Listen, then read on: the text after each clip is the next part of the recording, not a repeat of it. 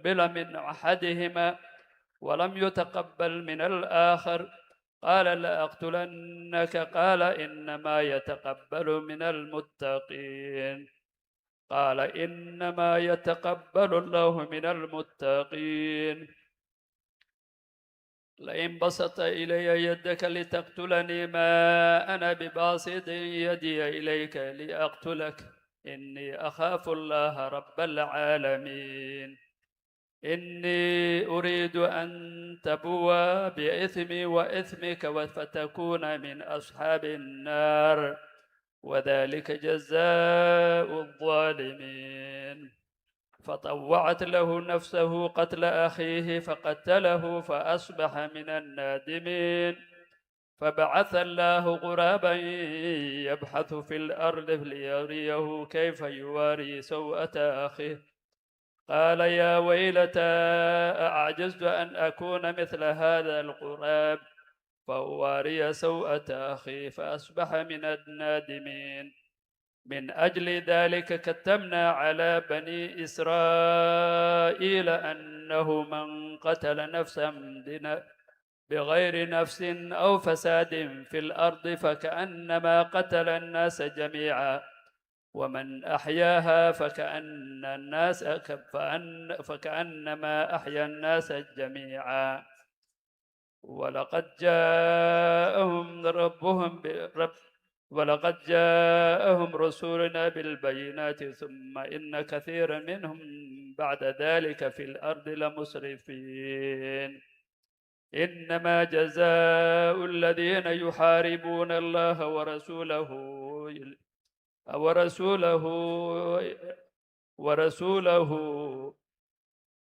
Now Allah subhanahu wa ta'ala says in the Holy Quran, He says, and recite to them the story of the two sons of Adam, that is Qabil and Habil. That Allah subhanahu wa ta'ala says that they offered a sacrifice, and from one of them the sacrifice was accepted, and from the other the sacrifice was not accepted. Then he said, the one whose sacrifice was not accepted, I will surely kill you. And the other one said, Allah subhanahu wa ta'ala only accepts from the righteous who fear Him. So if you offer a sacrifice, Allah subhanahu wa ta'ala will not accept a sacrifice of the wrongdoers. So if you raise your hand towards me to kill me, I shall not raise my hand towards you to kill you. Indeed, I fear Allah, Lord of the worlds. So you can see this brother of his, whom the other said that he is going to kill him, is saying that I'm not going to raise my hand to you because I fear Allah subhanahu wa ta'ala. So some of the people are evil, others are righteous, and the righteous always fear Allah subhanahu wa ta'ala. Indeed, I want you to obtain thereby my sins and your sins, so that you will be among the companions of the hellfire. And that is the recompense of the wrongdoers. And his soul permitted to him the murder of his brother. So he killed him and became among the losers. So this one killed his brother and he became among the losers. And Allah subhanahu wa ta'ala sent a crow searching or scratching the ground to show him how to hide the disgrace of his brother. He said, oh, woe to me. Have I failed to be like this crow? You can imagine somebody is regretting that he becomes a crow so that he can be able to hide the crow, the disgrace or the body of his brother. And he became among those people who regret. Because of this, we decreed upon the children of Israel that whoever kills a soul, unless for a soul or for corruption done on the land, it is as if he has slain mankind. So in Islam, if somebody kills another person without a just reason, and the just reason may be killing another person or causing corruption on this earth, he is as if he has killed the whole of mankind. And whoever saves one, that is another person, it is as if he has saved the entire mankind.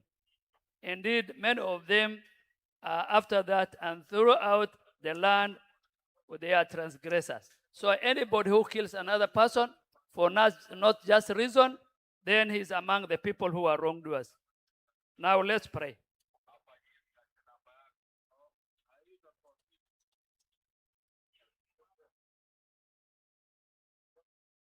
I will read a very short prayer. Ya Allah, on this morning, fill our hearts with light, our mind with clarity, and our steps with purpose. Protect us from anything that distances us from you. Grant us rizq that is halal, peace that is deep, and love that is sincere. Amen.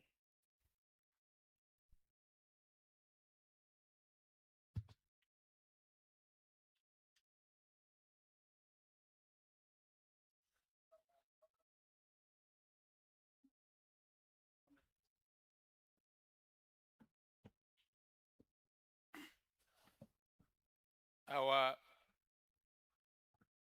officers who are here, other guests, distinguished delegates, ladies and gentlemen, good morning. Good morning. Amjambo. I want to welcome you back to day 2 of our conference and want to believe very strongly that you had a very good evening and slept well and have woken up for this day. Today is a very important day because we'll have the official opening of this conference to make us continue.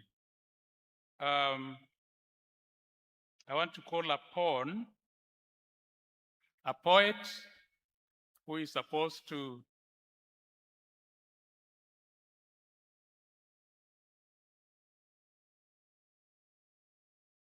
we have a poem on school fires and some encouraging statements from one of our visitors here. And meanwhile, we want to have the chair, Busia, Mr. Maase, if you are around. Chairman Busia, Chairman KESSHA Busia, Mr. Maase. Kindly step forward if you are around. And then I'm also informed that there is a principal who has dropped her documents. This principal is called Edith Awino Onyango. Edith Awino Onyango, you dropped your documents in a taxi, and the owner of the taxi is looking for you to give back your documents. So kindly see me if you are the person mentioned. Bana Bokoko Mwenye. Kindly step forward. Start us off with a poem on school fires. And Semastia, be ready. I'm giving you 10 minutes, Semastia, to make the presentation. The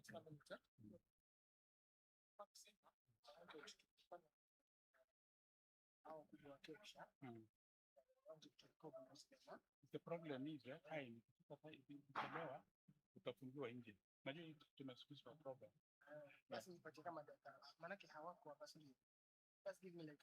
Semastia, kindly. Semastia, come and make your presentation.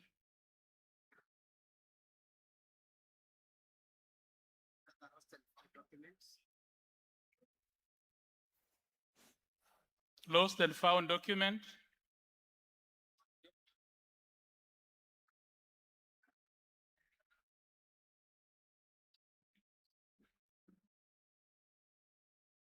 Oh, I'm around. Semastia. Karibu. My boss. Let me make a presentation. I'll have to meet it after here. You come and yeah, she's there.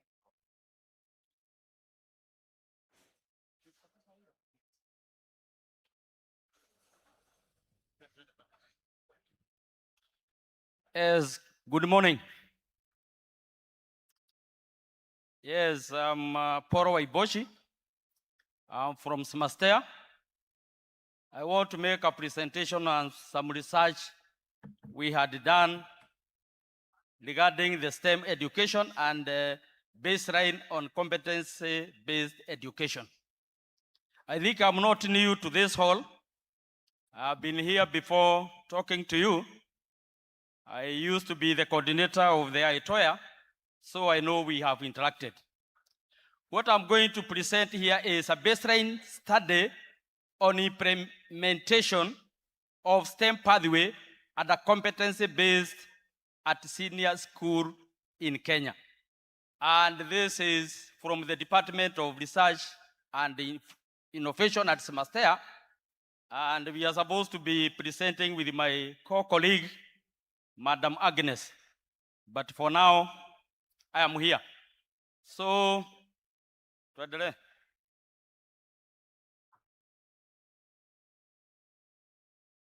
Who is scrolling? The person in charge, next slide, please. Or you give me the... Yes. As an introduction, I want to say that the country, as you are aware, is transiting into senior school. And this study, thank you.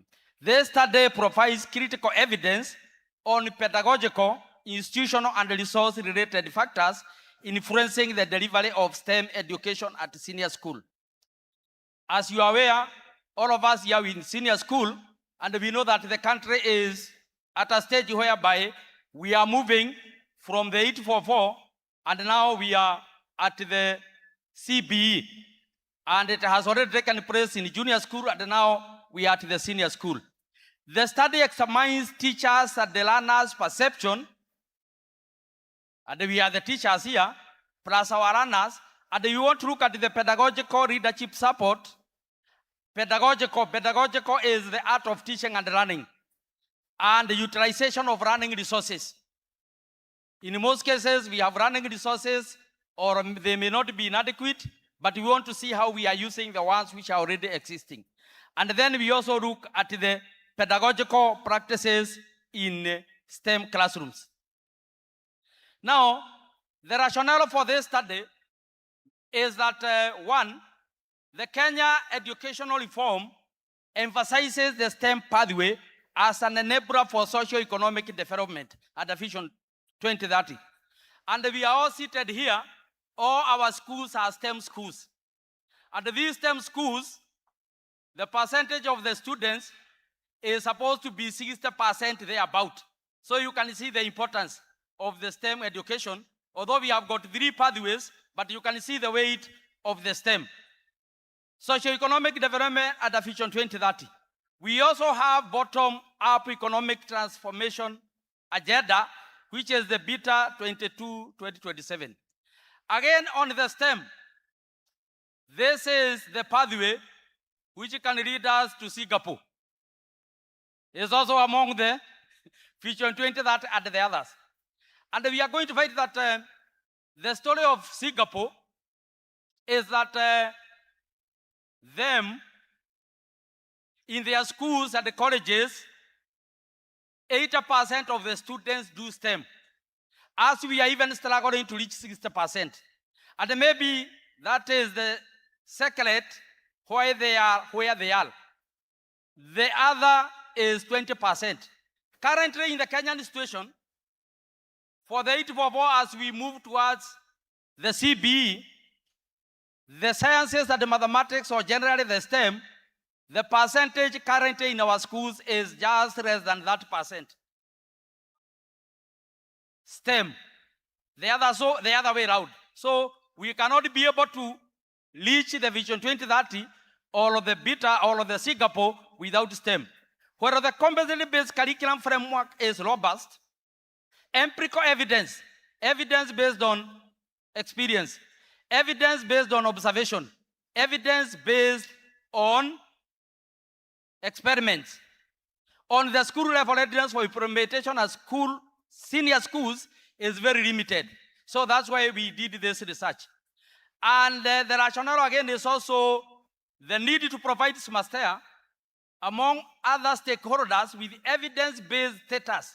Evidence, not just from the bruise, but something which we can be able to defend and is based on evidence of STEM implementation at senior school to ensure that teacher capacity development and resource allocation are data-driven and context profile.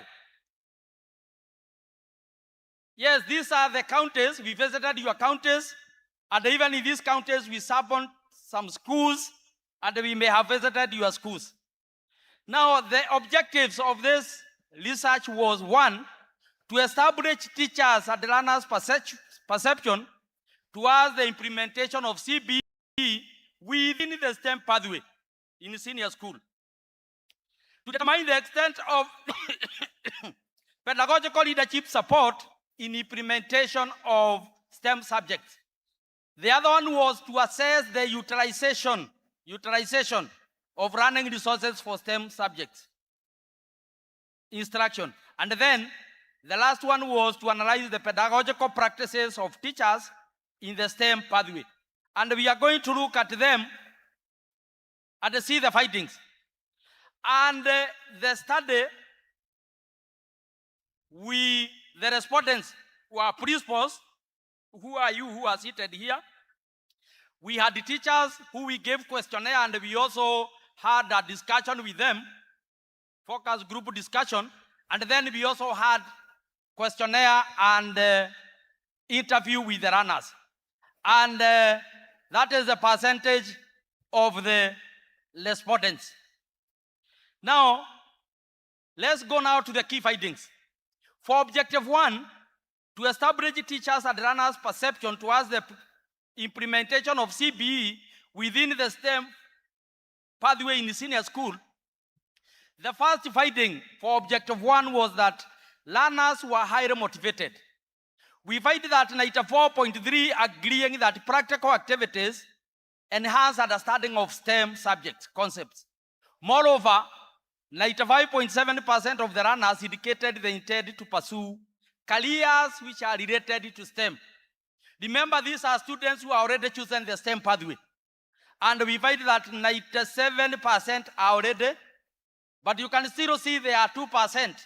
And I know you have got that challenge, around 4.3%, who are in STEM pathway, doing STEM careers, but maybe they are minded somewhere else. They want to do something else. And even those who are doing STEM, we are not also very sure whether all of them are convinced that they want to do STEM.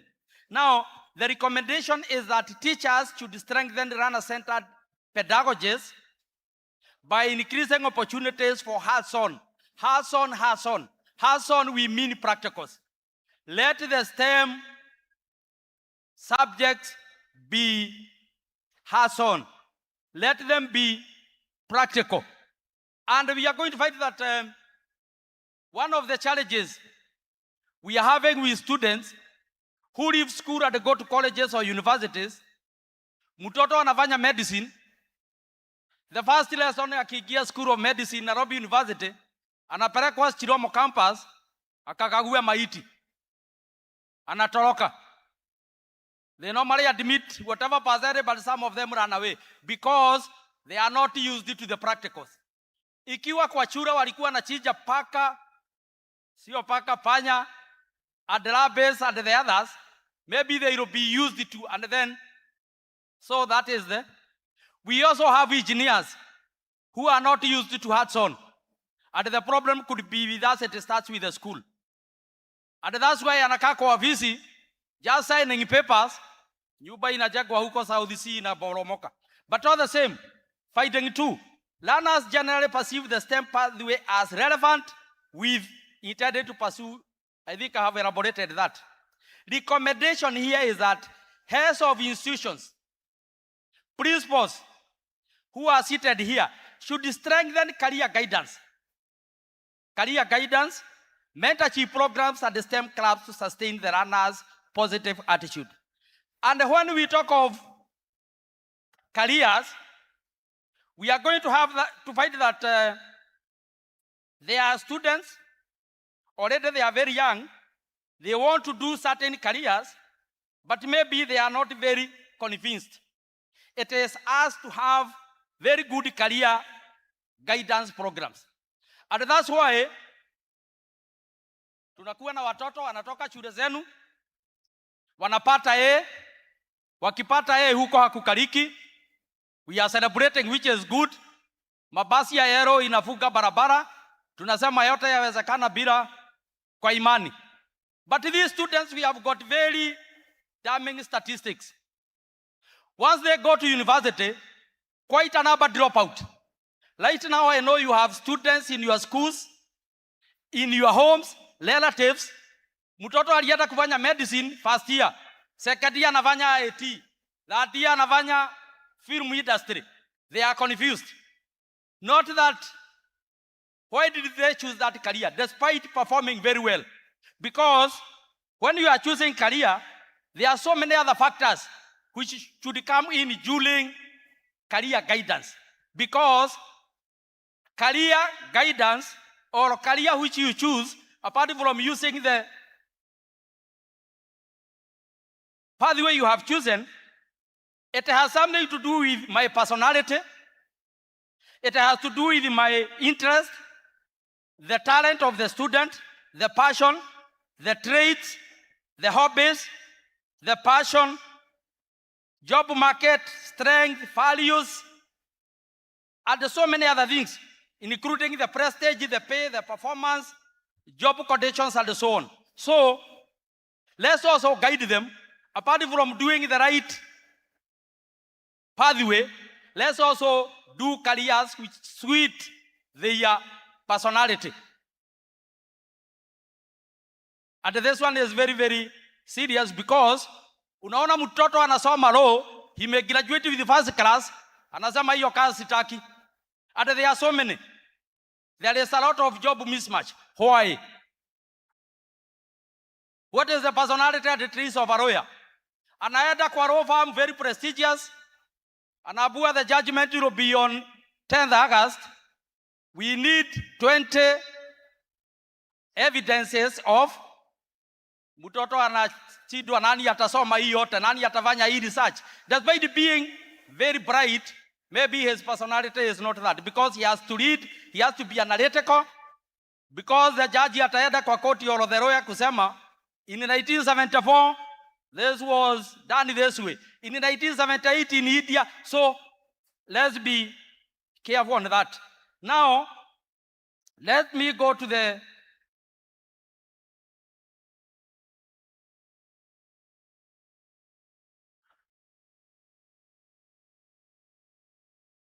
other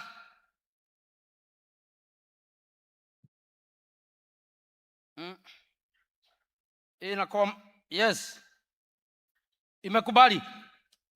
Finding 3. Where 93.3% of runners perceived their school environment as supportive for STEM learning, most of the runners highlighted concern regarding inadequate textbook. That time, because we did this thing in late February and early March, the grade 10 had just joined the school. That time they said there were some in some subjects. But right now the problem has been solved. I think there are all textbooks in the school. They also talked about few working computers for the compulsory ICT. And remember the grade 10. They are very ICT compliant. Kuna wengine walikuwa wanaambia walimu, najua wanawaambia sintukubaliwe tukuja na laptops because here had lab and so on. So we need to be conscious of that. Higher learning enrollment pressures in some schools. We were told yesterday by the PS that some schools have over-enrolled, others in C4 they have got, but we found that there is pressure in some schools. And we did this research in all categories of the 4 schools. And then limited access to ICT and laboratory facilities. Even when they are there, the ICT laboratory is there, the laboratories are there, we found that the students are not exposed or given enough time. The recommendation is heads of institution and the teachers to improve access to instructional materials, science laboratory, and ICT facilities to address these disparities. And fighting for, on the aspect of adequate preparation through professional development to handle CBE, 63% of teachers expressed that they have been adequately prepared. The other 37 who are not adequately prepared. Yet they are hurdling our students. What are we supposed to do? 19.4 were uncertain. For 17.6 expressed that they are inadequately. They don't know. And you know 844 and the CPE are very, very diverse. The language is very different. Hawa wanaongea about the subject, wale wanaongea strad, substrad, competencies, values, and so many other things. Key inquiry question, contemporary issues. The assessment, quite different. Rubric. The other one was content oriented. So they need to be adequately prepared. So recommendation is education field officers and all others should strengthen continuous professional development for teachers. Even those 63 who are saying that they are adequately prepared, they also need still kuongezewa mafuta.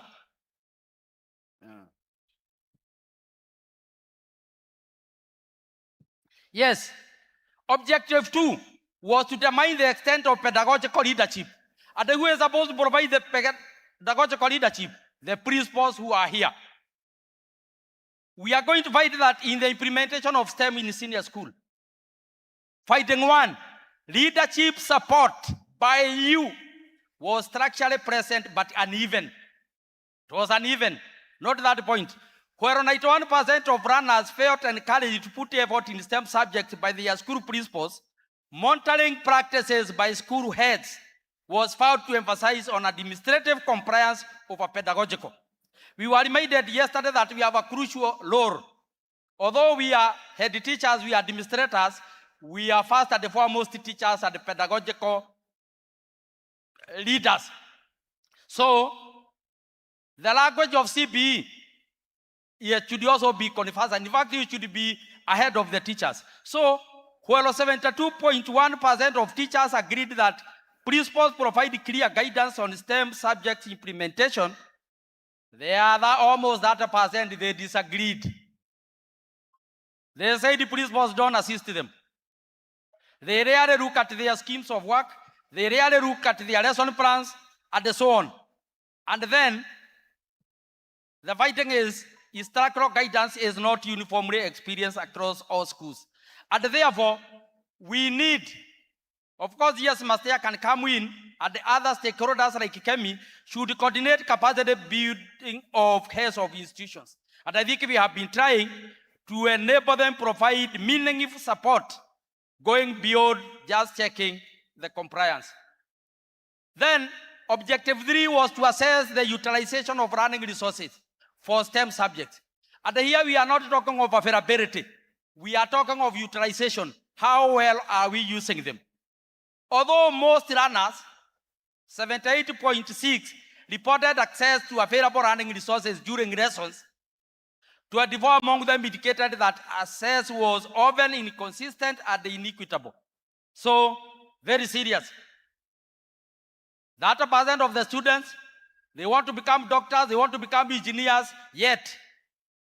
And even the 78, we also needed to encourage them further. So, access to available STEM-related laboratories and the ICT was largely controlled.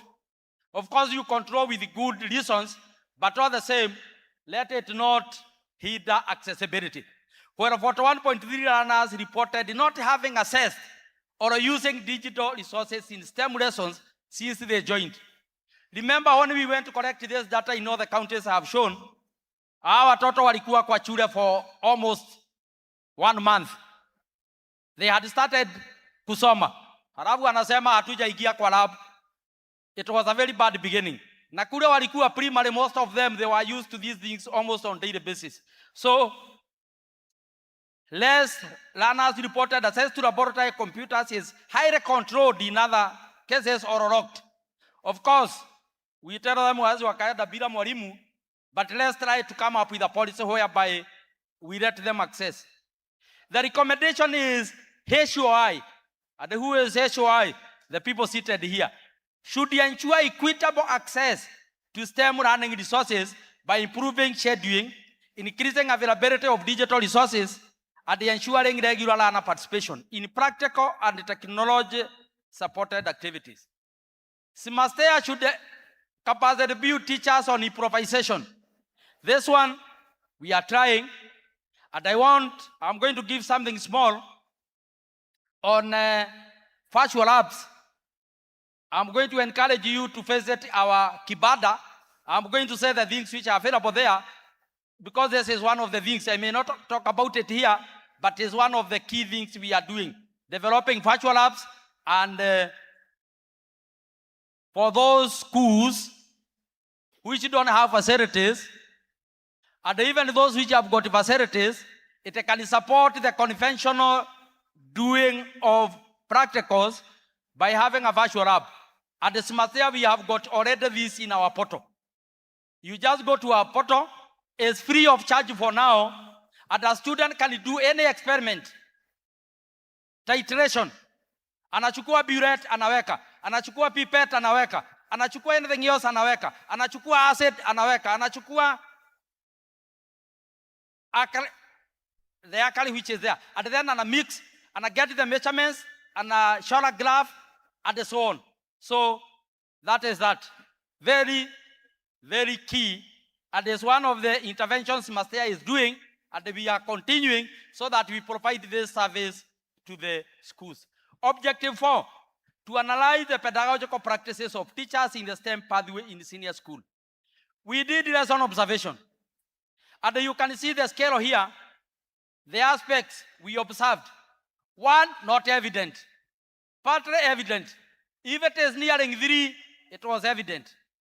And from a scale of 1 to 3, we have categorized 1 to 1.7, not evident. If the score was there, 1.67 to 2.34, partially evident. And if it was above 2.3, 2.34 to 3. And these are the findings. Learning resources. Digital tools or technology, e.g. simulation, videos, data, are used to support learning of the STEM concept. This one we did by going to class and actually observing the teacher teaching who are teaching STEM. And you can see the finding. Those teachers who are in service, they scored 1.5. That one is partly evident according to the scale I have given there. Not in service, 1.255. In fact, even the other one is short of the 1.67. So you can see there is a very serious gap there, that the data tools or technology are not very well utilized in the teaching and learning, in the lessons you observed. And this one you need to be aware as principals, so that as you talk to your teachers, you know. The other thing was appropriate and digital resources. Hii wanajaribu kidogo. And we are talking of digital resources. Because you know, for the in-service, the teachers, 2.06. For the teachers who are not in service, 1.8. So hata siko partly evident. Hata hawajafika that there was good evidence. Now, finding 1. Use of digital tools was not evident in 69. Encourage these teachers to use the digital tools.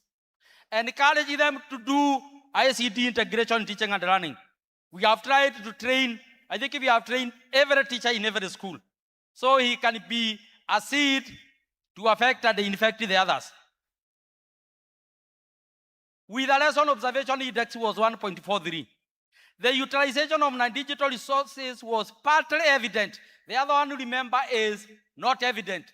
Not evidence, the scale is very low. We can as well say it was not there. Having a lesson index of 1.99. So let's try to see what we can do once we go back. Professional documents. Everything starts with the planning. Everything starts with the planning. And the core business of a school is curriculum implementation, teaching and learning. Schemes of work is aligned to the curriculum design. We can see the general in service 1.908. Not in service 1.691. And remember we said the scale is 1 to 3. Ikikaribia 3 is evident. Ikikaribia 1, not evident. Hizi iko hapo katikati. Lesson plan is derived from the scheme of work. Again, for the in-service days that, not in-service days 1.47. This one is not evident. It's even below 1.67.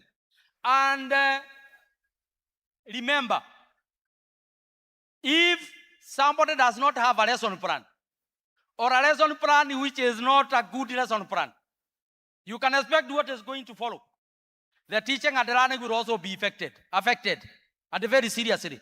So the starting point is these professional documents which are here. And we already have the curriculum design. You can download them for free. Some teachers were asking us, where are the curriculum designs? Or be it is in your phone, you have it, you call it every day from the KICD. So it's you just to be following up and reminding them. Lesson outcomes are stated in CBE format. It has to have knowledge, skills, and attitude.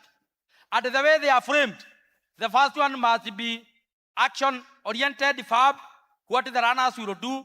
There is object, and then there is the context, the situation. I may not elaborate, but this is very, very key. Very, very key. And once we go to any school, we encourage and support the teachers. When they are planning the lesson plan, before even you implement, it should have that lesson. Any lesson plan for CBE must have a KIQ, key inquiry question. And that's why I said there is much difference between the 844 and this one. Some of them, they give the KIQ. Others, they don't. Others, the KIQ is not framed the way it's supposed to. So let's encourage them. And finding two, most professional preparation aspects fall within the range of partly evident. And if it is partly evident for the professional documents, the teaching will also be partly evident, or even worse than that. So this suggests that where teachers demonstrated understanding application of CBE lesson preparation requirements, implementation was inconsistent and not yet fully utilized. And we are going to find that some teachers, the lesson plan wanaisema, what are the 7 competencies? Learning to learn, problem solving, critical thinking, communication. But how to infuse it in the lesson plan? Inakuwa goma ingine. We have values. They mention them in the lesson plan. The love, the respect, the sharing. Halafu unamuuliza, how are you infusing respect in this lesson? How are you promoting it? Hiyo unaona anaangalia upande, or he does not answer. Or you observe a lesson, it is in the lesson plan, but during implementation it is not there. And once we instill these values, competencies to the students, maybe the questions we are seeing of the unrest that we can minimize them. We may not eliminate them completely, but a student who have got love for another one, a student who have got love for life, a student who have got respect for others, respect for life, haweza kachukua kiberiti kuchoma wengine, hata kuchoma hiyo. One of the things we are having, findings indicate a strong positive perception of the STEM pathway among learners, with 97% indicating willingness to pursue STEM-related careers. Let's take that advantage. They are already positive. They know what they want. They are still young. They may not know 100%, but somehow it's something we can. The assessment revealed committed teaching force, but in need of teacher capacity development. Teachers are there willing, but wanataka kuongezwa mafuta kidogo. Equitable resource provision and enhanced learning-based systems for effective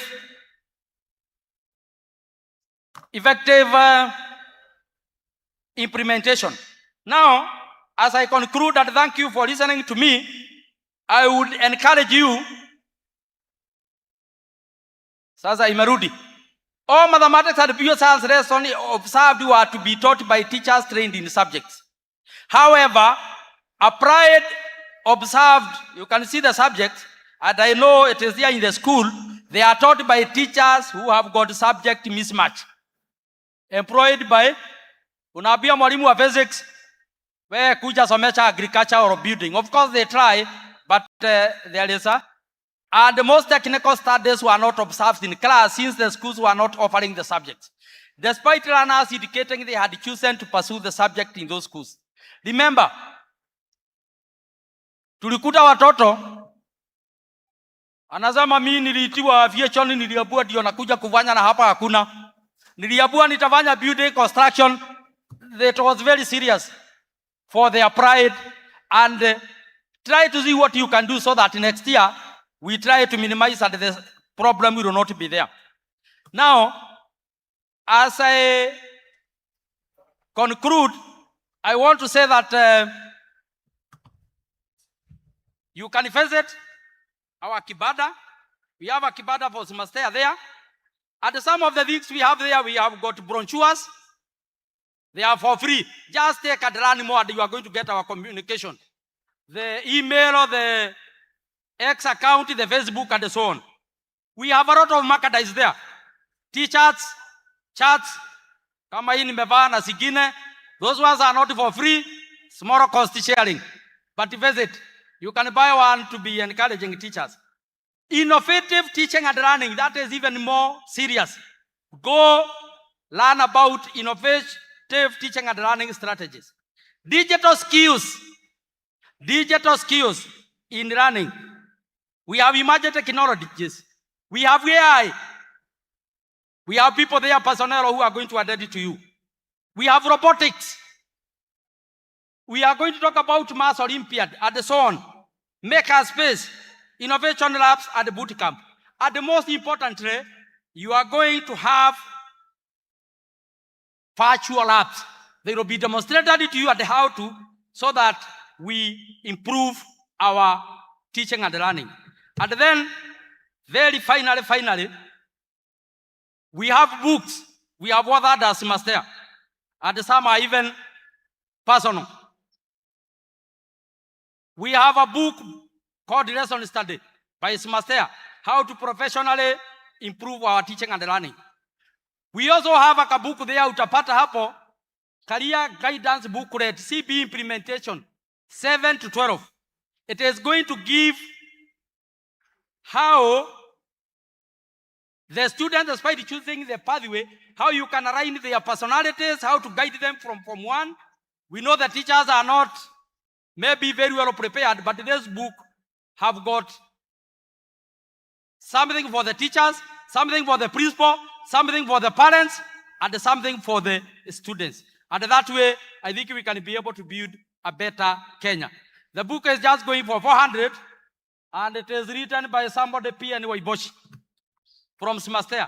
Otherwise, thank you very much for listening to me, and continue being good ambassadors and good stakeholders of na nchi yetu. Asanteni, thank you very much, and God bless you.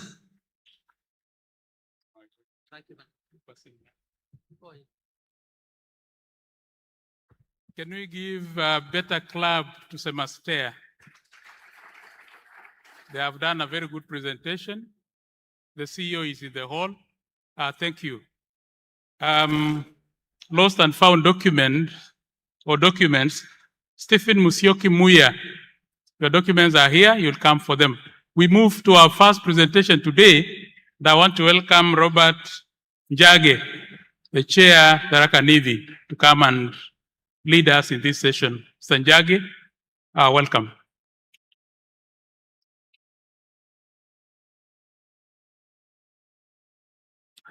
Time in the end.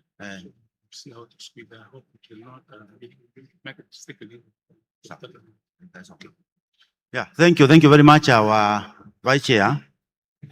As I've already indicated, I am Robert Njage, KESSHA Chair Tharaka Nithi. We want to go to the aspect of awareness, and Dr. is here with us to take us through that, so that we're able to maybe get our peace of mind, to have our mindset road. So this is a very important session for us. With me, I want to introduce to you Daktari Fernandez Joki. Daktari Fernandez is an obstetrician, a gynecologist. She's a lecturer at Kenya Methodist University, where she offers these services to our students, to our learners. And also, she's a director at Heli Healthcare facility, where she also does the work of a directorship in our institution. Daktari also has a family. She's married. She has 2 adults. She has 1 university. And she's also cross-cutting to what we are discussing today, because she has also 2 CMB. This is the Daktari I'm bringing to you. Let's have a round of applause as we welcome Daktari Fernandez. Karibu sana Daktari.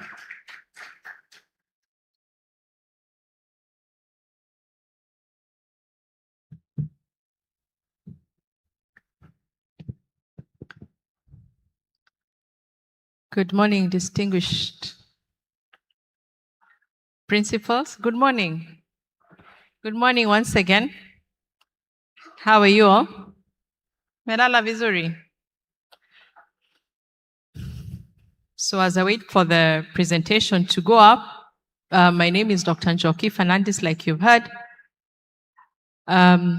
My background is obstetrics and gynecology. I'm also a lecturer at the university, at the Kenya Methodist University. But I'm also very invested in school health and healthcare management systems.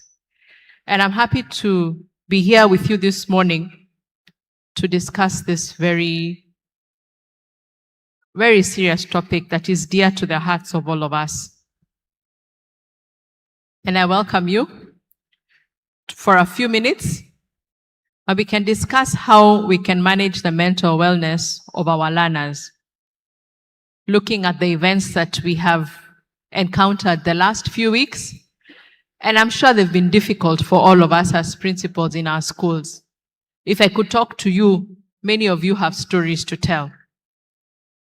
But we thought maybe we could spend a few minutes and see how can we manage the mental wellness of our learners. What are the issues? And maybe how we can make the situation better for all of us. So I welcome you to walk this journey.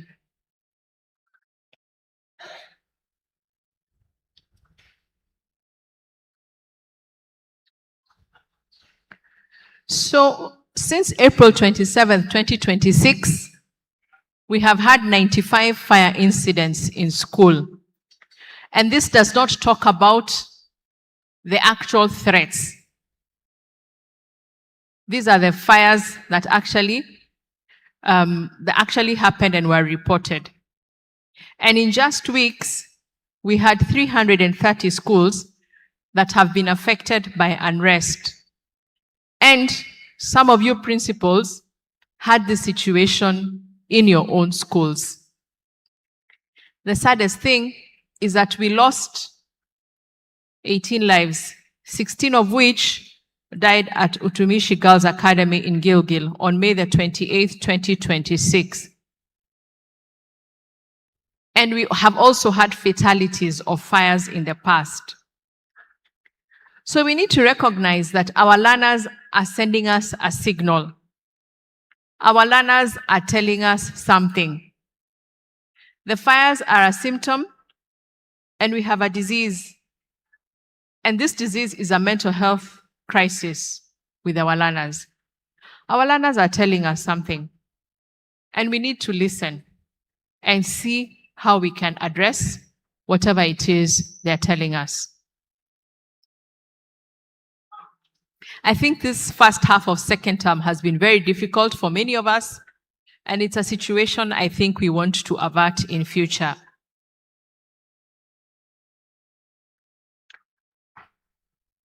So our learners are not doing well.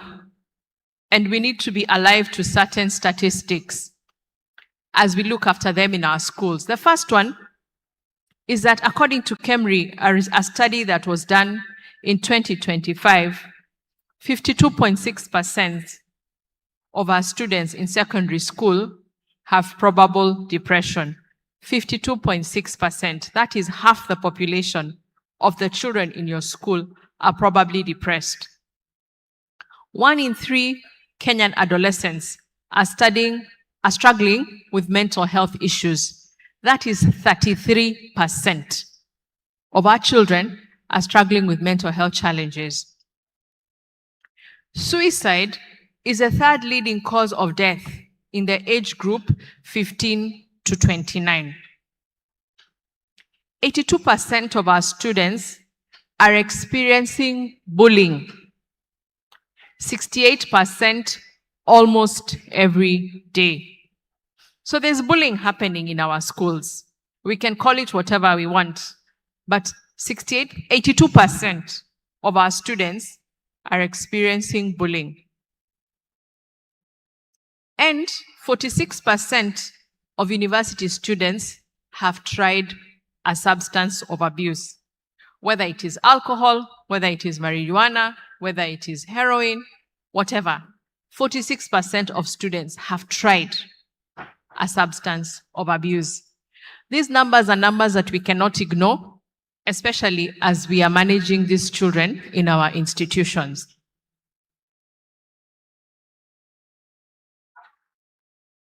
So what is happening in our schools and in our society?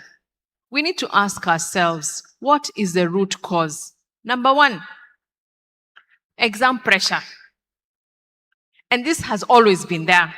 I saw at some point we were even being told to negotiate with our children so they don't do exams. We've always had exam pressure, even from the time we were students.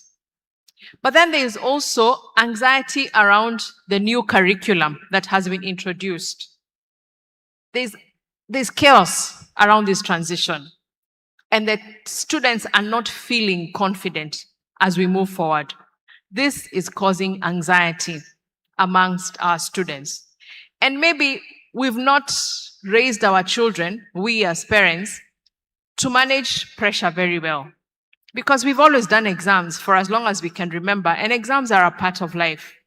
And they shouldn't give us so much anxiety to the point of doing some of the things that we are seeing in our schools. But this is a reality. Number two,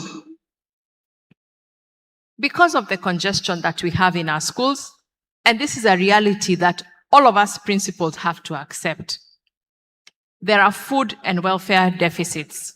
I have visited many schools, and the quality of the food is not good. The food is not enough. There are water shortages. Yes, the toilets are not functioning. There's congestion in the dormitories. There's so much pressure to live every day that even the studying becomes secondary because these children are struggling to survive on a day-to-day basis in school. And then there's another thing that is happening, bullying. We don't talk about bullying enough, but this is a problem. 82% prevalence linked directly to suicidal ideation. There are some children who are so bullied, they feel the only thing they can do is take away their own life. And this is a problem. Yeah? Cyberbullying, because our children are on the internet a lot, and also physical bullying. Substance abuse, we cannot ignore that our children are ingesting a lot of substances. And these substances are medication for undiagnosed mental illness. Our children are taking a lot of substances, a lot. It is actually alarming. Absent psychotherapy and guidance and counseling. This has been mandated since 2001. But in our schools, our children do not have the mental wellness support they require to cope with the pressures of everyday living. We've talked about congestion and overcrowding. All our facilities are overstretched because of the 100% transition policy. The policy came without a plan. It's very good to say we want all our children in high school, but if we don't plan around it, then we have a problem. We as parents have also contributed to the situation because we have weak parental involvement. As parents, we are outsourcing emotional formation and discipline to schools. You hear parents saying that my child has no discipline, so I'm sending them to boarding school. Boarding school is not a place to discipline children. Boarding school is not a place for hardship. Boarding school is not a prison. But we have outsourced that responsibility of parenting to you. And so all our difficult children are being sent to boarding school. And that is a problem. Of course, there's a use of social media. Social media platforms are being used to coordinate and spread unrest. And that is why we saw that when the unrest started, it spread rapidly. Because these children are able to speak to each other through social media. And then, of course, the reality of the socioeconomic struggles that we have in our society. These struggles are visible in daily school life. The families where these children come from are struggling. There's unemployment, there's illness, there's disputes, parents are fighting. There are struggles at home. There's lack of school fees, there's no food in the house. And these struggles play out in school life. And then some students feel that they are not being heard. Yeah? So suppressed grievances become violence.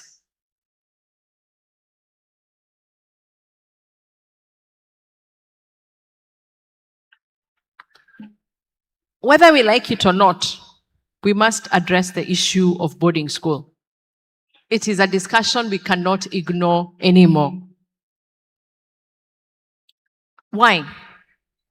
We are concentrating a vulnerable group of children, young people, together. Boarding schools gather hundreds of teenagers in closed spaces, away from family rhythms, under exam pressure, social competition, bullying, loneliness, hormonal confusion, and institutional control. Many survive and grow well, but others become resentful, isolated, or emotionally detached. We need to accept that boarding school is not for everyone. And I saw yesterday the chair of KESSHA was talking about children to go into boarding schools against their desire or their wish. Then we have a problem. In Kizito, in 1999, there was Nyeri High School. In 2001, Changuli, which is still the worst fire that we know to date, 67 children were killed. In 2024, we had 21 children killed at Endarasha. And then again, 2026, 16 killed at Utumishi. I've not included some of the schools that we know where we have had fires. And all these are boarding schools. We need to ask ourselves, how do we de-escalate the tension that is there in our boarding schools today?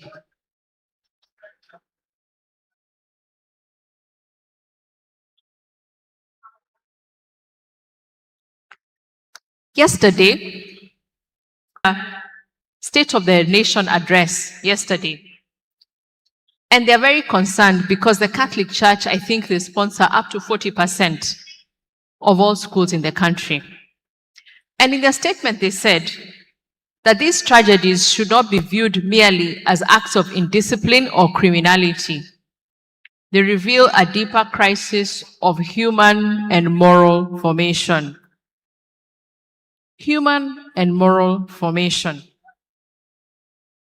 If a child is well formed morally and humanly, there are some things that child will not do, even when under pressure, even when angry, even when stressed. It may be communicating something deeper, turmoil or pain in our children that may be happening within them. It also portrays our lack of dedication to the true parenting of our children. Education is not only about academic achievement, dear principals. Those children that we have brought to your schools, we are not just interested in the A's or in the exceeding expectation. We need the children also formed in conscience, in character, in responsibility, and respect for the dignity of others. But for them to respect the dignity of others, we also must treat them with dignity. In some of our schools, our children are not living in dignity. And we need to accept that and look at the way we have put our children in very undignifying conditions. The question before our nation is not only why some children are burning schools, but whether we are adequately forming our children to value life, embrace dialogue, exercise self-control, and assume responsibility for one another and for the future of our country, and whether we are listening to their deeper feelings and concerns. This statement was issued yesterday at Donum Day in Karen. So we have to think, are we educating our children to value life? Value life. We look at the issue of these girls at Utumishi. If they valued life, they would not lock their colleagues up in a dormitory and set the mattress on fire, knowing very well that their colleagues will die. They have to be able to embrace dialogue. We have to teach our children how to talk, how to negotiate by our example. How do we dialogue? How do we negotiate? How do we exercise self-control? Because life is hard. There are many situations that will happen. It's not that every time we have a crisis, we take the drastic move that we see our children doing. We have to be our brother's keeper, always. And this is something that needs to be taught to our children in schools. Fraternity, brotherhood, sisterhood, looking out for each other. We have a concern in this country, and if we do not listen to their deeper feelings and concerns, unfortunately, this crisis will continue.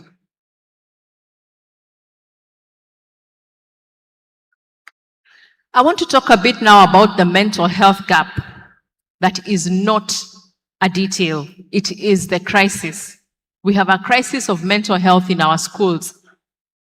What does the law say? In the legal notice number 95, there should be a guidance and counseling department in every school since 2001. But right now, we need to go a step further because guidance and counseling is merely a conversation that the child feels that they are heard and they are advised. We need to step up now to psychotherapy, which is actually a form of treatment for these children. Because some of them, you don't just talk to them. You have to give them coping mechanisms. You have to help them change their behavior. You have to help them change the way they are thinking. This is not guidance and counseling. This is actually psychotherapy, which is a branch of medicine. We need dedicated and qualified therapists to support student well-being. Dedicated and qualified. That is what they are doing every day. We need preventative, developmental, and continuous mental health support. Preventative.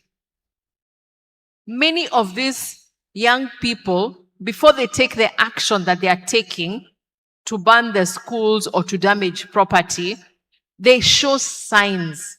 They show signs of distress. They show signs of anger. They show signs of being disconcerted.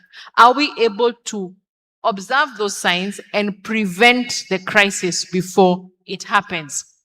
We need to guide these children according to their developmental age. When children are a bit younger, they express themselves differently, and so they need to be managed differently.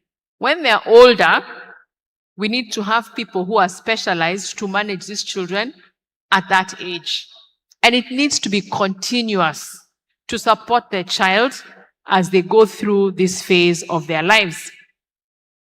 The international standard is 250 students per therapist. So if your school has 2,500 students, you need 10 therapists working full time to support your students. That is the gold standard. What actually exists in our schools today? Number one, most schools rely on a teacher. It could be the class teacher or a subject teacher, home science, biology, CRE, and they're given guidance and counseling as a secondary duty. But they still have their primary duty of teaching, of marking, of examining, and of supervision. So also, there is no dedicated time, there is no private space, and there is no minimal specific training.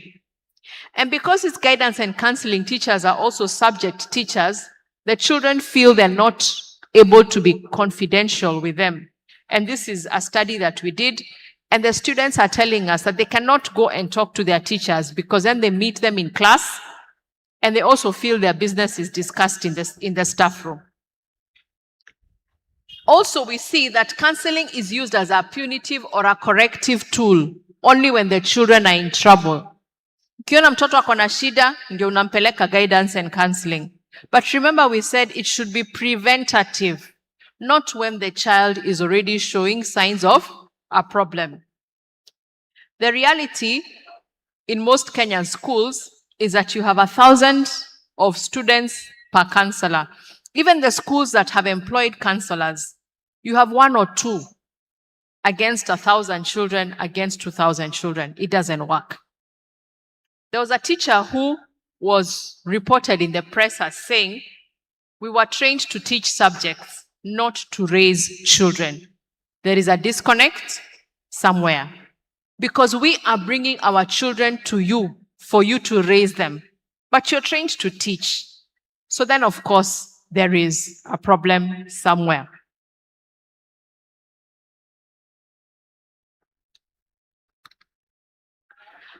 Boys and girls manifest stress differently. Okay? The things that trigger boys are not the same things that trigger the girls. So, for example, for girls, they struggle to manage their menstrual health when the dormitories and the washrooms are overcrowded. They're not able to maintain the adequate sanitation. And this causes them a lot of stress, especially girls who have got heavy menstrual bleeding, girls who have menstrual cramps. And you see, during that time, they need to have a high level of hygiene. So it stresses them when they cannot achieve that menstrual health in overcrowded facilities. Girls suffer from sexual harassment and gender-based violence from peers, and also it is emerging from staff. Girls are easier to bully and to harass than boys. Pregnancy fear and the threat of expulsion. The age of sexual debut in Kenya is 9 years. The average age is 9 years. So by the time the girls are coming to your schools, many of them have been sexually active. And they're constantly afraid of being pregnant or being expelled. Social media amplifies the body image pressure. Many girls are feeling that their body image, as they develop, is not good enough. You know, as they grow, some of them, their bust is big, or they get a bit of weight, or they have a bit of acne. You know, they're a bit disproportionate. And the girls struggle with that body image, and social media does not help. Girls internalize stress. So what do? They get depressed. But there is also a lot of self-harm. We have seen many girls cutting themselves. And if you look at your girls, you will see they have cut marks on their hands, on their thighs, on their legs, and they've learned how to hide it very well. This is their way of internalizing and releasing that distress. Then there's this social pressure to appear strong and obedient. So these girls do not seek help because the obedient girls are the good ones. But when I've been speaking to principals, they've been telling me that the obedient students are the ones who are the ringleaders. when it comes to starting these fires and these problems. So you wonder what is happening. For the boys, they externalize distress via aggression and collective violence.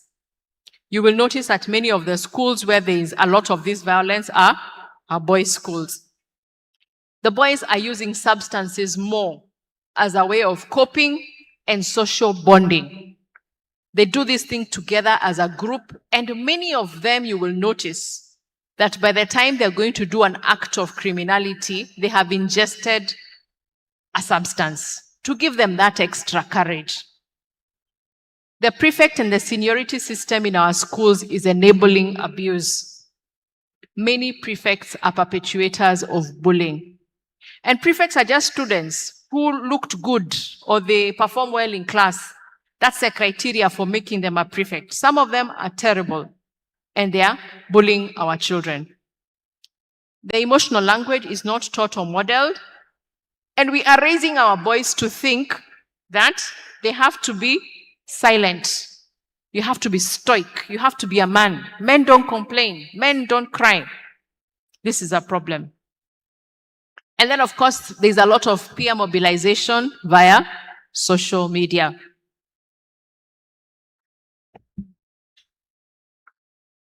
So, CBE has also come with its challenges. And I think if we had anticipated these challenges earlier, maybe we would have alleviated some of the problems that we are seeing today. Number one, the curriculum is still uncertain. I think the curriculum is good, the implementation was a bit shaky. So the students are navigating CBE without clear career pathways or defined university entry requirements under the new system. We are learning as we go along. And this uncertainty, this lack of answers is causing problems. And then you will agree with me, my dear teachers, that you yourselves are also a bit in the dark, isn't it?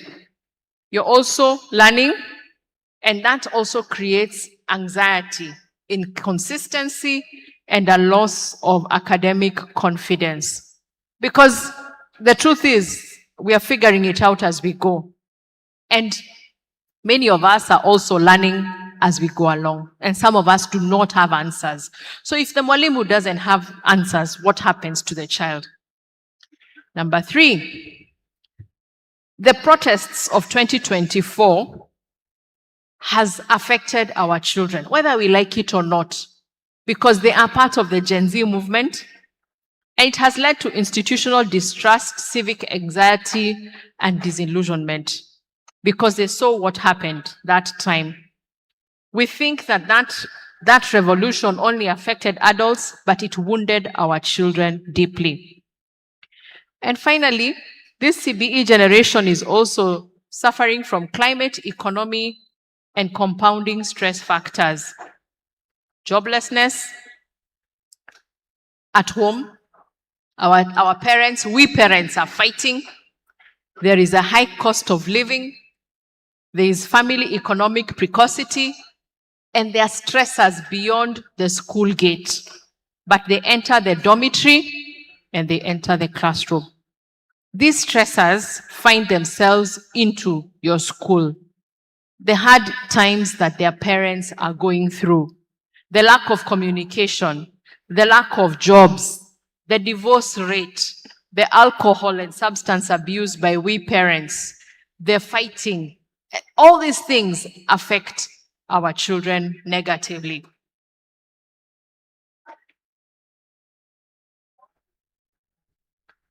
So, what do? We have to have interventions. Number one, preventative therapy. My dear principals, please, let us find ways of preventing crises, responding to the developmental stage of the child, and continuously before problems erupt. Your teachers need to be trained in mental health, not to be professionals, but they need to be able to identify a problem, to respond to it, and to refer. If there's a child in your school that has a mental health challenge, or you think has a challenge, don't sit on that child. Please refer. Number 3, we need to re-engage our parents. Those children belong to us as parents. You people, we have brought the children to you to learn, but not to parent or to raise. You need to re-engage the parents as the people who are the primary caregivers of your children. And then we need to have a lot of digital wellness education. What are our children doing when they're online? Social media literacy, anti-cyberbullying culture, online safety. All our children have gadgets in high school. They have phones, they have access to the internet, they have access to laptops. What are they doing with these devices? Number 5, hunger and poor hygiene are mental health infrastructure failures. And I'm talking to all of you as administrators of your schools.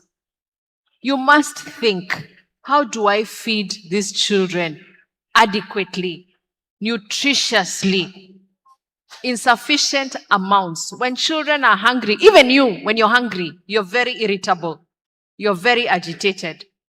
So if this continues, it is a problem. And remember, some of the children in your schools come from homes where there is enough food. So they come to suffer when they come to school. But at home, they're okay. That is why they keep saying they want to go home. Wash. Yeah? Wash structures. Your bathrooms. Your toilets. Your dormitories. You must do something to improve the sanitation in these facilities. And the golden test, my dear principals, I challenge you to go to the bathrooms of your children. If you cannot use that bathroom yourself comfortably, there is something wrong with that bathroom. If you cannot use that bathroom comfortably, then there is a problem. It needs to be the standard that you yourself can access and use the washroom that your students are using. You need to have early warning systems in your school, structured touch points to detect distress before it escalates. This could be through the prefects, this could be through the dorm mistresses, this could be through forums where students sit and engage and talk about their problems. And then we need to activate student voice mechanisms to listen to their grievances. These safe, legitimate grievance channels and welfare committees with real mandate. We have to listen to our children. Listening is not always agreeing, but we have to listen to them. They need to feel that they have been heard. That is already part of the problem solved. When they feel that there are channels that their grievances can be heard. And if they can be fixed, why not? Peer support programs. You need to have peer supporters because we know that adolescents disclose more to peers than to adults. So you need to have a peer support mechanism, young people who are the age of your students, to be able to mentor them and to help them. Of course, anti-bullying policies in the school. They need to be documented, enforced, and with confidential reporting mechanisms. Some of the bullying in our schools is so bad, so bad, so bad. And when the report comes to you as a principal, many of us don't do anything. Remember, there is a child suffering when they are being bullied. There is a family in anguish. And many children will respond to bullying by bullying others or unfortunately even taking their own lives. Assume children carry trauma, and adapt discipline and pedagogy accordingly. Before you discipline a child, just assume that that child has something going on in their life. Assume they are going through a mental health crisis and modify your discipline accordingly. because these children are going through a lot.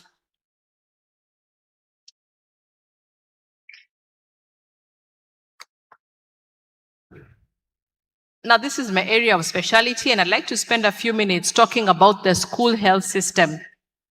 Many of our school health systems are wanting, and this is an opportunity for us to review the kind of health systems we are offering our children when they are in school. The school health system should not only treat physical illness, it should prevent physical illness, manage accidents and trauma, prevent incidences like diarrhea, vomiting, yes, because of food safety and toilets and washrooms, but also manage mental wellness. So, in the school health system, we need to recognize what we call somatic presentations. Headaches, stomach pain, and fatigue are often masking depression or anxiety. If you have that child who's always having a headache, they're always having a stomachache, they're always tired, you need to think, could this child be having underlying issues? You need to be able to refer these children, which means then you need professionals in your school to be able to diagnose and refer this problem. And we need to connect to county-level mental health facilities, and there are many. We need to have post-trauma support protocols. For example, the children who survived the Utumishi fire, there needs to be some form of post-trauma support for them. And for all of us, because all of us were affected by that crisis. We need to bridge between the school, the students, and the parents, and having screening tools for adolescent assessment. What I'm saying, my beloved principals, is that in your school, you need to do more to look after the health and safety of your children, including their mental health. And you need to be proactive about it, because this is a crisis that faces you individually in your school and in your school community.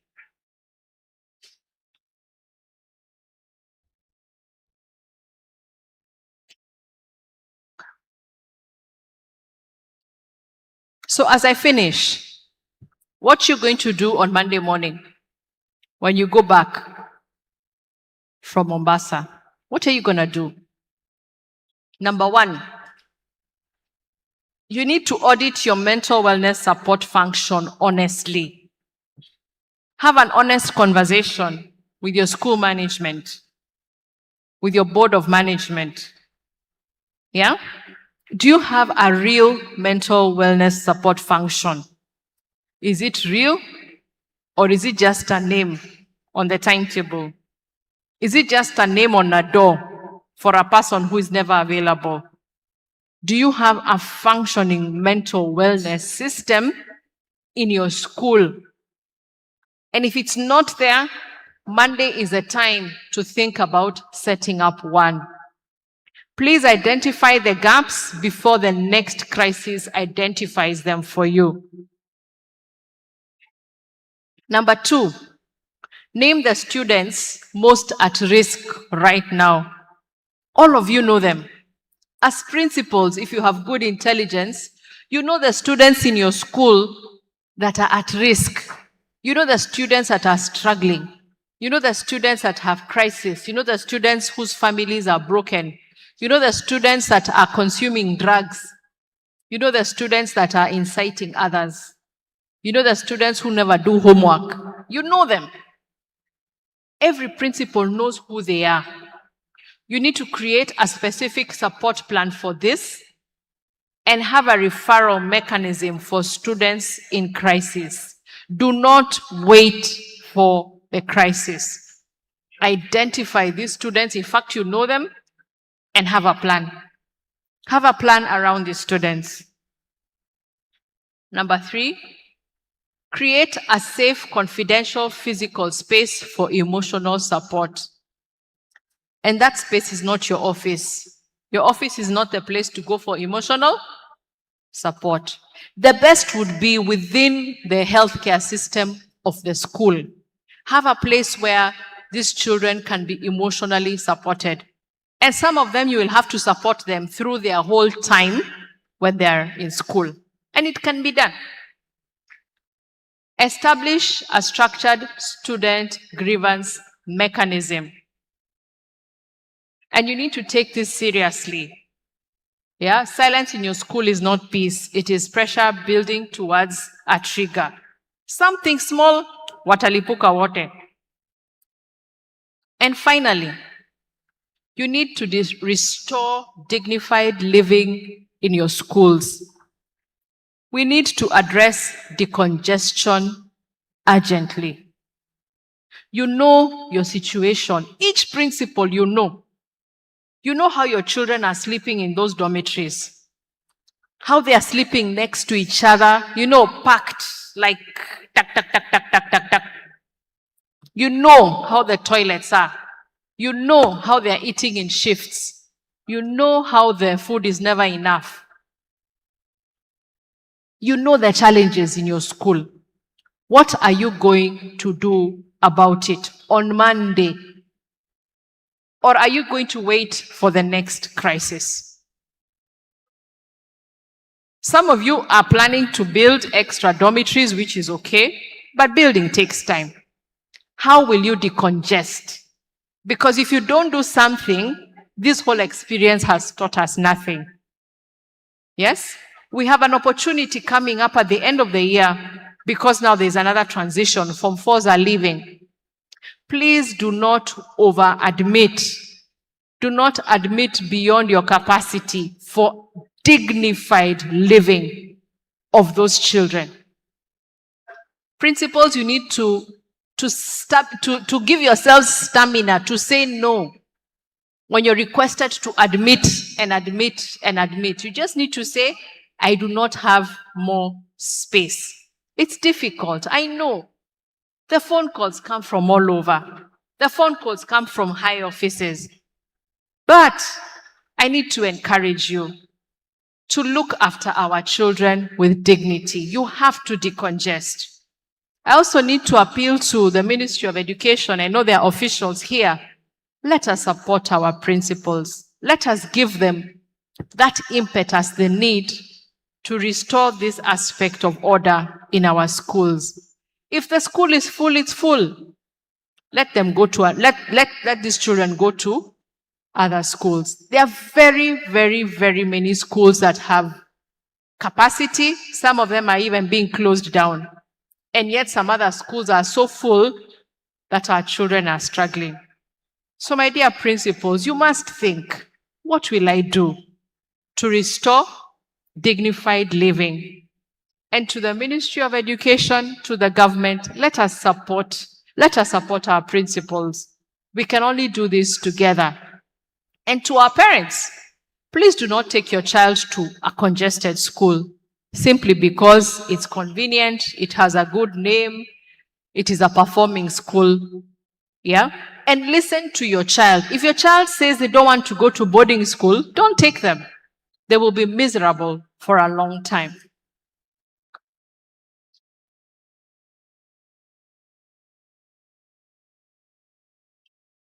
So, my last slide, okay. So we choose prevention, not reaction. The unrest in our schools is not only a warning about learners, it is a mirror. Ololo.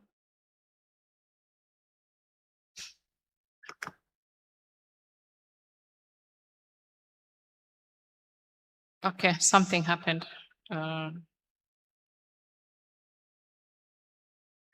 So as I was saying, that was my last slide.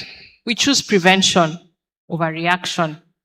Yeah? Whatever is happening in our schools is just a mirror of what is going on in our society. And as principals, we have to be proactive. We have to have prevention mechanisms to be able to assist our children before the crisis happens.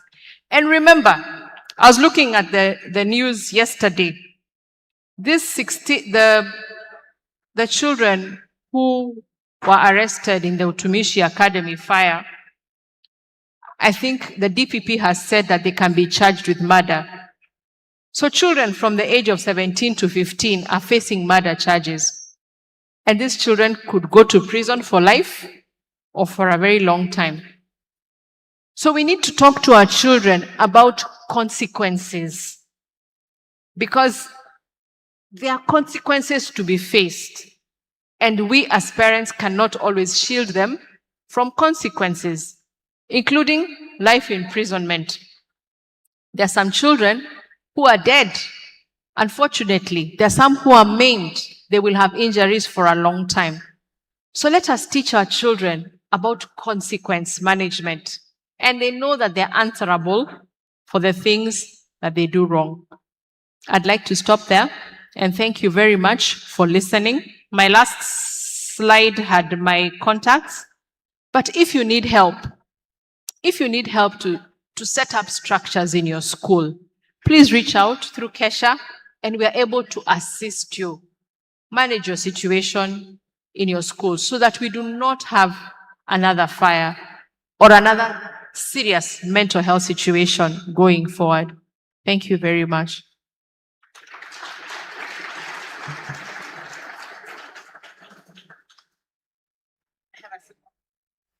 Yeah, thank you very much, Daktari. Let's have a seat. I want to make an announcement. I can see a few people are going loud selling items. Please let us walk when you're outside. Don't disturb the delegates when they are settled and they want to go on with the session. So kindly, those who are doing the walking, let it be pendant outside so that you can have a peaceful time to listen to the presenters. I want to invite our principal, chief principal, or the TP's girls to come and make a vote of thanks.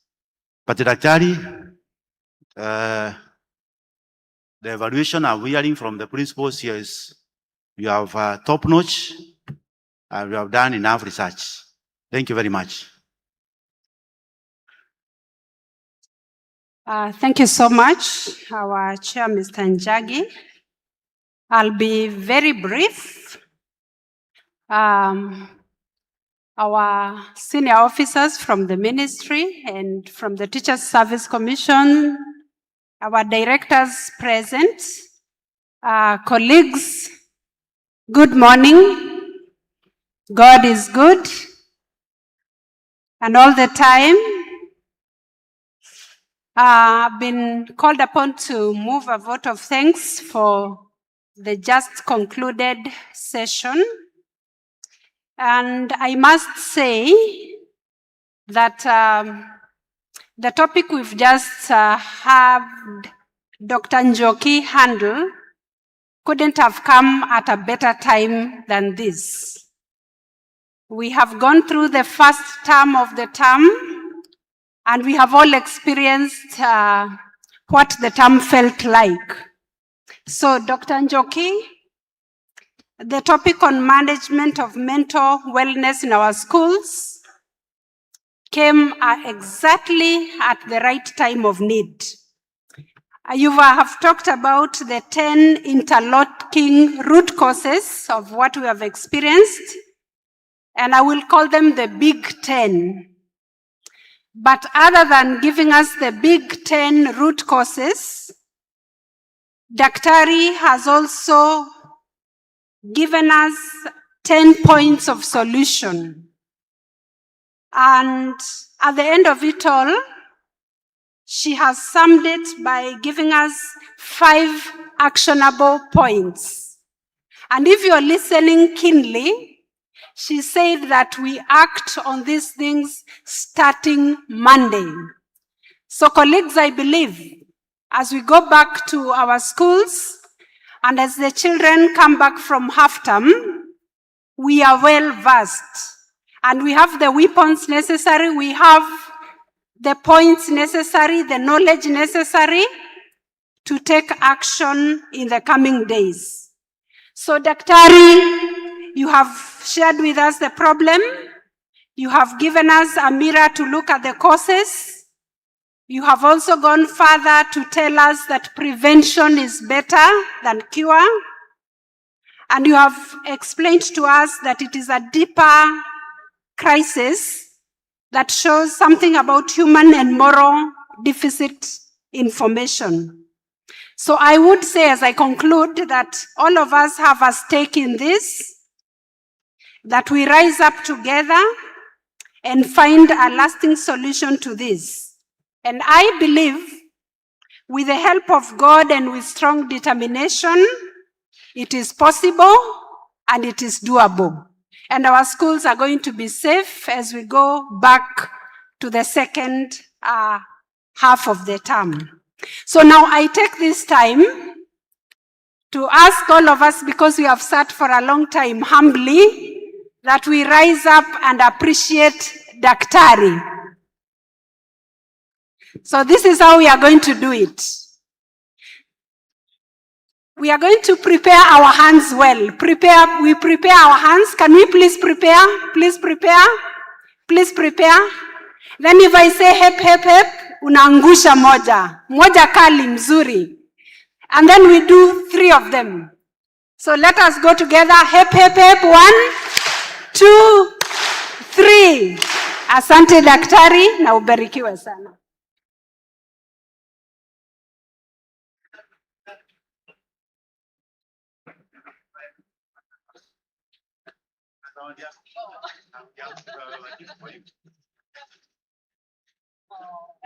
From KESSHA to you. Thank you very much.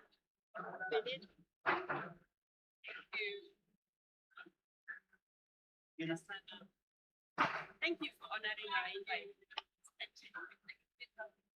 You did a lot, not of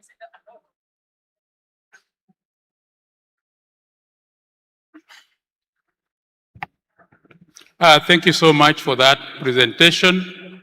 Can we give a round of applause once more? Thank you. We are making a very strong announcement here that all the hawkers in the hall, anybody hawking anything, be they sweets, handkerchiefs, photographs, all those things should be sold outside. Wait for your clients outside. Do not come into the hall.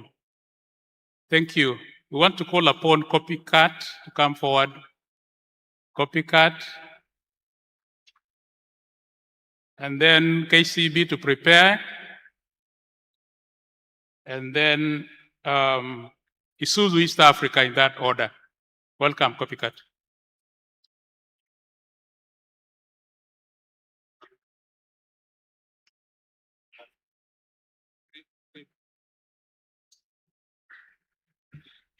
Thank you, ladies and gentlemen.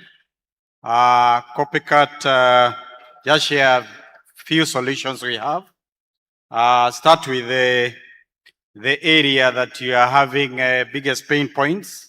The speakers have talked about the examinations, and I want to say the solutions we have for examinations, particularly where the principals experience the biggest pain points, is where you have your examination printer unreliable. So Copycat has very reliable printing solutions for your exams, specifically designed for examination bulk printing. Most of you have them, but I want to encourage those who don't to also pursue and see what we have. So the biggest pain point for a principal is where the exam comes and the exam printer breaks down. Number 2, the high cost of maintaining those printers. Number 3, unreliability, because you are not sure whether the printer will print the exams throughout. And also the last one could be very expensive consumables, toners and inks. So what we have RISO machines. They are not photocopiers, you might not think of it, but these are machines designed to handle bulk printing. They have the highest speed, about 100 to 150 copies per minute. Cost effective, The consumables are 20 or to 80% cheaper than the toners. And then they are reliable in terms of durability. Most of these machines will serve you over 10 years or 10 million copies, whichever come first. So we have displayed a few varieties at our stand outside here.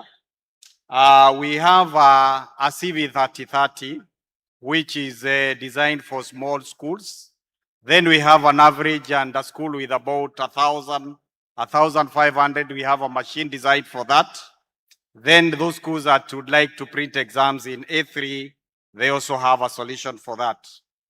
Number two, we have service maintenance. We have engineers and technicians across all the towns in the region. We also have branches in Mombasa, Kisumu, Eldoret, Nairobi, just to make sure that we are closer to you. And we have field engineers in case of any distress and in case of a breakdown. So we also have offers here as I finish.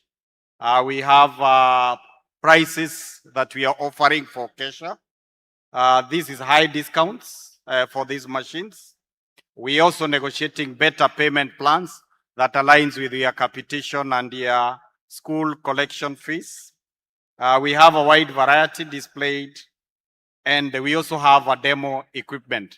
So my appeal is, whenever you go back to school and you need to see what I'm telling you, we are ready to bring the machine for a week or two at your school. You have a look and sample, and then make a decision on it.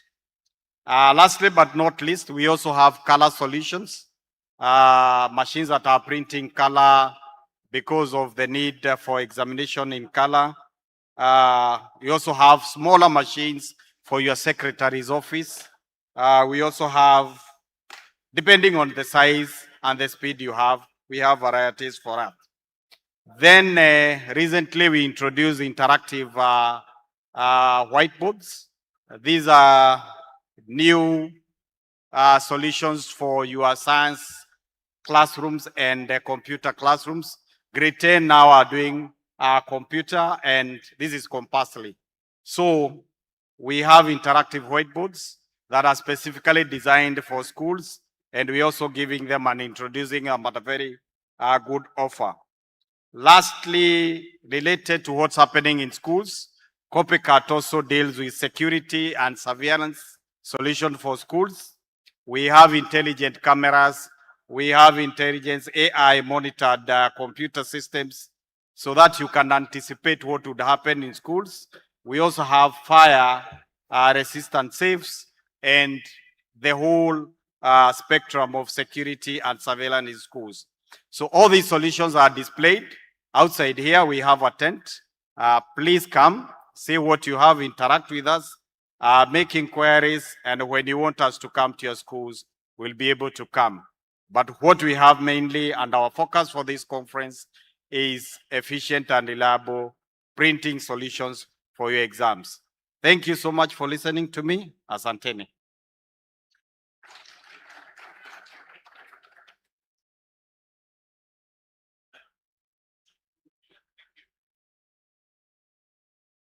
KCB kindly. KCB. As Isuzu East Africa prepares. KCB, KCB.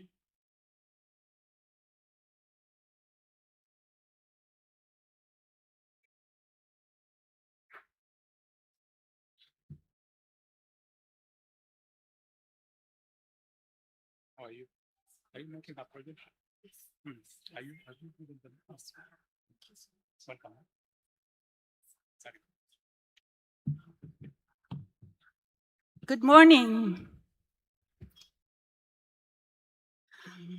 So, Mr. Willie Kuria, National Chair of KESSHA, Mr. Cheriot, Deputy Chair, and all KESSHA officials present, all Ministry of Education representatives here present, led by the Acting Director General, Dr. Sugut, all distinguished delegates, ladies and gentlemen, good morning once again.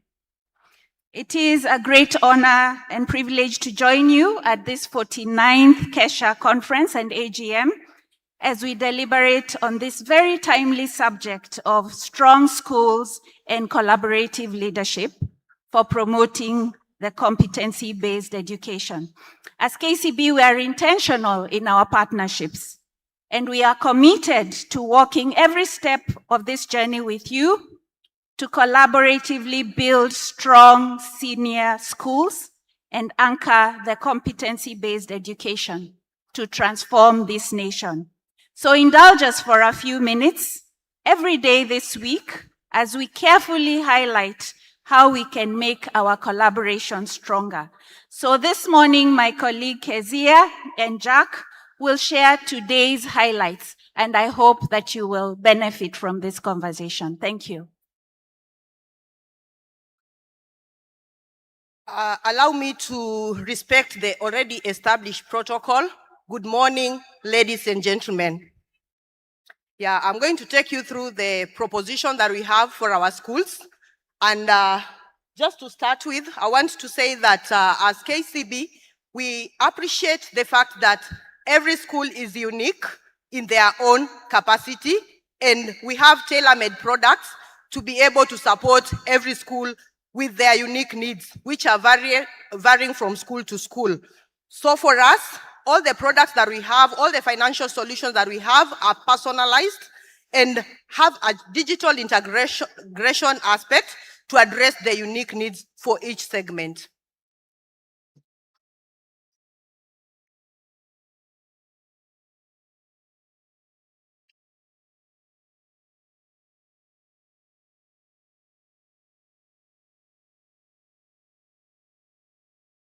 Those are the solutions that we have under our offerings for the learning institution. We understand that the schools have minimal resources within their institutions, and for us to be able to support them in terms of the account solutions that we have for our schools, we have a school fees account that is designed for our schools, and the school fees account does not charge any monthly fee. It doesn't have any operating balance. This implies that the schools are able to withdraw up to 0 shillings, considering the fact that we anticipate school fees or maybe capitation to come through the accounts. So we give you an account whereby you can be able to withdraw everything in that account. And the checkbook that we give to the school accounts are free. We also give free statements upon request by the institutions. But on this, we also have an internet banking platform whereby we have enabled schools to be able to access the statements up to a period of 1 year at their comfort within their institutions without having to come literally to the bank to access the statements. We have 0 charge on cash deposit. In the bank, any amount above 1 million is usually charged. But for the school account, we do not charge any cash handling on the deposits and the withdrawal, be it below 1 million or above 1 million. We also understand that with the CBE framework, the schools have different needs that arises because of the framework, the need for additional classrooms. We have also the need for other infrastructure to support the CBE curriculum. And for us, we have come up with solutions to be able to cater for that gap. And that is why we have school mortgage and infrastructure facility for our senior schools. And for us, if you have a project and you need us to support, we'll support at 100%. We can do the development of those specific buildings, either through financing or through support through our KCB Foundation. And for all the facilities, either mortgage or the infrastructure facility and also the asset-based facility for our buses and other assets that we might require within the school, we also need, we appreciate the fact that we are public institutions and we require in all of them ministerial approval for us to be able to support those borrowings.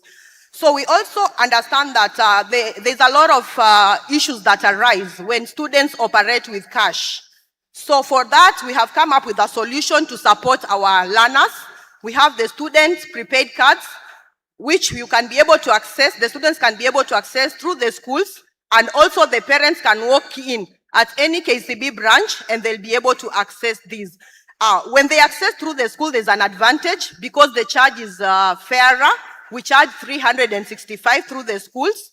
And if the parent comes to the banking hall to request for the specific student, we charge 600 shillings. So there's an advantage when it's requested together within the school because the rate is discounted. We also appreciate the fact that in this digital era, doing a lot of reconciliation and also confirmation of payments within our institutions is a bit hectic if we do it manually. And that is why we have a digital solution, which my colleague will take us into details during his presentation, just to support the schools to make their work easy without having to include the manual process. We understand that as school managers, I know every body represented here is a manager within our schools, and we appreciate that the role of a manager within the school is quite involving. And for us, we want to take the headache of taking care of any risk that are within our schools. So that is why we have insurance solutions for our schools, just to be able to give our managers, who are the school heads who are present here, peace of mind so that they can focus on improving our academic performance. We give the insurance solution. We give insurance solution for the employees, that is WIBA. We also have personal accident insurance for our learners. We also have political violence, and maybe now with the restlessness within our schools, in case anything is spoiled, now the insurance can be able to take care of that. And we also have the insurance for medical for the group. I know probably the employees under TSC, they have a cover, but our subordinate staff and the other employees that we employ within our institutions, we can be able to take for them a group insurance cover that will be able to support them even to take care of their families. And this will also assist you in ensuring that they remain in school and they also become loyal employees. We have a new product that we recently launched. It's less than a month in the market for the LPG refill. I know when we started the clean energy conversation, we started it at the LPG level, and we were able to solution our schools with the LPGs. But we thought, with that in place, it's good we also provide a solution, a digital solution, that when the school have cash flow challenges and they want to refill this gas, then they are able to access the digital LPG refill financing that is payable within a month and it's revolving. Yeah, so that one is the one that we give just to ensure that we have the gases that are available to service our LPG solutions. And for us, we are very keen to ensure that all collections, there's no parent that is bringing the money in cash, because there are so many risks associated with cash handling. And that is why we have a Lipa na KCB solution, just to ensure that the parents and the guardians are able to make fee payment effortless, and ensure that also the school is able to get the payments in real time, and they can be able to confirm without actually having to come and get the receipts to confirm that. And for that, we have a payment solution that is Lipa na KCB and also Lipa Caro. For Lipa na KCB, we have a pay bill that we give to the schools, and then we also give you a VUMA pay bill number, and the parents are able to pay comfortably at their place where they are. They don't need to come physically to the schools to make these payments. And for the Lipa Caro, I think that is where we started. For Lipa Caro, we have a Lipa Caro pay bill, whereby every school that has a Lipa Caro solution have a unique code, and the parents are able to pay even when they're at home or at their workplaces, and the guardians.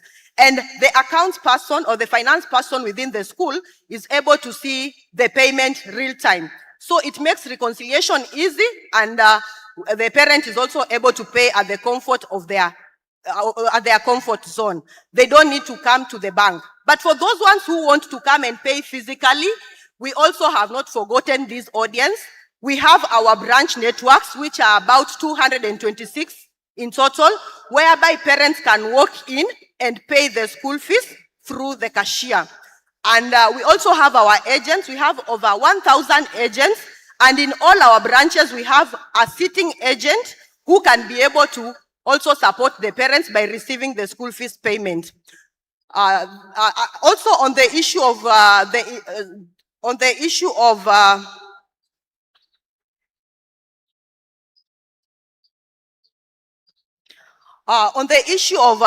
the digital solution that we've offered just for reconciliation and also for making payments easy. You see, sometimes some of our schools are located very far from the branches, and it becomes a headache for the school manager to ensure that he mobilizes the board members and the authorized signatories to make these payments. For this, we have a solution that is Quick Pay or internet banking bulk payment solution, whereby you don't need to get all the signatories to the banking hall to make the payments. You can be able to initiate the payment, the first person, depending on your level, then the second person authorizes or the third person authorizes, and the transaction will be able to go through without having to come to the bank. And for this solution, it supports inward transfers. You can do account-to-account transfers within KCB.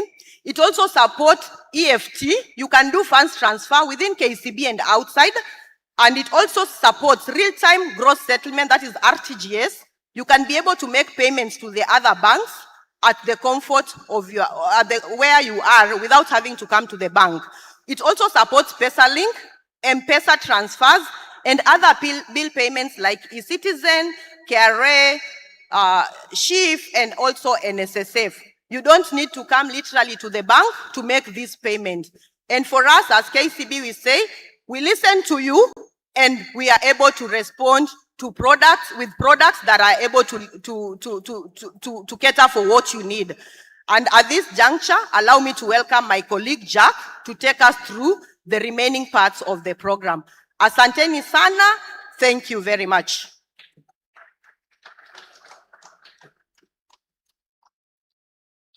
Okay.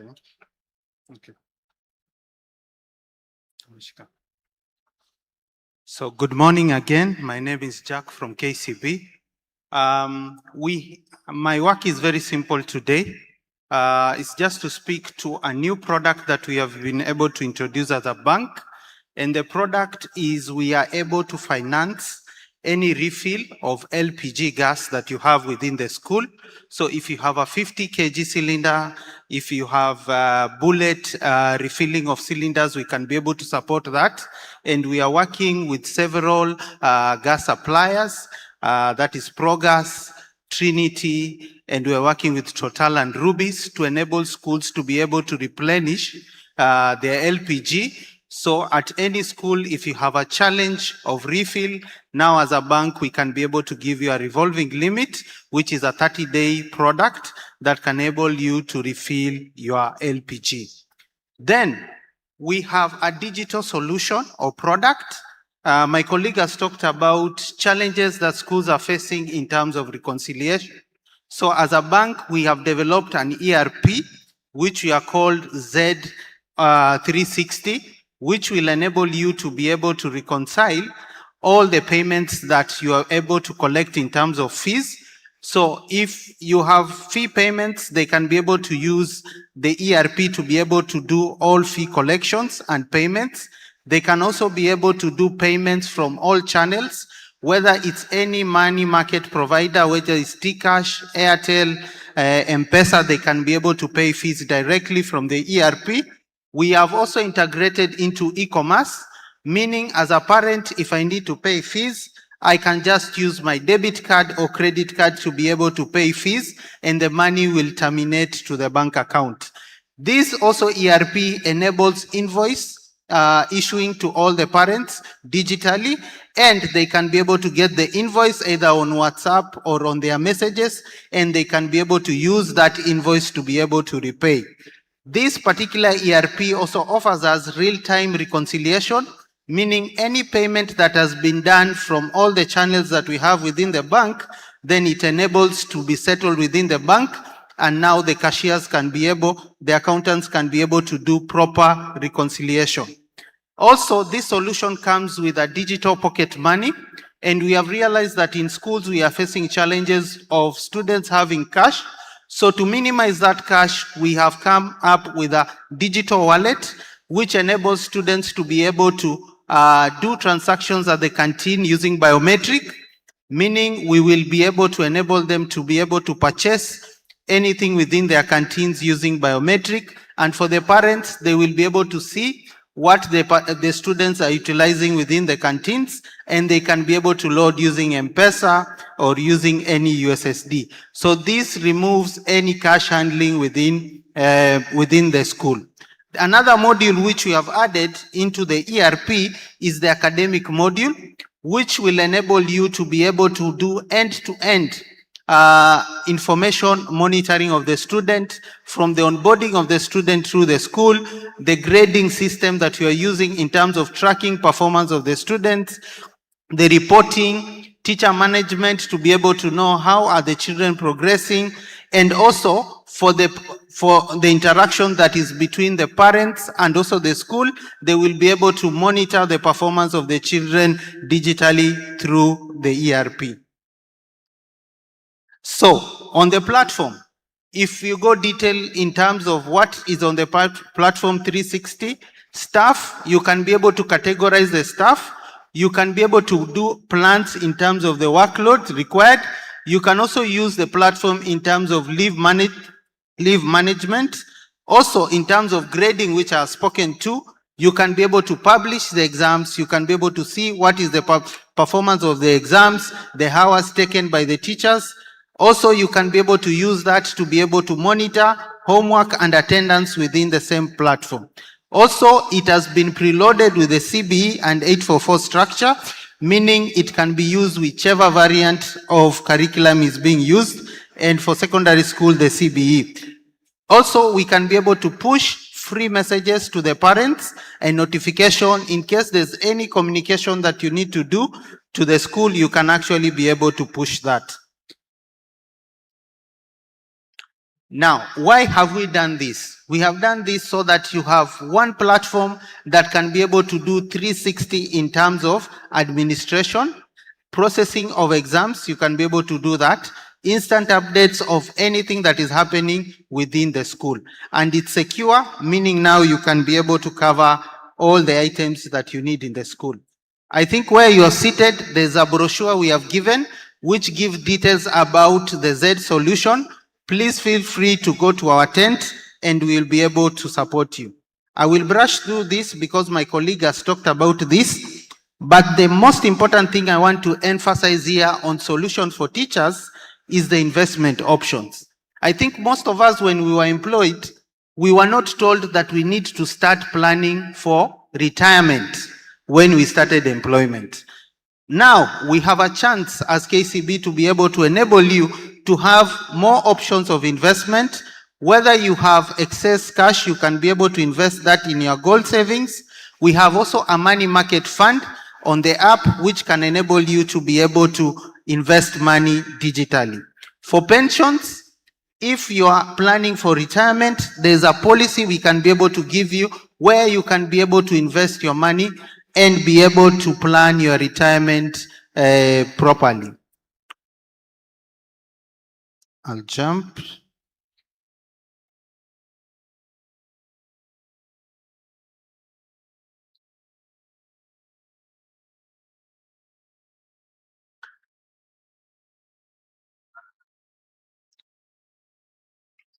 Imekata. Okay. Next. So thank you very much. We appreciate you. Please visit the KCB tent where we will be able to tell you more about our Z solution, our CVP solutions for schools. Thank you. Have a nice day. Thank you very much.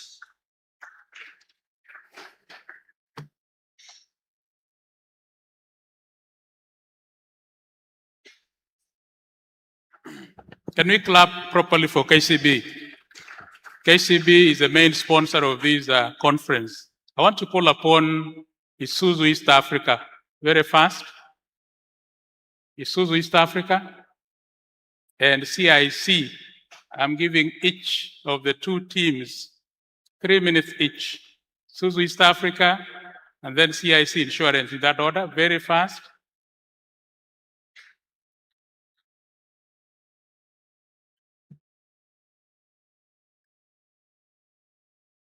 Okay, fine. How long do you think? I need about 10 minutes. 3 minutes is very short, but let's see how we can manage. I'll do that. Thank you.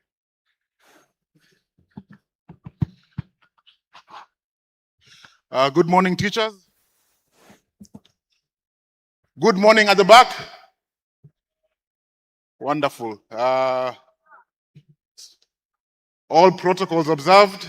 Ladies and gentlemen, it's a pleasure being here with you this morning. It's always very interesting addressing teachers, because when you speak to a teacher, you almost want to bow down and give them your respects. And we appreciate you teachers for the lovely work you're doing. My name is Waswa. I work with Isuzu East Africa. I'm the general manager for marketing. And thank you for giving us the opportunity to be here with us.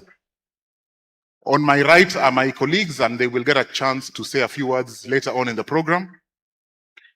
So in keeping with your theme for today's program, I would want us to put up the slides for Isuzu.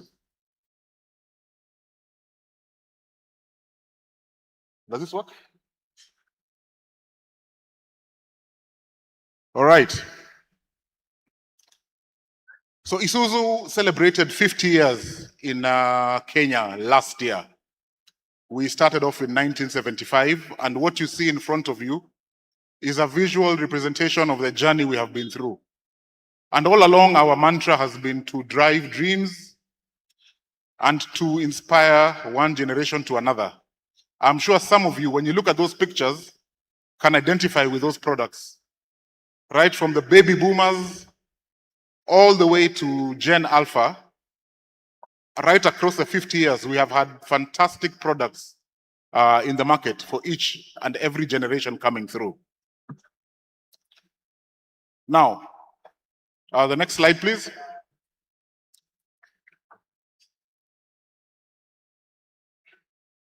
Let me speak a little bit about the solutions that we have as Isuzu. We have a fantastic portfolio of products, starting off with SUV, state-of-the-art 7-seater SUV. And some of you principals and head teachers would be very well positioned to aspire to own an SUV for your personal use. We have a range of pickups, class-leading pickups that have dominated the East African space for many years. We then have light-duty trucks, and many of these trucks are what we then convert into buses. We also have what we call our F-Series range, the FRR, which is the #1 light-duty truck in Kenya, is a very popular school bus as well.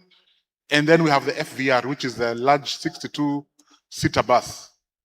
In keeping to our commitment to ensure that we maintain the vehicles that we put out, all our vehicles are assembled in Nairobi, in Kenya, 100%. We also have a range of genuine parts and accessories to ensure that the vehicles that you buy from us are not only safe, but they are on the road 24/7.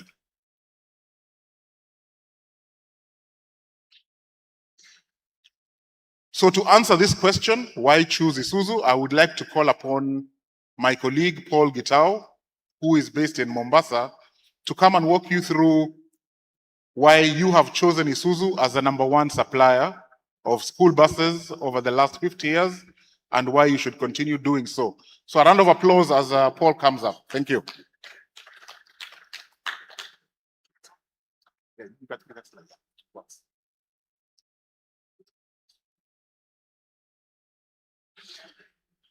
Good morning. My name is Paul Gitau. I represent Isuzu in Coast Region. So I'll be very brief. In terms of application for schools, we normally have the smallest bus, which is a 26-seater. But before the end of the year, we are likely to introduce the microbus. So as a school, once you acquire an NMR, what are the benefits you get? You get a 5,000-liter water tank for free. When you buy a 33-seater, we also give you 5,000 liters for free. When you buy a 45, 51, or 67 seater, you get a 10,000 or an option of 5,000 liters. So in terms of acquiring Isuzu, there are three basic models of acquiring. We have the outright purchase, mostly through CDF. We also have asset finance, and we have leasing. In summary, if you go through the asset finance, what do you get? No deposit for schools. You get a chance to pay monthly, quarterly, or termly. That is 3 times in a year when the money comes in. We negotiate the processing fee for you. You can also apply for working capital of up to 2 million. And then you get 1 term holiday. So today we are in June. If you procure a bus now, I deliver in that term, your first repayment will be January next year. And then something you've noted, especially through the purchase through the CDF, you get a bus, it's dumped in your school, Mheshimiwa Amenda. So we are giving that option where when you're buying the bus, you can procure the bus with 2, 3, or 4 years service, so that when the vehicle is due for service, you don't have to get another budget. We're also giving the option of the insurance. I was talking to one principal who told me they were given a bus, stayed in the school for 1 year because they could not raise the money for insurance. So we are giving that option. Then we also have what we call the leasing solution. Leasing is where the bus is not owned by you until the time you finish repaying. So there are 2 methods of leasing. You can lease the bus for 5 years, return it after 5 years, or you can lease the bus for 5 years and you own it. And what are the advantages of leasing? That temporary repayment includes insurance and service. So basically, your cost on that bus will be the driver and diesel. In terms of after sales, I'll give it back to Waswa to run it through. Mr. Waswa.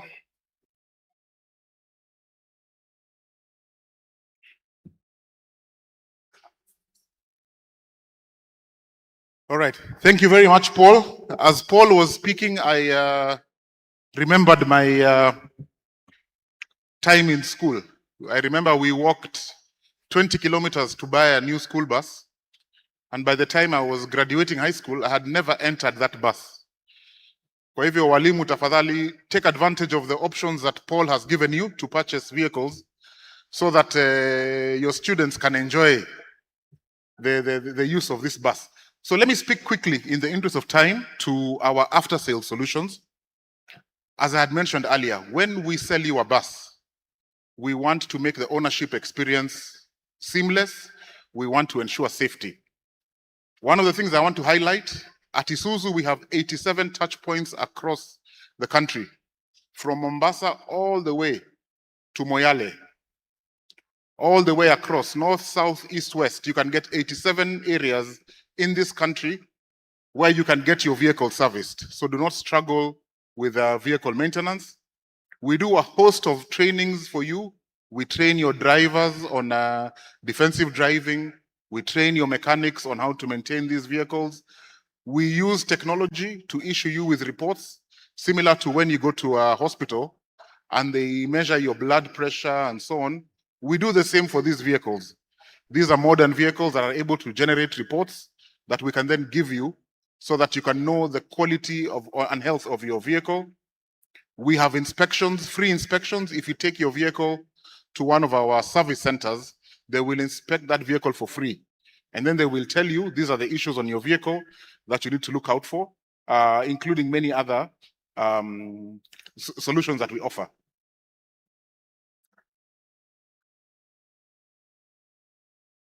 So I will skip a few slides so that we save on time, because I just want to speak to this one. This midterm, we have a promotion running. As you can see there, please take your vehicles to the nearest Isuzu dealer to your school. You will get a free inspection. You will also get a discount on the parts that you need to repair your vehicle. And then over and above that, for every 10,000 shillings spent, you will get a 500 shilling voucher for the supermarket nearest to where you are. Finally, ladies and gentlemen, I want to talk a little bit about Isuzu Connect. I acknowledge that perhaps one of the biggest concerns you would have as a teacher is visibility. If you're transporting students from Mombasa, for argument's sake, to Nairobi, as a teacher, I can only imagine the anxiety you have. Watoto wameketi kwa bus, wametoka Mombasa, you don't know where they are. Parents are calling you, have they arrived safely? Is the vehicle okay? And so on and so forth. To remove all this anxiety, to remove the tension that I'm sure you have when parents are calling you, asking you, watoto wamefika, wako wapi, and so on, we have installed a system in every Isuzu vehicle that you purchase as a school bus. This system is available on your phone through an application. And what it does, it allows you to manage your vehicle. You can see where it is. You can monitor where the vehicle is. You can see what speed the driver is driving at. If he's overspeeding, you can call him and tell him, hey, bana, punguza mwendo. You're carrying precious cargo. It helps you with your maintenance. You can predict when the next service is due. So what I would want to encourage you, ladies and gentlemen, during your break, please come over to the Isuzu stand. We will be delighted to walk you through the features of this application in great detail so that you can appreciate the power of having information at your fingertips. And that is what we call Isuzu Connect. So once again, please come over to our stand at the back. My colleagues and I will be happy to spend time and walk you through all the solutions we have spoken about. In closing, I want to invite my colleagues to come over here so that you can see them, who are representing our network. I mentioned 87 touch points. Isuzu is the parent company, but we have dealers all over the country. One of the dealers is Associated Africa Commercial Motor Group, ACMG, who manage our western part of the country. We have CFG, we have KCI in Nairobi, we have Rice, who have a branch in Mombasa as well.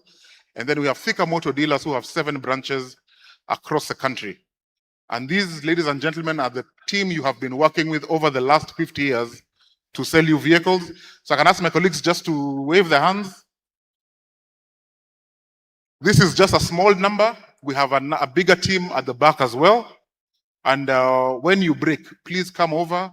We will be happy to sit down and have very good conversations with you on how you can own an Isuzu vehicle, depending on the option that Paul has walked you through, and also how you can maintain that vehicle so that it is in tip-top condition. And with that, I want to say a big, big thank you to the organizers of this forum, and to say a big thank you as well to teachers. You are doing a wonderful job for the future of our country, and we thank you very, very much. Asanteni sana.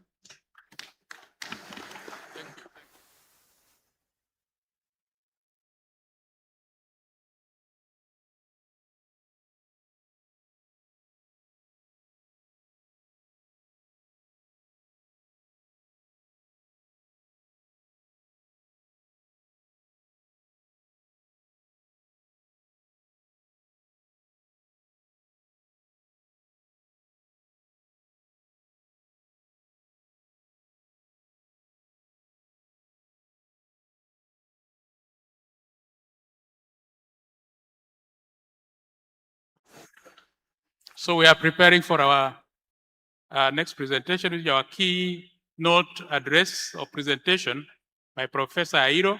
But CIC will take 2 minutes, and then the band will give us one number. People have been sitting for long, and then we'll move on from there. CIC.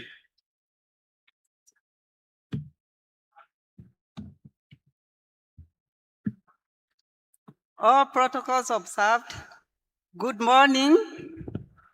Good morning, leaders. Yes, my name is Naomi, Naomi Maina from CIC Insurance Group. I'm a relationship officer, manager, dealing with education and religious institutions. And we are pleased here to come again to have a conversation with you on the insurance products that we provide. And before I do that, I want to convey our gratitude from our GMD, our group managing director, all our MDs from various subsidiaries, because of the support that you have given us all through. I know we've visited your schools. We've come and have a conversation on how to provide insurance solutions for you, and you've really opened doors for us. And thank you so much for that. And this moment, I want to not to talk too much about our products, but to talk about the health insurance that we have provided for you. Just to mention a few, a few products.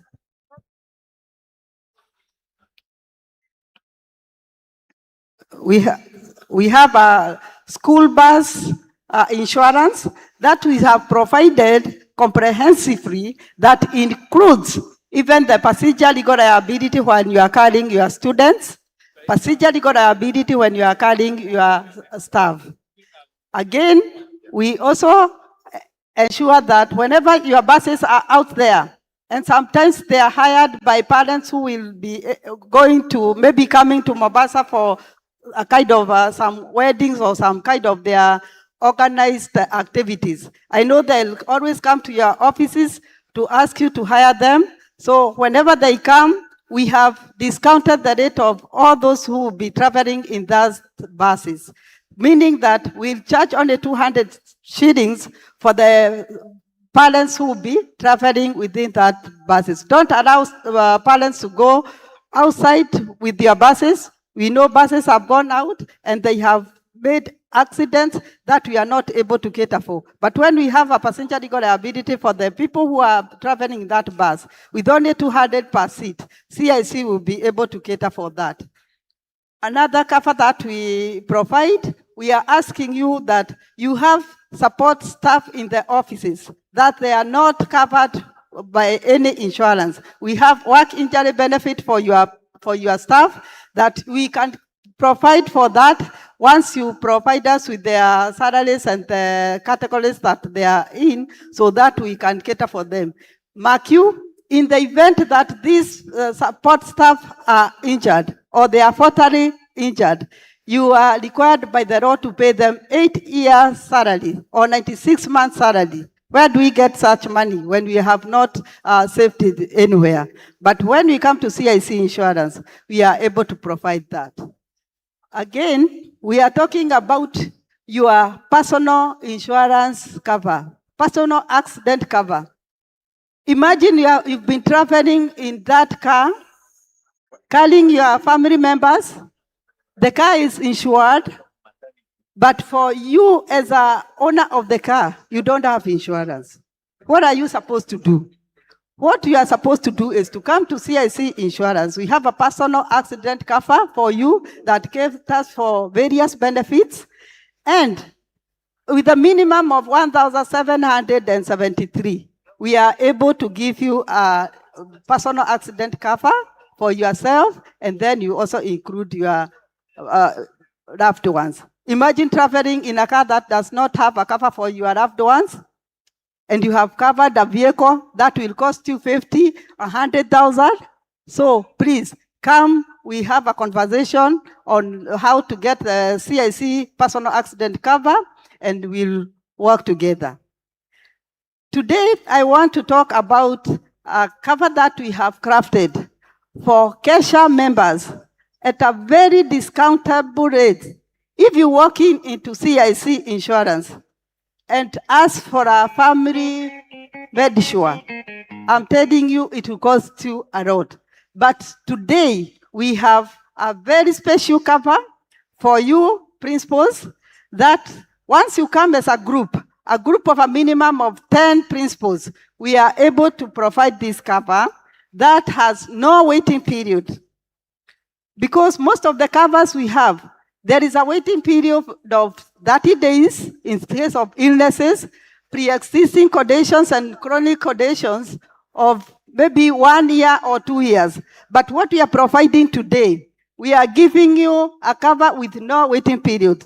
You you join the cover, and tomorrow you go to the hospital, whether it's a condition that you've been living with, whether it's a illness, we are able to cater for that medical expenses. This cover also allows you to access a very wide range of accredited hospitals and healthcare all over the country. Within our 47 counties, you'll find a hospital or a healthcare center that is in our books. We have partnered with them to give you the services that you require. Again, you can also reach out to the Tier 1 hospitals, the likes of Nairobi Hospital, Aga Khan, Mata. Those hospitals are ready for you to go whenever you want services to be provided for you. Imagine this cover, we are talking about inpatient, a premium ranging from as little as 18,732 for a cover of about 500,000 inpatient. If today you walk into our insurance offices or branches as an individual and ask for a cover of about 500,000 inpatient, I will tell you you'll be charged about 50,000 and above. But here we are saying, once you come as a group, a cover of 500,000, you'll only get it at about 18,000. If, for instance, you come and request as a group for 3 million cover, you'll get it at 43,000. Imagine how affordable this cover is. And if you work again for a cover of 3 million, you'll be able to get even about 85,000. Is this not discounted for you? Are you ready to come as a group? And again, there are various options. You can get it as a family cover for 500, 1 million, 2 million, and 3 million. Depending on your pocket, we'll be able to provide these.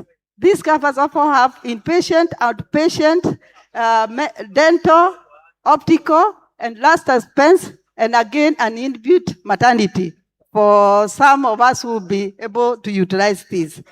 And again, CIC has started a company called CIC Pharmacy. CIC Pharmacy will give preferential rates to members who will have taken cover with CIC, so that whenever you have a prescribed drugs, you can come to CIC and get the drugs at a very reasonable rate. Again, these drugs can also be delivered at your home. So members come, join this cover. The eligibility is at 60, up to 60 years. Imagine even after you retire, when you join this KESSHA medical cover, we still continue with you. We'll not leave you, but up to 66 years, we'll be able to give our principals cover. The rest, they go up to 60. But for this one, we have extended it to our principals so that they can continue enjoying even post-retirement. And even after post-retirement, we also have another cover we call Seniors Mediplan. Seniors Mediplan will continue with you without medical examination, without waiting periods, and even seamlessly, you'll join this cover. And we'll cover you for a lifetime, as long as you are able to pay. Members, we have various schemes that we have onboarded, and we are continuing to work together in these investments of our health. Some of the counties that we have onboarded includes Embu County, Nairobi County, Kiambu County, Vihiga County, and we also have some other sub-counties within the counties, including Naivasha, Joro, Boni East, Kadosweni, Bori, and Kithunguri. And as we speak, we also have some other sub-counties that we are negotiating with them so that they can join the bus, so that we can walk along together on this journey of our health wellness. Members, please come to us. We have a booth outside here, come because of this and many other products that we have, we'll be able to discuss about them and call us whenever you are outside. You are outside when you go out for the break. Visit our booth. We have dedicated teams who will give you all the products that we require, what we have discussed and many others. We also have a dedicated relationship called Sam Wangi, who is outside side. The number is 0722 582912. My number 0722 269 543. Thank you so much, and God bless you. I'll call my colleague just to mention something, to make an appeal, and then we wrap up. Thank you, and God bless you. Thank you, teachers. Thank you very much for welcoming us here. Our urge is for you to invite us in your schools. You can pass it through our relationship officer, Mr. Samuel. Let us come talk to your teachers about the investment options we have, just to support them in the academia, wajipange pia with the pension plan, and SSF Tier 3 opt-out. Please invite us to your school. We'll pay for ourselves fares, so we are ready to come and serve you at your school. So thank you very much once again. Be blessed. Thank you. Thank you so much. CIC, can we clap for them? We have a number to usher in Professor Airo, who is going to be the next presenter. Let us be upstanding. We are tired. Be upstanding.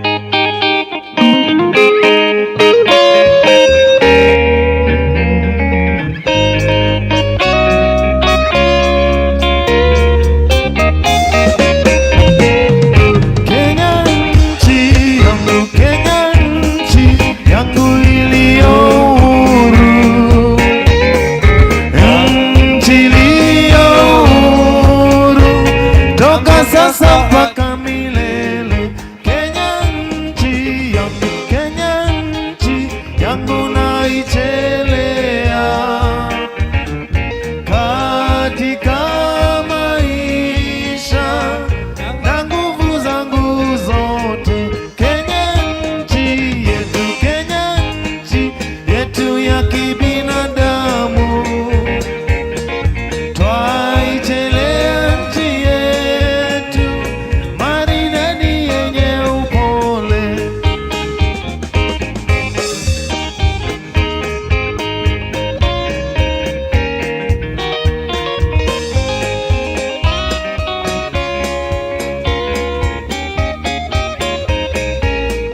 Kenya nchi yetu ya undugu. Kenya twakupa maisha yetu yasiyo na mwisho. Kenya nchi yangu iliyo huru, nchi iliyo huru toka sasa mpaka milele. Thank you very much. Can we clap for the band? Thank you. Be seated, ladies and gentlemen. I want now to welcome Mr. David Mase, the chair, Busia County, to usher in the next presenter, Mr. Mase.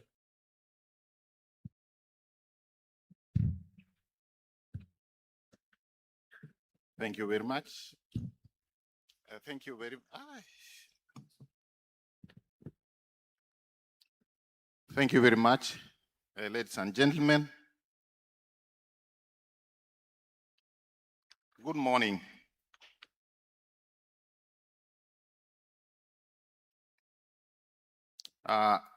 Before you is David Mase, the chair, Busia. And today, we are now tackling the main theme of our conference. And the main theme of our conference is the strong schools and collaborative leadership for promoting competence-based education. We have sourced, we have looked around, And we have gotten the right person who is going to digest for us this team and put it in the right perspective.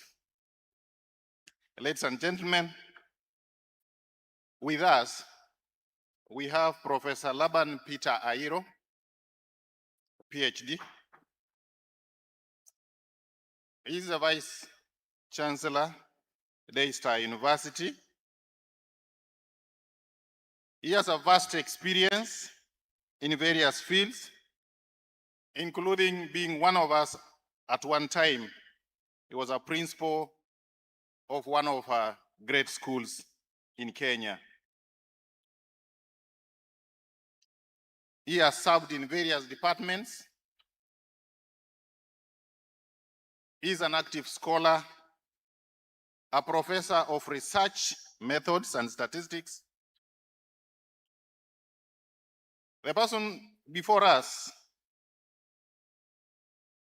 has a vast experience in various fields. On my own assessment, I would say he is a rare gem. Not easily found, but today we have found him. Apart from what I've just mentioned, Professor has requested that I alert you on what he has done practically, and after his presentation, I would request that all of us make an attempt to visit the Daystar University tent outside here, and here are some books that would wish any serious soul will be able to secure one and be blessed. Professor is also a member of the PAG Church.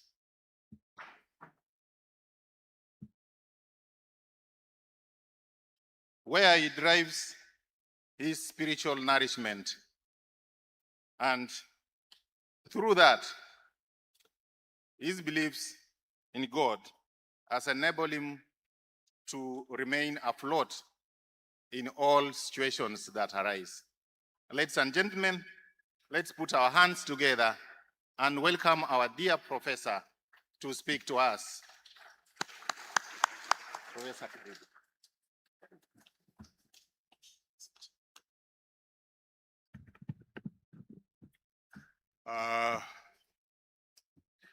The leadership of Kenya Secondary Schools Heads Association, the leadership from our Ministry of Education and other agencies, the SAGAs, fellow invited guests, and colleague principals. I first of all want to say I am privileged to address you today and share some of the ideas I have with regard to leadership. So when I was given this topic, the topic I was given, or the theme of your conference, is around strong schools, collaborative leadership for promoting competency-based education. In my wisdom, I reconfigured that topic. If we could go to the first slide, I reconfigured that topic to strong schools, collaborative leadership, and human formation. So there is no way we can talk about the CBC without asking ourselves, are we engaged in human formation in our schools? And so you'll allow me to share these thoughts. Some of them might not be as you expected them to be, but I'm being deliberate in my approach. So what is the central proposition here? What is it that we are looking for? The success of CBE will not be determined by curriculum documents alone. And I want to emphasize that. You can have all the documentation, you can have all the support materials, but the success of CBE will be determined by the school culture, the leadership quality that is sitting in this hall, teacher collaboration, character formation, parent engagement, and community partnerships. And I really would seek for your indulgence here because what we are trying to chase will not come to pass if we don't look at those aspects. So those of us in this hall, the question I'm asking is this: how is your school culture in your school? What about your quality of leadership? How do you collaborate with your teachers? How do you get into character formation, not just for the students, but even your teachers? How about the parent engagement and community partnerships? So the key question here, as we debate the theme of this year, as to how CBE will function and the kind of products they'll give us. Next slide. The education paradox of the 21st century is that we have more education than ever before. And yet, what are we seeing in our schools? There is rising anxiety among young people. There is increasing depression. There is growing substance abuse. There is digital addiction. People are on their mobiles 24 hours, particularly the young people. There is ethical decline. And there is social fragmentation. That's a paradox. So the challenge for us as we try to look at leadership, collaboration, and CBE, your learners or your schools are supposed to produce competent teachers and competent learners, emotionally healthy citizens, virtuous leaders, and purpose-driven human beings. I want to pause at virtuous leaders. I hear people talk about our constitution in Kenya. And there are people now agitating for us to change the constitution. I want to put it to you that this constitution and even the earlier constitution during the Moi era was a national document that if we respected it, we would still move on as a nation. But that requires virtue. I'm talking about a golden standard, not values. I'm talking about virtues. And colleagues who are sitting here, and I want to pick a typical school from my home area, Chavakali High School. Chavakali High School, the population has more than tripled. I'm talking about virtuous leadership. So, on average, Chavakali High School has about 3,000 plus students. What does virtuous leadership then demand? It demands that you ask yourself, Do I have the facilities for these 3,000 students? And I'm not talking about you giving the facilities. I'm talking about us as a nation. So if Chavakali that time had, when they had 1,000 students, they had 50 toilets or 100 toilets.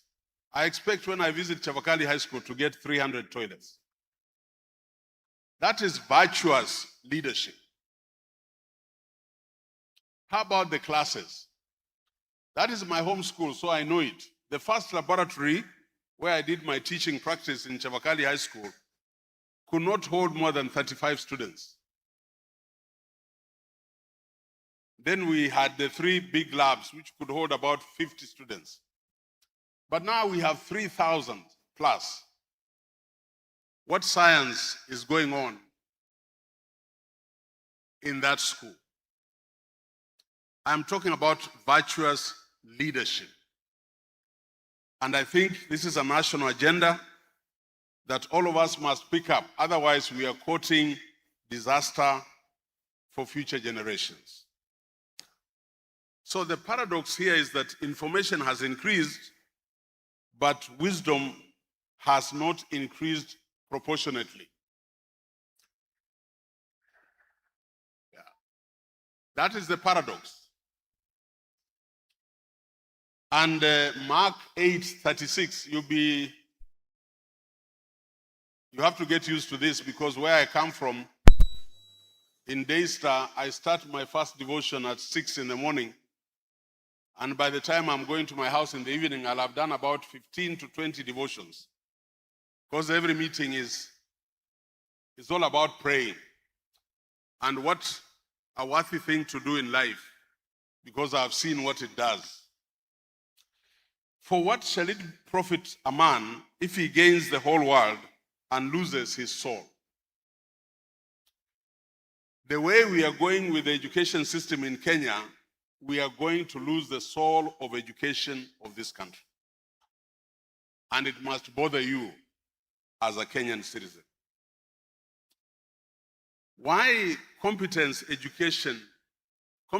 education matters. I don't know whether many of you know that I was among the people, the pioneering people who thought through the CBE. That time it was CBC. We were 3, 4 of us. And because we had said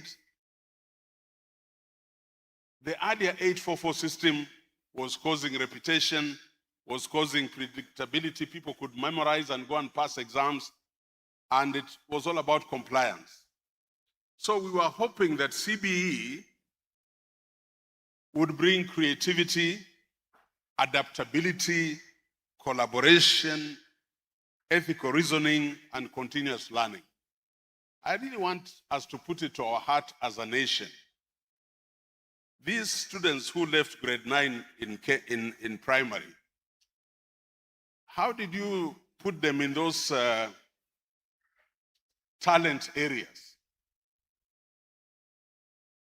Just think about it. And this is something you must confront. So when you take them from there, you take them to Nairobi School, and you say, this one is STEM. When did you turn them into a STEM? I mean, how did you judge that this is a student who is science-oriented? So there were many of us who argued at that time that with the classes in high school, and God rest his soul in eternal peace, Professor Magoha had done a reasonable job at building classes in high schools so that these students would go there, meet teachers who are competent to introduce them to the sciences, and then we would know whether we will put them in science or arts. Yes. And now, I mean, why are we living a lie as a nation? That child, how much chemistry do they know for you to put them in STEM? And now, right now, we are doing a study from my university And there is unbelievable mobility in our high schools, from STEM to arts, from arts to this. Those kids are running up and down, and the year is coming to an end. So CBE recognized that education is not merely about what learners know, but also what learners can do and who learners can become. I'm very worried because this is grade 10, then 11, then 12, then they come to the university. I think a conference like this must begin to engage with these serious matters of saying, what then do we do? Next slide. Now, the chair, your chair, I was sitting with him and I was telling him, why are you asking for strong schools? You know what are strong schools? So I was wondering, are they schools that have a perimeter wall? Are they schools that have everything that they want? What is a strong school? And I am arguing that strong schools are not necessarily the richest schools. They are schools that consistently produce flourishing learners. Now, if a child has been put in STEM and has no idea about STEM, or doesn't have the capacity to handle STEM, that learner will never flourish. Will never flourish. So if you are looking for a strong school in terms of flourishing, we are losing it. So I reasoned and said, a strong school must have a very strong culture, must have strong relationships. There is a lot of strong teaching, strong leadership, and strong formation. So perhaps where you are sitting, you can ask yourself, is my school a strong school? Given this criteria that I put there. But I also want you to go home with this key insight. When I come to your school and I introduce some new thinking, there are people in that school who have never known an alternative to that thinking. The culture in that school never accepts anything new, including the new head who goes there. And so in management, we say the culture eats strategy for breakfast. So even if you go with all your ideas, after 1 week, 1 month, those ideas of yours will be eaten up and will come back to normal. And the teachers in the staff room will say, but you see, we told you. He will just become like us. But you know, you must have a strong culture in that school if you're going to succeed. So what is the culture in our school? We are looking for a strong school. I put it to you, there is no other strong element other than the culture that you create in a school that will determine whether your school is strong or weak. Allow me to give you an example of Daystar. Although Daystar is a university, in 2019, when I was appointed as Vice Chancellor, we had just under 3,000 students. And everybody had this mentality that in Daystar, you don't have to take things very seriously. You know, things are easy, you can go it this way, go it that way. So what I did is that I introduced certain measures of performance that I wanted to see happen. So what has happened in the last 4 or 5 years or so, we have moved that population from just under 3,000. And now, as I talk, we are over 8,500 students. It takes leadership and to introduce that new culture. Ladies and gentlemen, this is a book I would like us to look for. Everybody in this hall. Next page. Next slide. Please look for this book by David Brooks. It is called The Second Mountain. The Second Mountain. The first mountain in life, of course, is about achievement, is about success, is about recognition, is about wealth, is about status. But you as leaders, you must climb the second mountain. So please note, and when you read this book, your propensity to work towards service will increase. So I expect you to be that servant in that school. We are talking of a strong school. I would like to see commitment. I would like to see character. I would like to see community. I would like to see purpose. How are we in those areas? Let me talk about servant leadership or service. And nowadays, because I have strengthened my faith in God, maybe because my years are walking towards going to meet him, I no longer tolerate lies. So let me ask you quite frankly, and don't raise your hand. What demonstrates that you are a servant leader?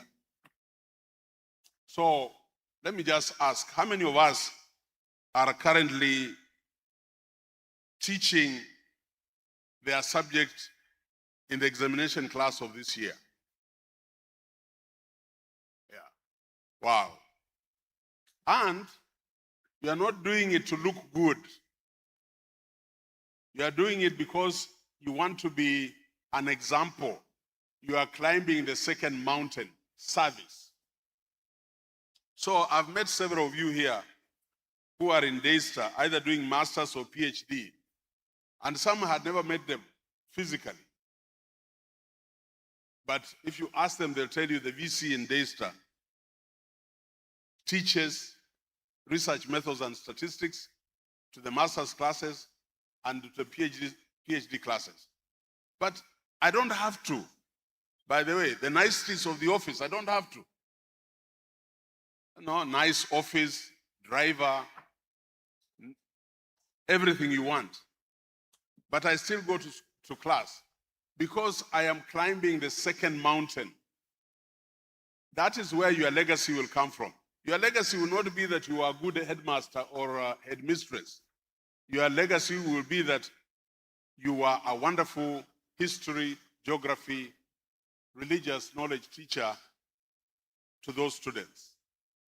So can we read that book and begin to redefine our lives? That book has defined my life, that I no longer look at position or equity. No. And I've come to urge you, if you want a strong school that you're looking for, then you must put service before self. Now, what are the implications of this? Just know that your school must prepare learners not for careers, but for contribution. Not only for success, but for significance. The question you'll ask yourself, and I want you to remember this. You know, when you get into your office and your office staff is running around, they bring China cup, they bring you tea. Madam, sir, do you want masala or do you want black coffee? All those things are because of your office. They are not for you. They are not for you. And just remember, the day you leave that office, they will be gone. But what I'm asking is this: can people still call you? You know, even if I was not a vice chancellor of Daystar, I'm sure KESSHA would have still asked me to come and talk to you. Do you know some of us are invited into these conferences like this because of the position, not because of you as a person. Wanasema kama tunataka conference even strong, we must have the minister, we must have the PS, we must have the director, we must have this. The question you should ask yourself, when I leave that office, and Mheshimiwa is here, when you cease to be a member of parliament, will people still feel you have something to offer? That is legacy. What type of legacy are you leaving behind? So today, when somebody mentions Hayemba of Alliance, my heart mellows because he made a contribution.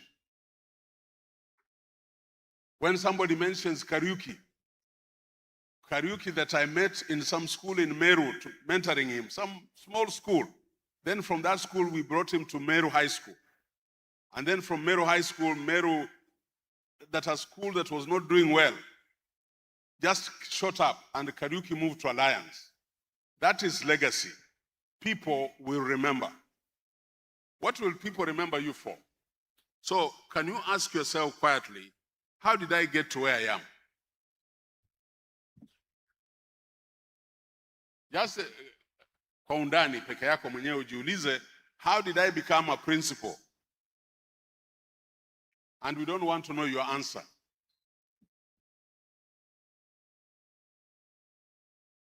So if you did not create a legacy path that brought you from that other school to this other school, you will never be remembered on this earth.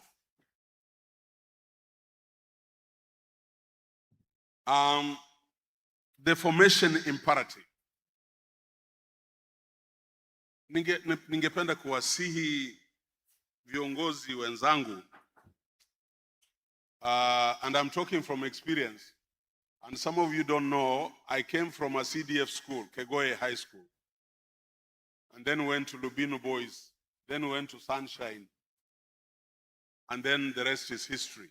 So I've gone through it. I've gone to schools where there is no toilet. To now, when I went to Sunshine, it was like heaven. But how did we go to Sunshine? How many of you went to Sunshine? You are Sunshine because of your ethnicity.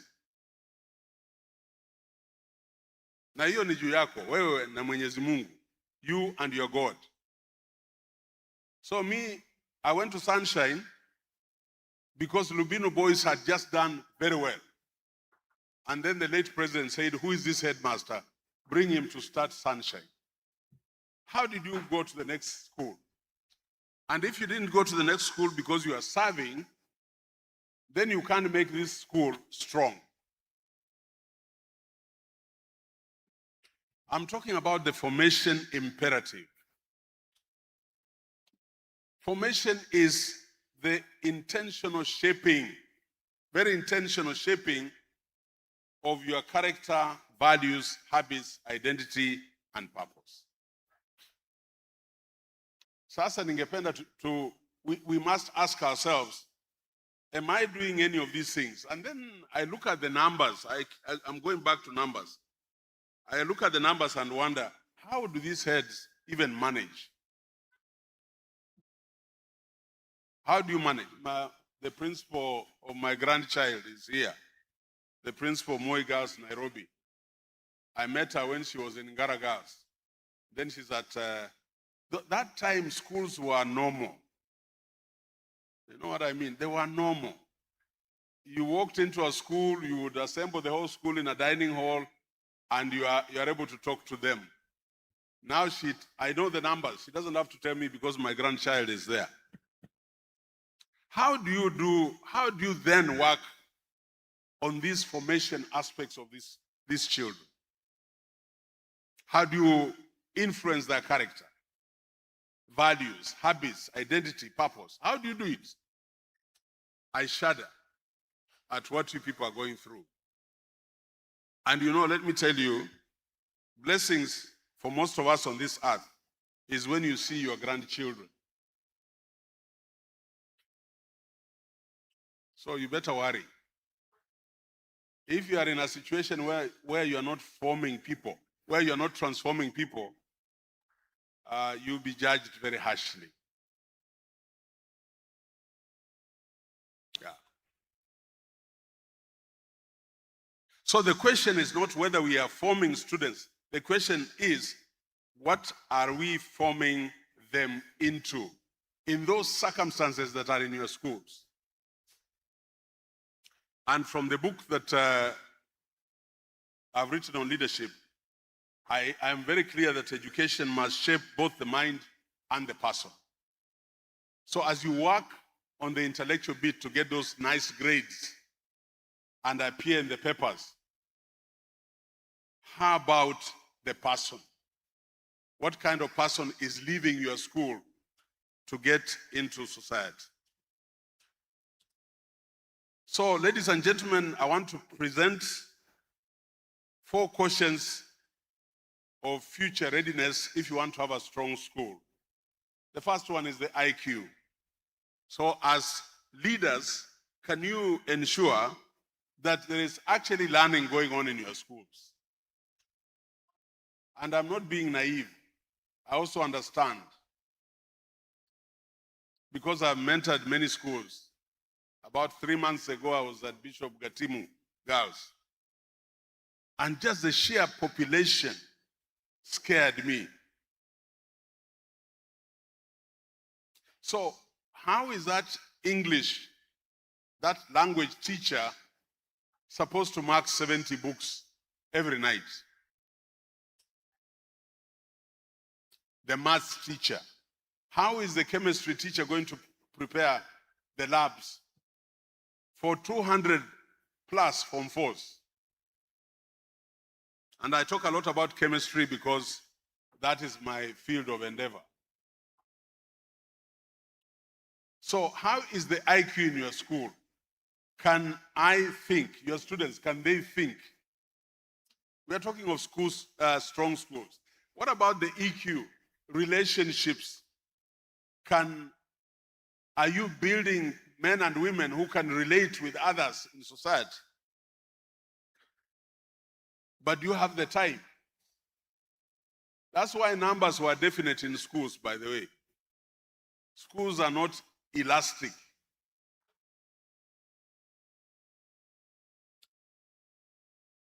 How about VQ? Can they be trusted? And I'm going to avoid completely the uneasiness in high schools in Kenya, because many of us have cried a lot about what has happened. But can they be trusted? And then can we collaborate? So I want to bring it to your mind that the future belongs to individuals who possess all the 4. A learner with IQ alone may succeed, but a learner with IQ, EQ, VQ, and CQ will flourish. Are you able to do any of those?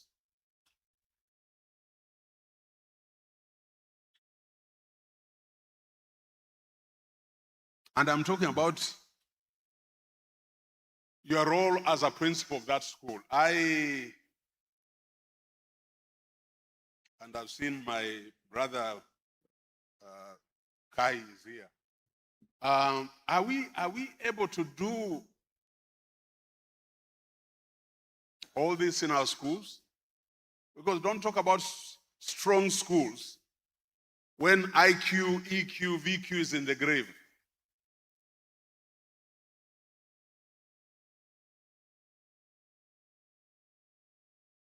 I keep giving this example and I want to repeat it. One of the most delightful things I can say for the 8 years I've been the Vice Chancellor at Daystar is that in Daystar, toilets are universal. And I go to chapel and I talk about it. They're universal. I don't, as a principal or as a Vice Chancellor, I don't have a VIP or a toilet locked. In my office, there's a VIP toilet if you have visitors. And every time I kept on saying, you know, the president who just went, the one who was there before Honorable Ruto was Uhuru, he was a friend. So I kept on telling my staff, you know, the toilets have to be clean because Uhuru can walk here anytime. Ataenda wapi?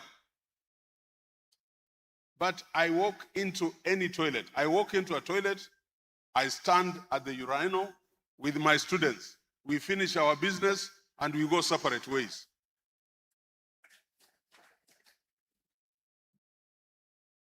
So, you can't go into a toilet in Daystar and you don't find tissue paper. That would be a crime. But what do we say? Oh, mkiweka tissue paper wataiba. Your VQ in that institution, the virtuous value is in the grave.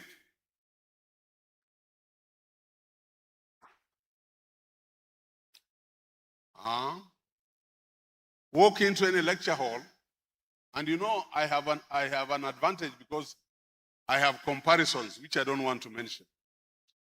Walk into any lecture hall, and all the sockets are intact. Nobody touches sockets, nobody touches lights, nobody touches projectors. Our projectors are in place in the lecture halls, and we don't close lecture halls. What can be said about your school? But you know, these things don't just come. They don't just come into place. You have to demonstrate that as the leader of that institution. Why emotional intelligence matters. Next slide. Research, again, this is a book I want you to read by David Gorman. Those things of emotional intelligence, self-awareness, self-regulation, empathy, motivation, relationship management will give you a strong school.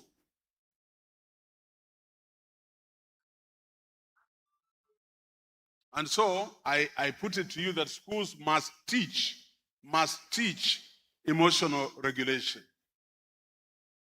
conflict regulation, resolution, resilience, and empathy. So I'm asking you, how much of this is taught in your schools? How much of this is taught in your schools? But you know the best way to teach emotional regulation is when some difficult thing has happened in that school and the students see you there and they relate with you in a very authentic way. So you don't even have to go to class to teach. The students should experience it from you as a person. So please search for this book, David Gorman, and empower yourself. And by the way, I hope you know that because you are leaders, you must read. So leaders are readers. So if you are not reading, then you can't lead. And in scripture, Proverbs 25:28, a person without self-control is like a city broken down and left without walls.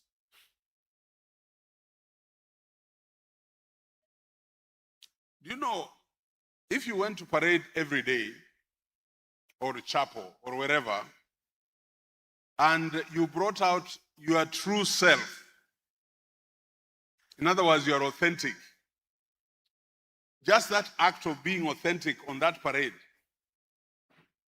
will create the right emotional ecosystem in your school. I want to ask, and I don't want answers, how many of us go on parade, Wednesday parade during prayers, and actually lead prayer? Do your students know you can pray? I'm just asking. My students know. In fact, I met one of your leaders who said, I trained him in Narok many years ago. And he said, you know what? From that training, we just remember one thing. You taught us a song. It's about 25 years ago. And he's here, one of the officials. Ah, he's there. Yeah.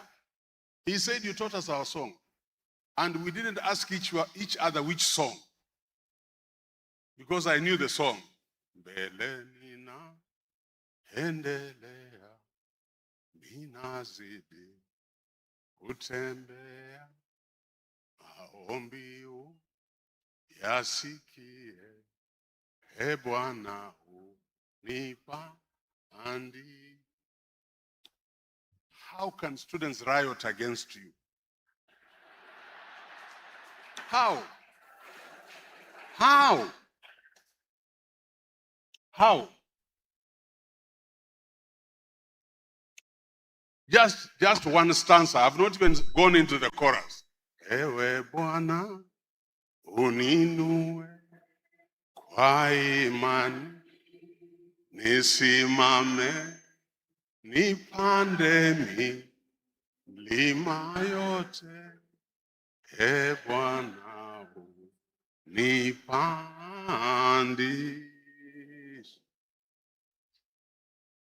I don't have to teach you emotional intelligence. It is done. But you live it. You live it. You must live it. Next, I want to rush a bit. The EQ advantage in school leadership. If you look at the book I've written, insights from this leadership book, leadership effectiveness is equal to IQ multiplied by your EQ. So I want you to know, ask yourself, all of us in this room have very high IQs. That's why we are where we are. And I'm so excited when I hear Dr. So-and-so in high schools. I'm so excited. I just hope that your employer is remunerating you accordingly. And they're not saying, you know, we don't need a PhD in high school. You need a PhD in high school. They will make a difference. You need a master's in high school. They will make a difference. Kenya becomes the richer. So don't save those little shillings from treasury. That no, these people, all we need is a bachelor's degree, and if they go to study, that is their own business. What a spirit.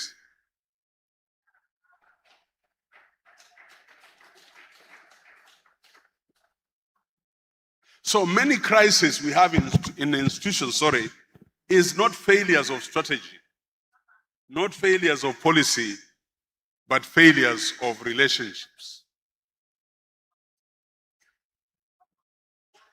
You know, some of you don't even know that Section 2A was removed from the Constitution. So there's no way you can bulldoze people. The majority of people in that compound are the students. Then the teachers. You are a minority yourself. So you can't push it. This is not that regime. You can't. You must dialogue. You must talk to them. So if you come to the Vice Chancellor's office in North River, you might walk in and all the groundsmen are in my office because I've called them in the morning. And they come in with their gumboots on the carpets and I tell them, sit, kaeni all over. Some sit on the floor to tell them, thank you so much. We have now planted 110,000 trees. And it's not me, it is you who has done it. I want to tell you, thank you. That's what we are talking about. Can your groundsman come to your office and sit? I'm talking about the principal. When my girls have done well in volleyball or netball, from chapel, I tell them, come to the office for sim. They all run and they can even be 50. They all sit in the office. And I tell them, you have made me strong.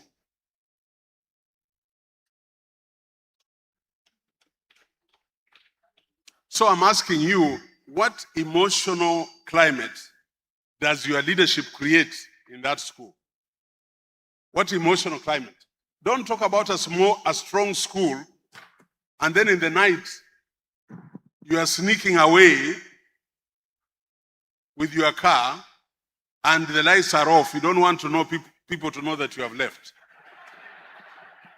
That is not a strong school.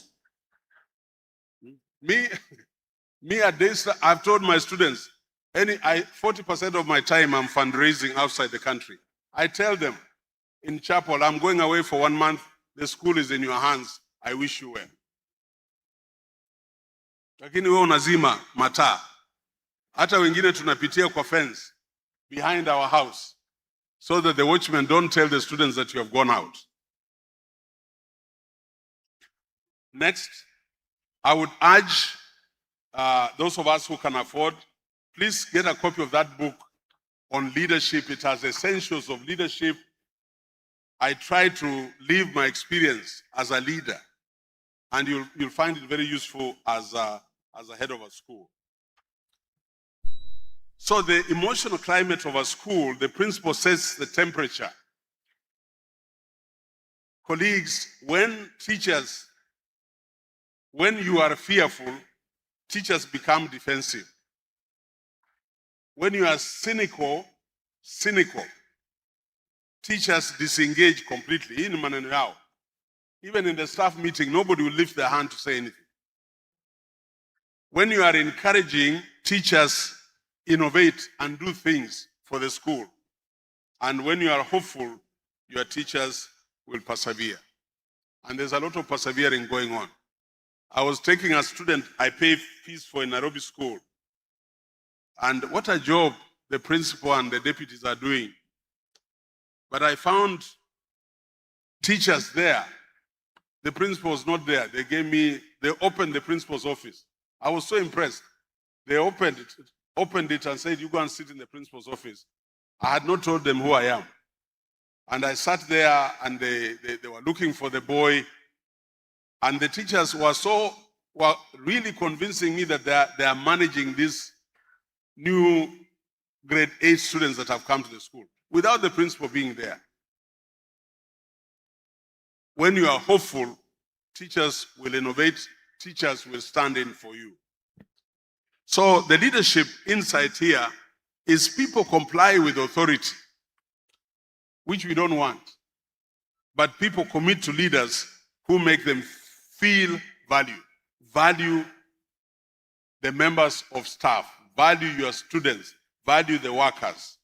And so this CBE implementation will succeed where trust exists. If there's no trust, they won't, because there's so much tension around it, so much frustration, so much, improvisation, there's no money and this and that. You must exercise and give your teachers the impression that you trust them.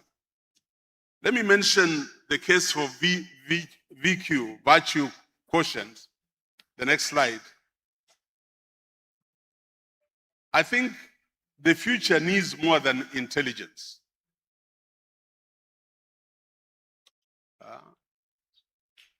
And I just want you to reflect around it yourself. Now it is becoming very obvious. It's not about the hardware of the brain. It is about the messy matters of the heart and adherence to God. So, societies suffer not from any information deficit, it suffers from a virtue deficit. So these are the values, these are the virtues. How do you demonstrate integrity in your school? How do you do it? How do you do it? I don't know how. I saw the Isuzu people saying you should buy that, what is it called? Is it the what? The Savo, the Prado, Hey. Headmistress amenunua hiyo.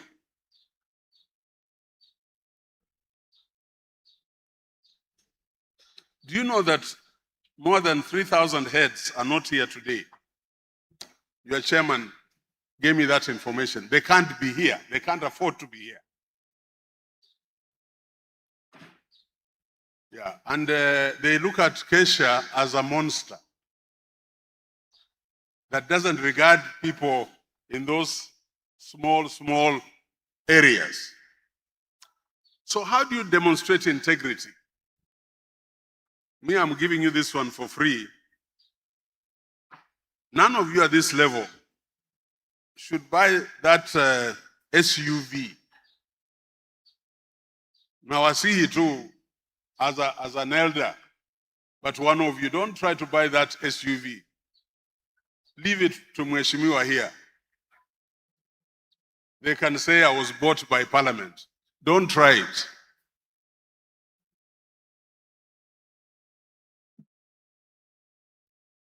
I started driving a Mazda pickup, second-hand. But now when I buy a Mercedes, I take it to chapel for the school to pray for it. I have nothing to hide. I tell the whole school, that Mercedes, after this chapel, we'll go and pray for it. I bought it. Lakini, you don't show us. If you have no path that shows us how you have generated wealth,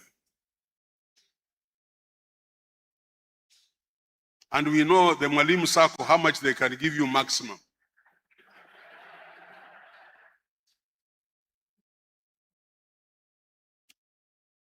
Responsibility, humility, courage, stewardship, and perseverance. And I just want to say this. I have now learned very, very late in my life that the job you people are doing is not leadership, it is stewardship. You are taking care of God's possessions. So you are a steward. And I hope all of us in this hall, because we are leaders, we put in more hours. We pick the broom. We are servant leaders. We are authentic. We carry integrity around ourselves. Then you will have a strong school. Don't talk about strong schools if you don't have those aspects. Next, again, I'm not marketing. I'm just saying, and I've struggled with this in Kenya. We call ourselves professors, we call ourselves Dr. So-and-so, but there's no validation. Yeah, because uko ngambo, no professor uses somebody else's book to teach. So I want to encourage you, first of all, to advance yourself in your studies, but also when you are given that position by God, can you demonstrate you deserve it? You can't be a professor and you have not authored even one book. Sasa hiyo professor imetoka wapi hiyo? I can go to high school and tell you, you know those teachers who are in the staff room always telling others, I have a master's. You know, when you look at the person, you don't see the masters. Unaweza kumchunguza, kumchambua, what? But even when they speak, you don't see the masters. When the results come out, you don't see the masters in those results. So God then gives you the punishment to keep telling people, you know I have a master's.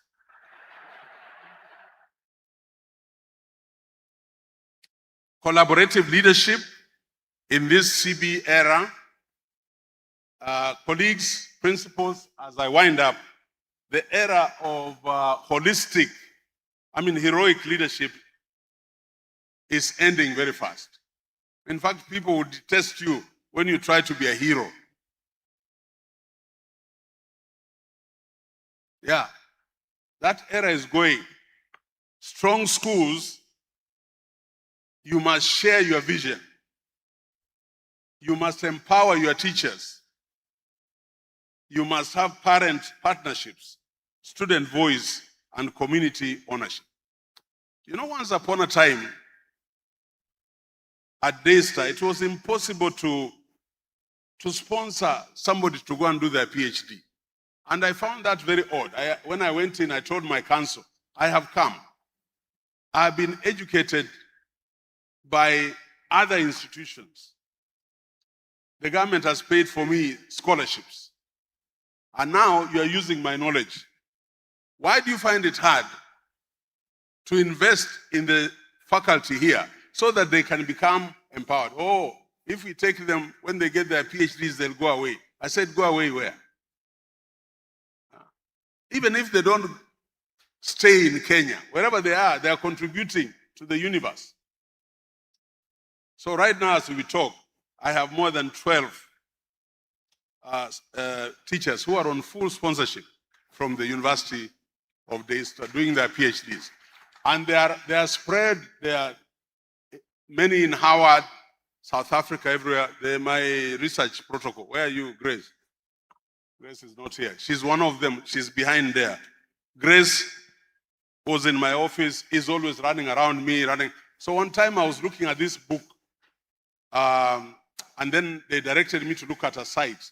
And I found this, one of the best PhDs in the world, a PhD in management, in knowledge management. So I told Grace, apply for this job. She said, I don't have money. I said, you apply. In Israel. Today, in the next few months, she's going to graduate with her PhD and she has not paid a single cent. Has Daystar become poorer? No, it has become richer. Huh? So when somebody dies on your compound and you are arguing with the storekeeper and the cateress, you know, how many gorogoros of beans should we take? Imagine at your level, how many gorogoros? Instead of you saying, I am giving 1 sack of beans and 2 bags of maize and mafuta. No, how will I account that to the auditors? Si wanifunge. Niwaambie nilipeleka kwa matanga, wanifunge basi. We are talking about strong schools. How do you bring people together? And you know the African wisdom, if you want to go fast, go alone. If you want to go far, go together. And I know from scripture, Ecclesiastes 4:9, 2 are better than 1. How do we make a strong school? I know time is running. I just want to say, in Daystar, we have introduced design for delight. So anything we do, we ask, will this delight our customers? Anything we do. Even when I buy a chair, I ask, is this chair good enough for us? Design for delight. So the human side of learning for your students, do I really belong to this institution? Am I seen? And now a lot of our students are not seen. That's why they're doing all kinds of things. Am I valued? Do I matter? So D for D, and I hope some of you can carry it home, results in joyful learning, meaningful engagement, strong relationships, and purposeful growth. Let people smile when they go to the toilet. Let students, when they walk to class, they are happy with the environment. When they go to the library, they know we have one of the best libraries. When I go on parade, I don't just go on parade like some of you go on parade and you start lamenting. You know, you are the stewards, you are the leader, and you start lamenting. I don't know what to do about maths in this school.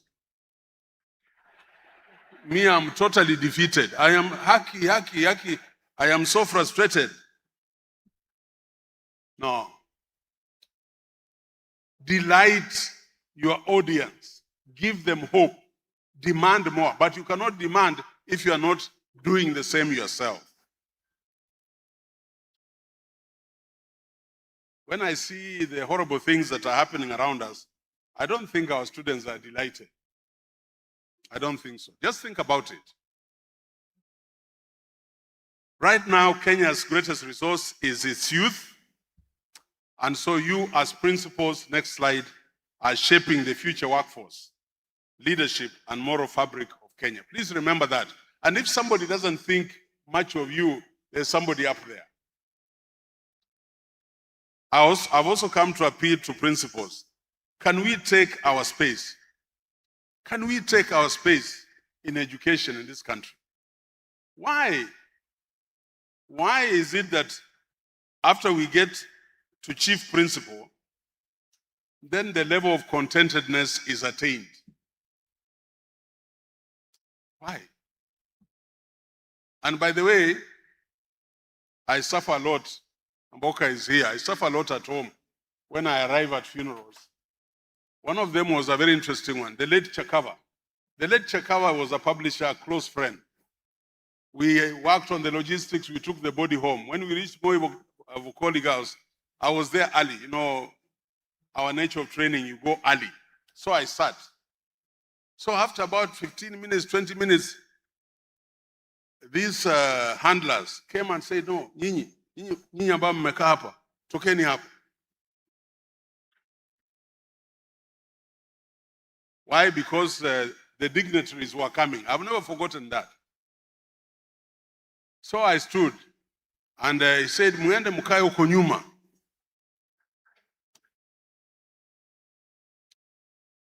I asked myself, how are we mentoring these young people who are here? And I'm not talking about myself. We were very many because Chakawa was an intellectual in his own right. We were very many. We were removed. I don't want to say who was coming, but we were all removed.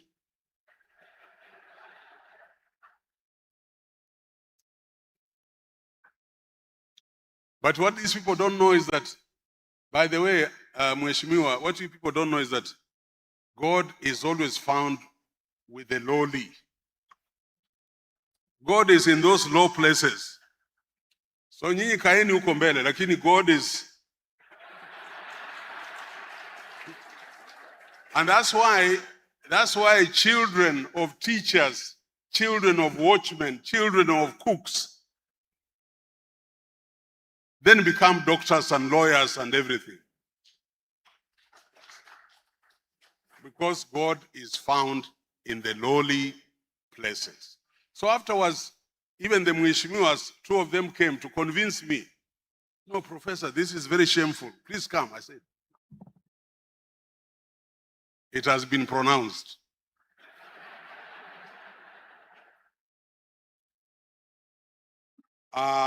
Let's run to the Christ-centered module of holistic education. And here I'm talking about our brethren, our brothers, Christians and Muslims. And you'll give me, this is my wrapping up. I just want to say this. If you have read the Bible, and if you have read the Quran, you know we all come from one stem. Hii stem mlikuwa mnaonga, hapana ile stem ya CB. We all come from the same stem. Because Christianity, Islam, and Judaism, those are all Abrahamic religions. The origin is Abraham. Juzi Waislamu wenzangu ambao wako hapa, I had people complaining there are too many holidays. Hii ya kuchinja mbuzi hii. And I told them, but it's not a Muslim holiday, it's a Christian holiday. Those are the origins. Abraham was going to slaughter the son and God told him, don't. Pick this goat and slaughter. Where is that? Is that in the Bible? Yeah. Lakini tunatumia udini all over the place. But I'm saying, in Daystar, I have more than 500 now Muslim students. And even sheikhs and imams bring their children there. And they say, one time we were graduating and reporters ran to one of them, say, why is your daughter in a school like this one? He said, I'll bring, if I was to repeat this, I'll bring, and I'm going to bring her back for masters. She's there for masters. And said, there is a value system here that aligns with our Islamic beliefs of how somebody should be brought up. Leaders who are here, you can't do it without God. You can't do it without God. Luke 2:52, Jesus grew in wisdom and stature and in favor with God and man. You can't do it without God. So these things we have talked about, wisdom, IQ, favor with man, EQ, character and integrity, VQ, and favor with God, spiritual formation. So tumekuwa na vita, but I tell people, it's not the constitution that tells me Muslim students must be in Daystar. No, it's not the constitution. No, it is not a constitution. It is that virtuous leadership. Because I want them to know us, and for us to learn from them. So, in Ramadan iliisha, recently, I called all my Muslim students and I said, how are we handling Ramadan, breaking the fast? So they brought a long budget. I said, okay, how much is this? Quite a lot of money. I said, we shall cut it into half. Mimi nitalipa nusu na wazazi walipe nusu, so that you are taken care of. That is what I am talking about. But if you are blind to what life is all about and the people you are leading, then you can't have a strong school. So I have a very strong school. Unfortunately, very fortunately for me, at Hurlingham, we have a very big mosque. So I've talked to the Kathy there and I've said, when these people come here for prayers, they sign. Just like the Christians have to sign. At the river, next to my wall, there's a mosque, very big mosque. So they go there and they worship. Vita hizi zingine ni gani? And you as a leader, what position are you taking? So the school of the future will not necessarily be the largest budget, the biggest infrastructure, the highest enrollment. No. The school of the future is one which will have a strong culture, collaborative leadership both outside and inside the school, emotional intelligence, character formation, technological agility, and purpose-driven learners. It's a very big challenge. And I know you are limited by resources. But unajua hii resources, pia wachie hiyo mzigo kwa Mwenyezi Mungu. I've seen it myself. When I took over Daystar, we were all crowded in Nairobi campus. Nobody wanted to go to Athi River. I told the council, I want a house in Athi River, I'm going to stay there. We didn't have a school of nursing. We didn't have a school of law. The compound there was not secured. Everything was not in place. But just trusting God and being a good steward, God brings in those resources. So all these students who have come to Daystar are giving us the resources to do what we are supposed to do. And when they see you doing that, the school will flourish. That is my challenge to you. I don't know whether I've answered the question of strong schools. I don't know. So my national call for action is that to Kenya's 9,000 school head leaders here, let us produce schools that competence without arrogance. That's why the person who was introducing me said, what do we put there? I said, don't put anything. Really? What I don't want to be known for that. Wanze kusoma, oh, he has 4 master's degrees, 2 PhDs, what? No, Mimi, I don't have to say I have a PhD. You'll just see it.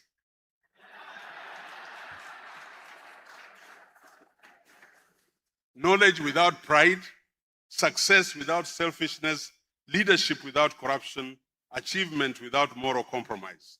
So the leadership challenge I leave with you, the true measure of that strong school that you're asking for is not its mean score, it's not its university admissions, it's not the infrastructure. The true measure is what kind of human being leaves your gates.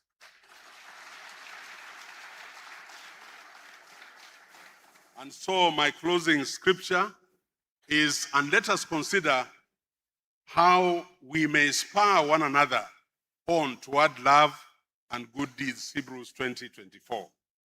And so my final thought is that drawing from David Brooks' Second Mountain, a hero's emotional intelligence leadership framework, and the aspirations of the competence-based education, we must move beyond information to formation,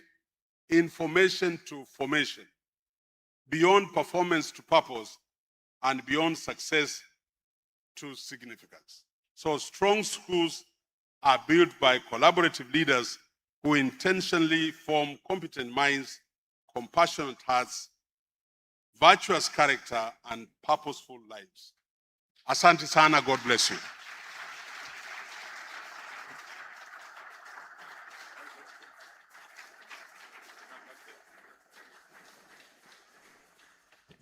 Thank you very much.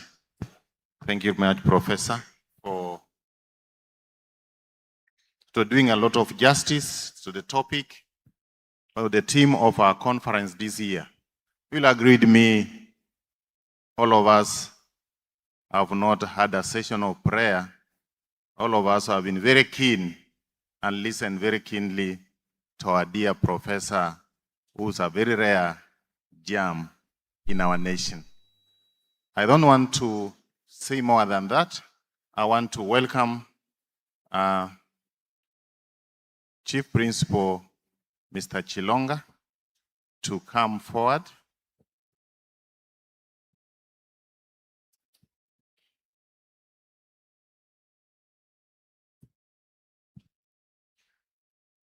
To pass a vote of thanks. Karibu.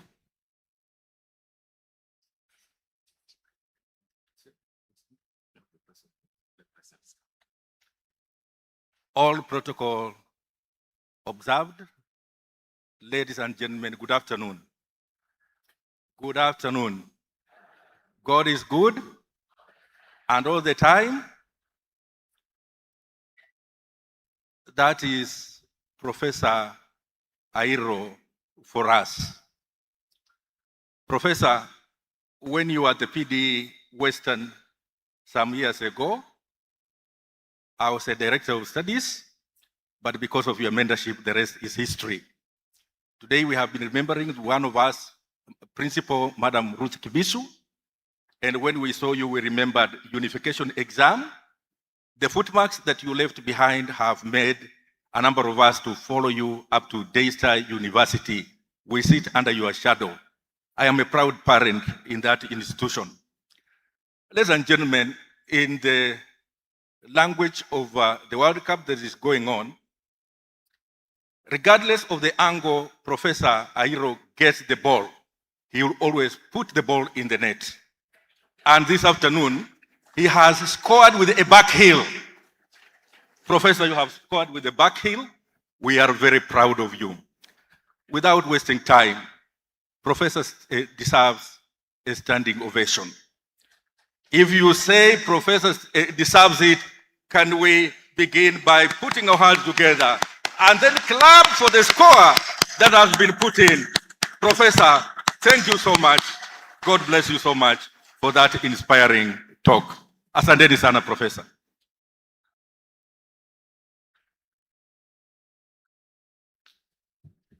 A colleague in charge of the gift, can you please step forward?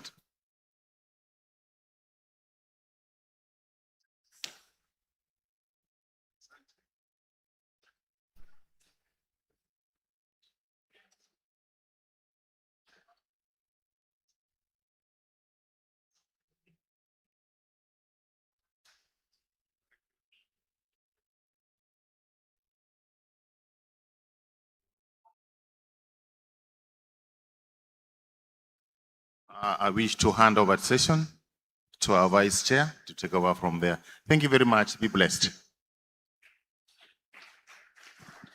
Another round of applause for Professor.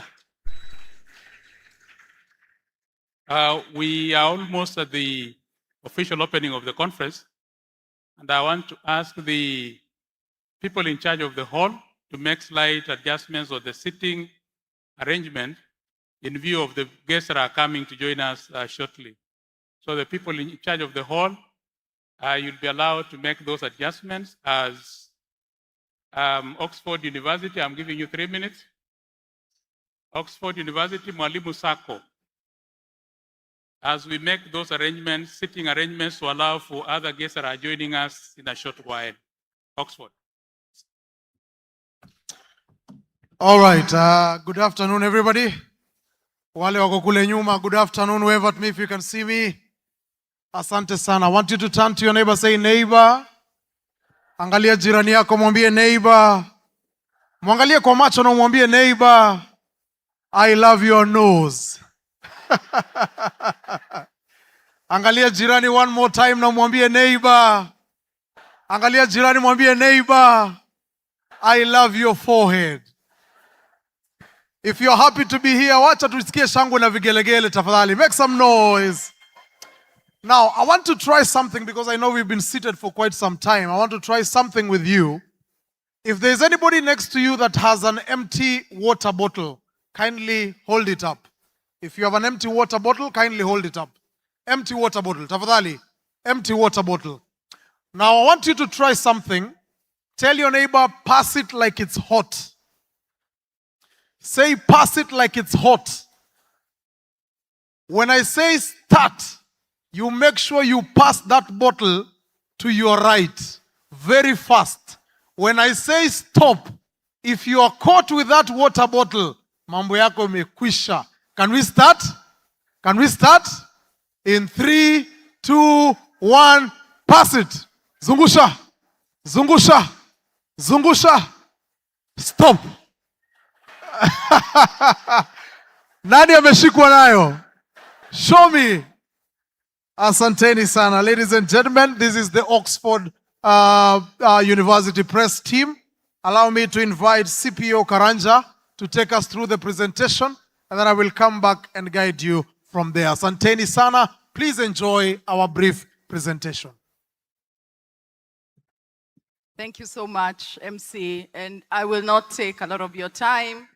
So the chairman of KESSHA and his entire team, the leadership of the Ministry of Education, the leadership of TSC, the county government, distinguished principals, thank you so much for having us today. We are very humbled, to be here to continue our partnership with KESSHA and support teachers. Thank you. And before we launch the 11th edition of our Oxford Learners Dictionary, we wanted to mention a little bit about who we are. I know we've worked together in so many years with the teachers and the principals. And a lot of us know Oxford University Press, but then how many years have we been in this country? Oxford University Press East Africa, the leading publisher, was here since 1954. We are 72 years old. 72 years of partnering with teachers. You're going to remember that we pioneered titles like Hello Children. I know we remember Mr. Kamau and Mrs. Kamau. We have Read With Us. We also have titles like Kamusi. And ideally, we are curriculum leaders in CBC rollout. About 100% of our titles have been approved. And I know our principals are using those materials to support learning outcomes. We continue to empower educators through annual training. Last year, we trained about 11,000 teachers for grade 11, both online and physical workshops. We are advocates of literacy and working with our partners, we donated 244,000 books for informal schools. We were working with Rotary Current to make sure that our libraries and schools are supported. And we are investing in digital transformation. I'm sure, principals, you have seen that all our books now are blended. So our products have a blended component where we can use phones or smart boards to ensure that our learners get into the digital competency. And we use our local authors. Amongst us, there are many of our local authors. I know I probably can't see them from here, but hello to you all our authors who we work with. And ideally, we are a purpose-driven team that is supporting KICD and the Ministry of Education to make sure that our learners achieve their learning outcomes. And so today, our main agenda really is to make sure that we launch a copy of our Oxford Learners Dictionary, 11th edition. We've walked through this journey. You can imagine it's been 11 years of making sure that we have words. Our new edition actually has 2,000 new words. So you're going to find ones like what? TikToker, data governance, e-banking, e-gate, power bank, prompt, because language is dynamic and we are trying to to make sure that our learners improve their vocabulary. And we know that learners who perform well, who have vocabulary, perform better in other learning areas.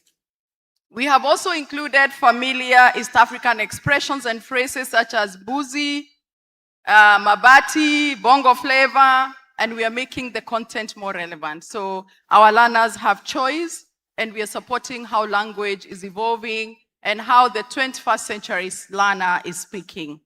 We also have over 500 note boxes that are revised and updated. Our vocabulary is building on synonyms, homophones, and confusable words. So it's really going to be a useful tool for teachers, especially teachers of language who are teaching the 4 skills of speaking, listening, writing, and reading. And so because of time factor, let me ask our head of marketing, to come and support us with the launch of this dictionary. Daisy? Thank you, ladies and gentlemen. We are now getting to the moment where we are able to launch the Oxford Advanced Learners Dictionary. This is the 11th edition that is aligned to CBE. I'd like to request MC Jack to come and take us through that session. And we'll kindly request you that at the moment you're launching, please stand up and join us in the launch. And remember, today this dictionary is available at our stand, together with all our products at 25% discount, as well as the moment you are able to scan a QR code, which MC Jack will take us through, you also get an opportunity of getting a product, a win from Oxford University stand. Just fill in your details and make sure that you're able to join us there. Please, MC Jack, and I'd like to request the Deputy Vice Chair to stand close so that you're able to launch this 11th edition of the Oxford Advanced Learners Dictionary. Thank you. All right, thank you so much. So let me ask the Vice Chair to kindly come on board. Bwana Elias Cheruyot, to kindly help us launch this so that we may have this launch. And just to remind you that all our materials are from Oxford, the dictionary that we are launching, Kamusi as well, Fasihi Simulizi. During this conference, we'll get a 25% discount. So you just walk to our stand and make sure you get yourself something. And of course, we know that from there, you will get an amazing, amazing product. So let me ask the Vice Chair. He's here. Ah, very nice. Asante. Thank you so much. All right. So let me ask all of us to kindly be upstanding. Wacha niombe sote tuweze kusimama. Wote ambao wako hapa, let me ask all of us to be upstanding. So I want us to watch this video, all of us.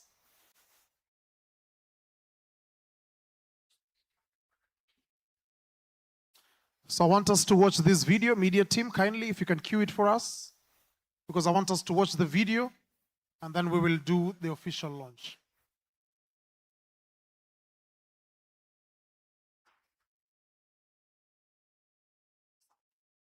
Sound kindly.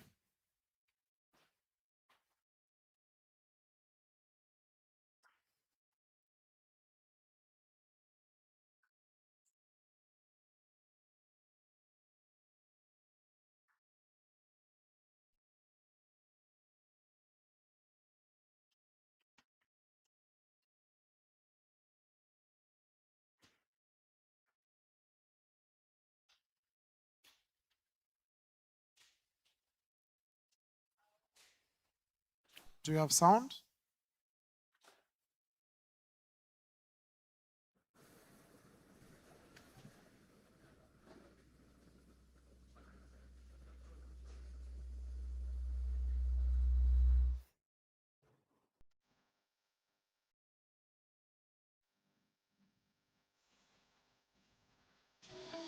With over 180,000 words, phrases, and meanings, and over 2,000 new additions, the 11th edition of the Oxford Advanced Learners Dictionary keeps you up to date.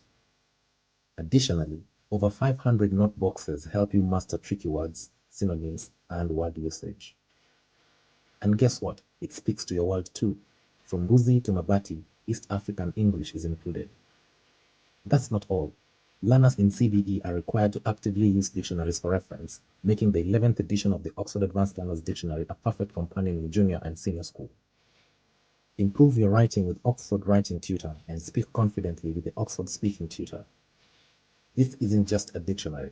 It is your confidence, your clarity, your voice. Get your copy of the 11th edition of the Oxford Advanced Learners Dictionary today. Available in bookshops. All right, so let me ask the Vice Chair to kindly step as we remain standing. And I want all of us to participate in this countdown as we launch the 11th edition of this Oxford Advanced Learners Dictionary. So ladies and gentlemen, I want all of us to participate on this one. Anataka tuanze tukiwa sote. Kila mtu kwa sauti tuseme 9, 10, 9, 8, 7, 6, 5, 4, 3, 2, 1. Wapi shangwe la vigelegele? Makofi, makofi, makofi, makofi, makofi. I want you to clap your hands. Wapigieni makofi tafadhali, wapigieni makofi, makofi. Wapigieni makofi tafadhali, makofi, makofi, makofi. Makofi, everybody. We want to say thank you to our Vice Chair, Bwana Elias Cheriot. And as you are standing, I want you to check out your program. I want you to check the last page of the program, the second last page of your program. You will find a QR code there. Kindly scan it, fill in the document, and then come to our stand and collect your gift. This is, of course, Oxford Dictionary Advanced Learners at the 11th edition. Asanteni sana, Mwenyezi Mungu awabariki. That was our time as the Oxford team. We want to say God bless you until we meet again in the next year. Asanteni and God bless. My name is Jack Kipyegon. Asanteni, Mungu awabariki.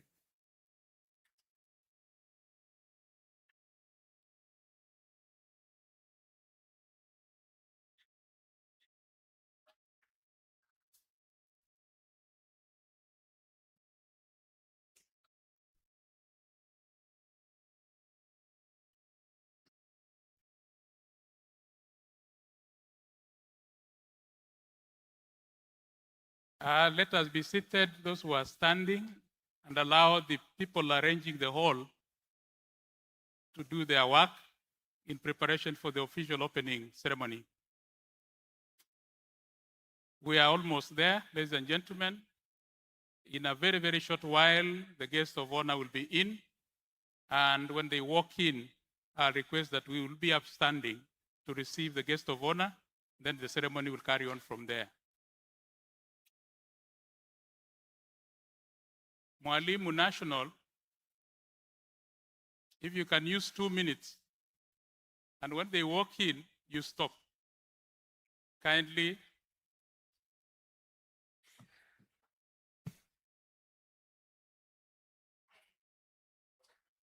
Yeah, there was a presentation there, but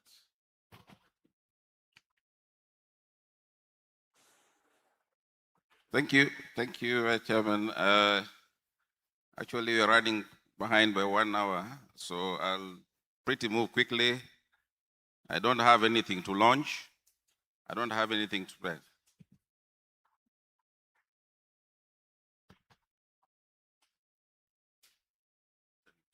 Ladies and gentlemen, the guest of honor is walking in. Can we be upstanding? Be upstanding, ladies and gentlemen. The guest of honor is walking in. Karibu sana, mgeni wetu. Welcome. Welcome, sir. Welcome, sir. Karibu.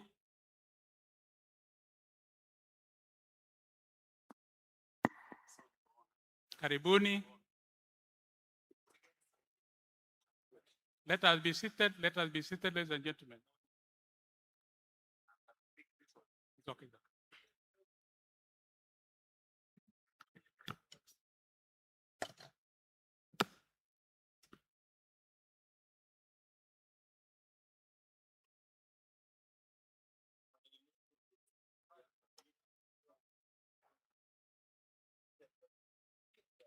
So our guest of honor, sir, the head of public service, who is also the chief of staff, Felix Kosgei, the chairman, Teacher Service Commission, the CEO, Teacher Service Commission, Principal, Secretary, State Department for Basic Education, directors from the headquarters, directors from the regions, and all protocols observed.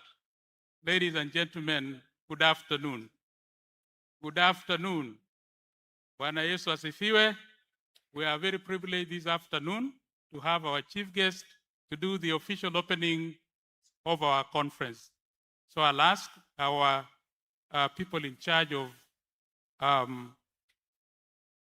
entertainment to give us the national anthem to start off this process. National anthem of the Republic of Kenya and the East African anthem. Let us be upstanding, ladies and gentlemen, for the national anthem of Kenya. Mungu nguvu yetu, ilete baraka kwetu, haki iwe ngao na mlinzi, na tukae na undugu, amani na uhuru, raha tupate na ustawi. Mungu twaomba uilinde Jumuiya Afrika Mashariki, tuwezeshe kuishi kwa amani, tutimize na malengo yetu. Jumuiya yetu sote tuilinde, tuwajibike, tuimarike. Umoja wetu ni nguzo yetu, idumu jumuiya yetu. Thank you, and be seated. Thank you so much, and most welcome once more to this official opening of the 49th Annual KESSHA Conference here in Mombasa. Before we begin, we are going to have a small session of entertainment to usher us in. We have a poet from Mombasa, Mwinyi, to present a poem that captures the theme of this conference so that we can continue. Boko Mwinyi, move faster, please, to present a poem to allow us to carry on from there. Mr. Mwinyi.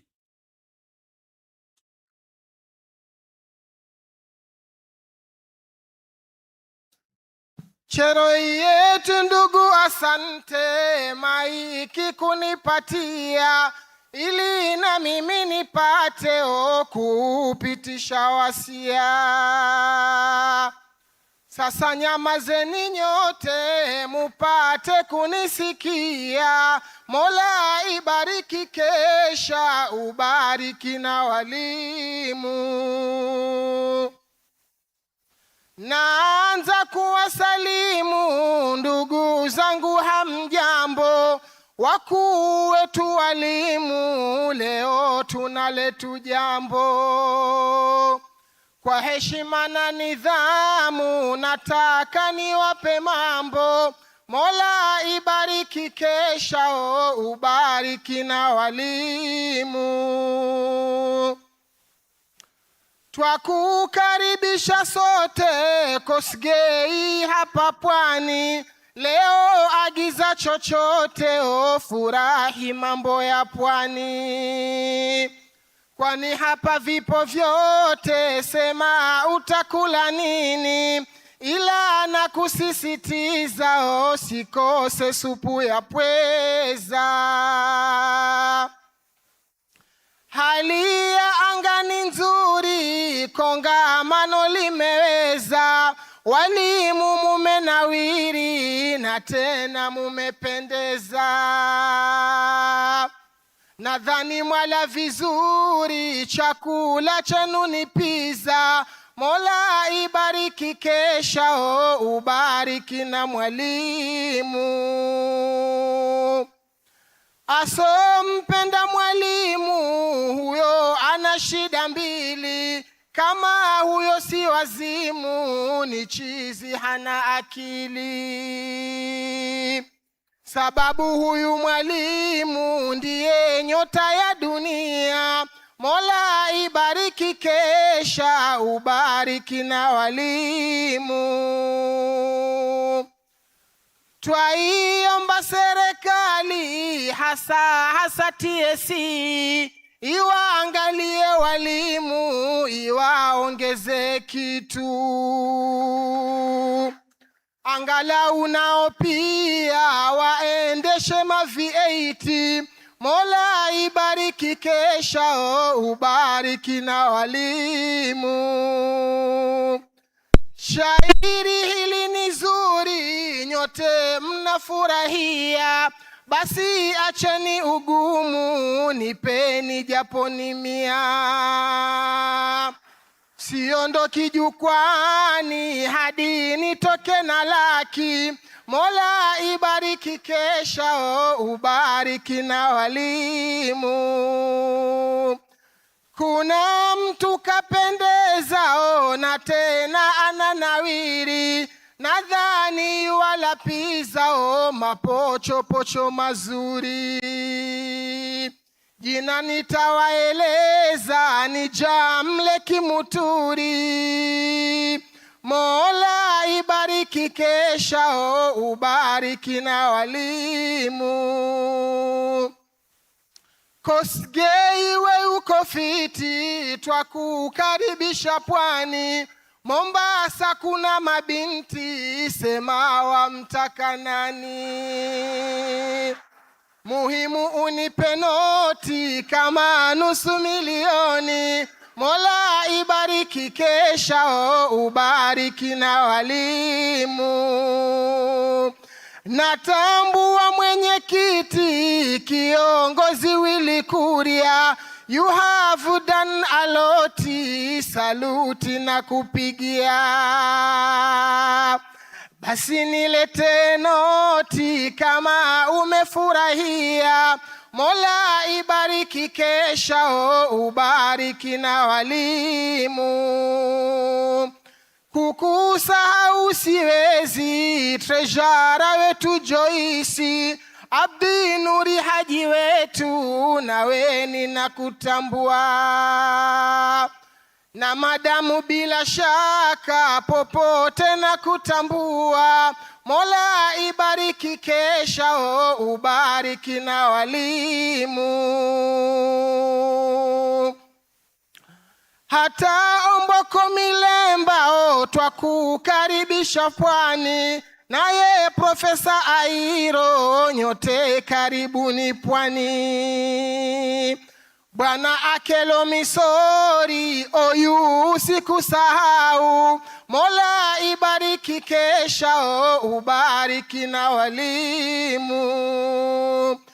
Fuadi mtanashati, anakwenda kwa wakati. Leo amepiga shati na chini kati ya buti. Fuadi ni madhubuti, kajaliwa na Jalali. Mola ibariki KESHA, ubariki na walimu. Hapa mwisho nimefika, sasa ninahisi njaa. Tumbo linatetemeka, bora niende kukaa. Wako wapi KCB, hao wanaeka pesa. Na Oxford University, na nyinyi mumesahau. CIC muko wapi, Isuzu na Njoni. Mola ibariki KESHA, ubariki Evelyn Mitei. Shukran.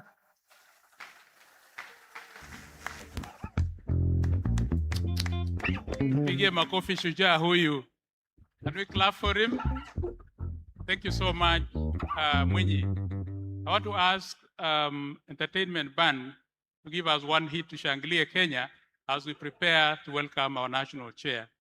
Band, Shangilia Kenya. Tuweze kuamka sisi wote tuimbe hii wimbo. Tushangilie Kenya.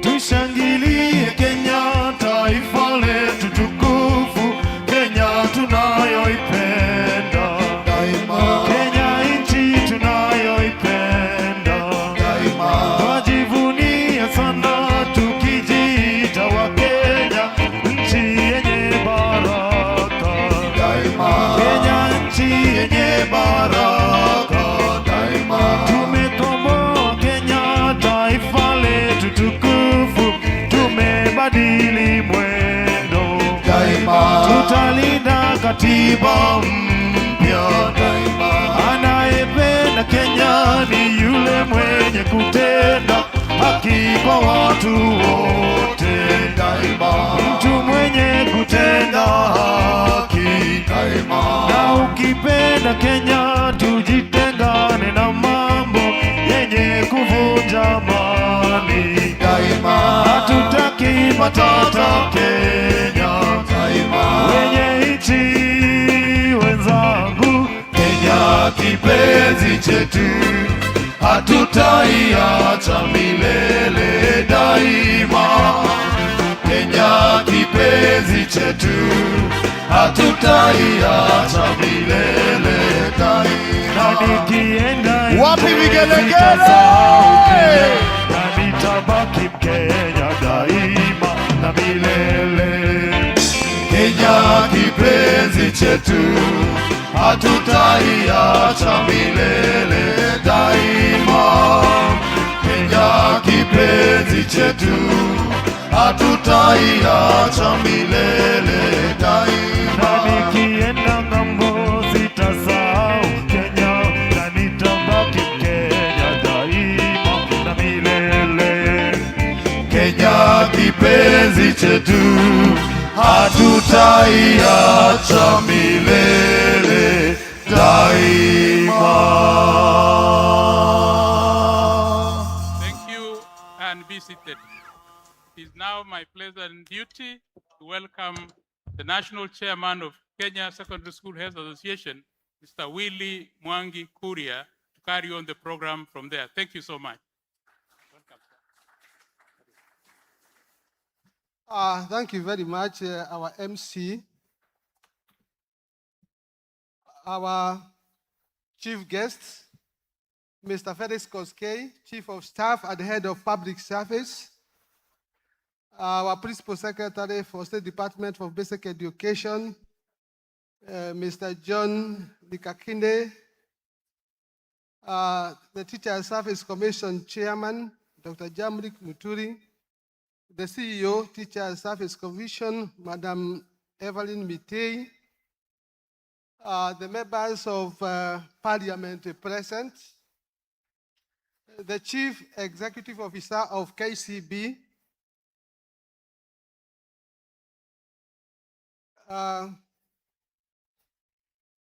the Chairman of KUPPET, who is also a Member of Parliament, Mr. Oboko Milemba,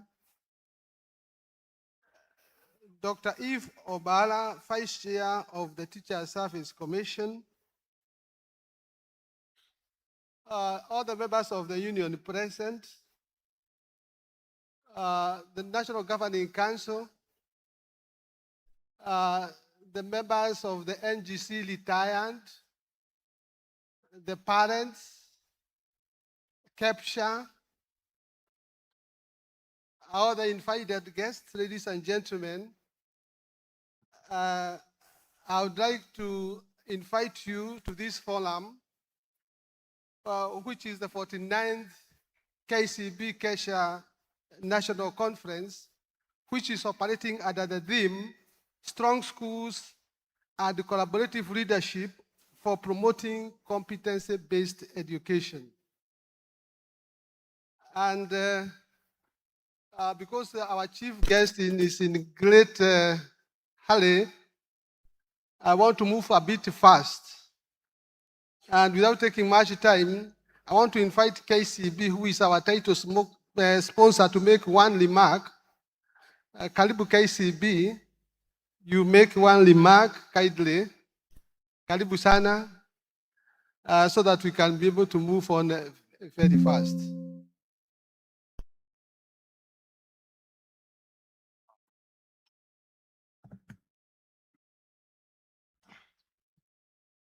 Our chief guest, Chief of Staff, the Principal Secretary, Chair of TSC, the CEO TSC, National Chairman, distinguished guests, ladies and gentlemen, good afternoon. Allow me to bring greeting and appreciation from our group CEO. He truly appreciates the partnership that have been demonstrated over the years. It is with great honor to join you this afternoon for Kenya Secondary School Association Conference. Allow me at onset to commend KESSHA for the leadership it has continued to provide within Kenya education sector for decades. As KCB, we are honored once again to be part of this conversation. Our relationship have endured because it is anchored on shared belief that education remains one of the most investment a nation can make. Ladies and gentlemen, the theme of this year's Strong School and Collaborative Leadership for Promoting Confidence-Based Education come at a defining moment for our education sector. As we continue to implement this framework, there is the growing recognition that success of this transformation will depend not only on curriculum reforms, but also on strengthening our institution. As principals, you carry responsibility to foster collaboration among educators, parent, policy makers, and development partners, and private sector to create conducive learning environments that nurture critical thinking, creativity, innovative, and long life learning.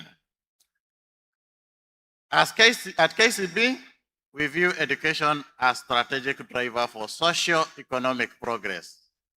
Every successful economy is built on the strength of its human capital. The quality of national workforce is determined long before individuals enter the labor market. It is shaped in classroom, laboratory, library, sport field, and running institutions such as the one you represent here today. That is why we continue investing in programs that expand access of education, create opportunity for young people through our social investment arm, KCB Foundation. I'm proud to note that in the year 2025, we supported over 4,000 students through our comprehensive scholarship programs supported by investment of more than 100 million covering tuition, mentorship, and psychological support. At institution level, we work with various schools across country to improve operational efficiency and sustainable through financial solutions that support investment in clean energy technology, including solar, LPG, steam-based cooking, and biogas infrastructure. Through this partnership, we are bringing together the financial expertise committed to environmental sustainability and our deep-rooted presence in the community to support government vision for greener and more inclusive education system. Beyond education finance, we remain committed on environmental sustainability through partnership with school communities across the country. KCB has facilitated planting of more than 3 million trees this year, contributing to national conservation efforts while helping cultivating environmental responsibility among the young people. This intervention reflects our conviction that education extends beyond academic institutions, but about creating an environment where learners can develop the knowledge, values, skills, and confidence required to succeed in life. Ladies and gentlemen, in closing, as the conference progresses, I encourage all of us to use this platform to share ideas, challenge assumptions, share experience, and identify practical solutions that will strengthen our institution and improve outcome for the learners across the country. As a bank, we commit to stand alongside the education sector as a trusted financial partner and catalyst for transformation. Chief guest, I just take 1 second to allow all my colleagues, wherever they are, just to stand up. From KCB. Yeah, those is our enable team that will be able to support us, and any principal and any teacher, you can just visit our tent. Asanteni sana. Thank you so much.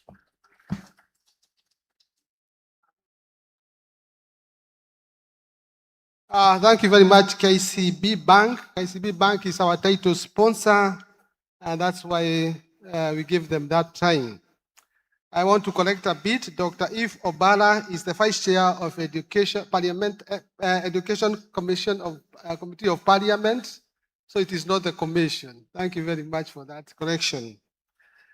I also now want to briefly invite all of you to this conference, and it gives me great pleasure and honor to welcome you all to the 49th KESSHA Annual National Conference here at Sheikh Zayed Hall, Mombasa.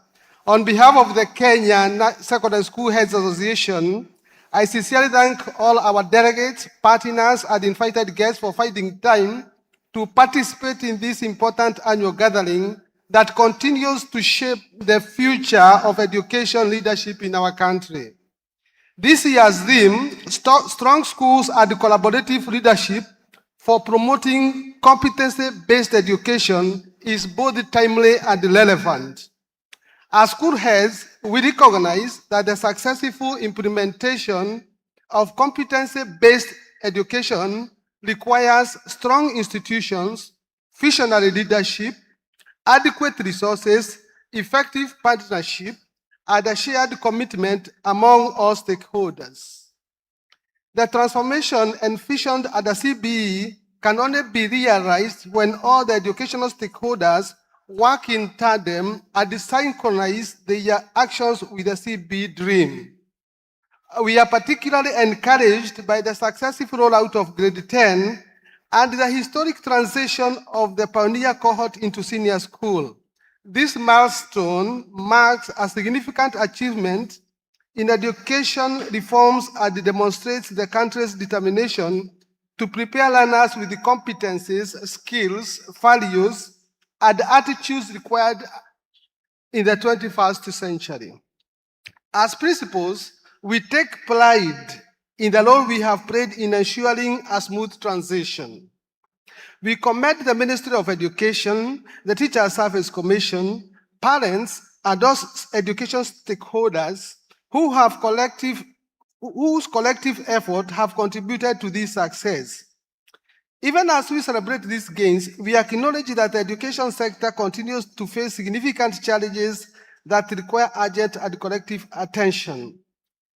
KESSHA has consistently highlighted concerns relating inadequate funding amidst rising operational costs in schools, infrastructure deficit, staffing shortages, implementation challenges associated with education reforms, student welfare and mental health concerns, besides the cyclic wave of students' unrest. These challenges have placed considerable pressure on school management and continue to affect the effective delivery of quality education. We remain optimistic that through sustained dialogue and partnership with the government and stakeholders, practical and lasting solutions will be found.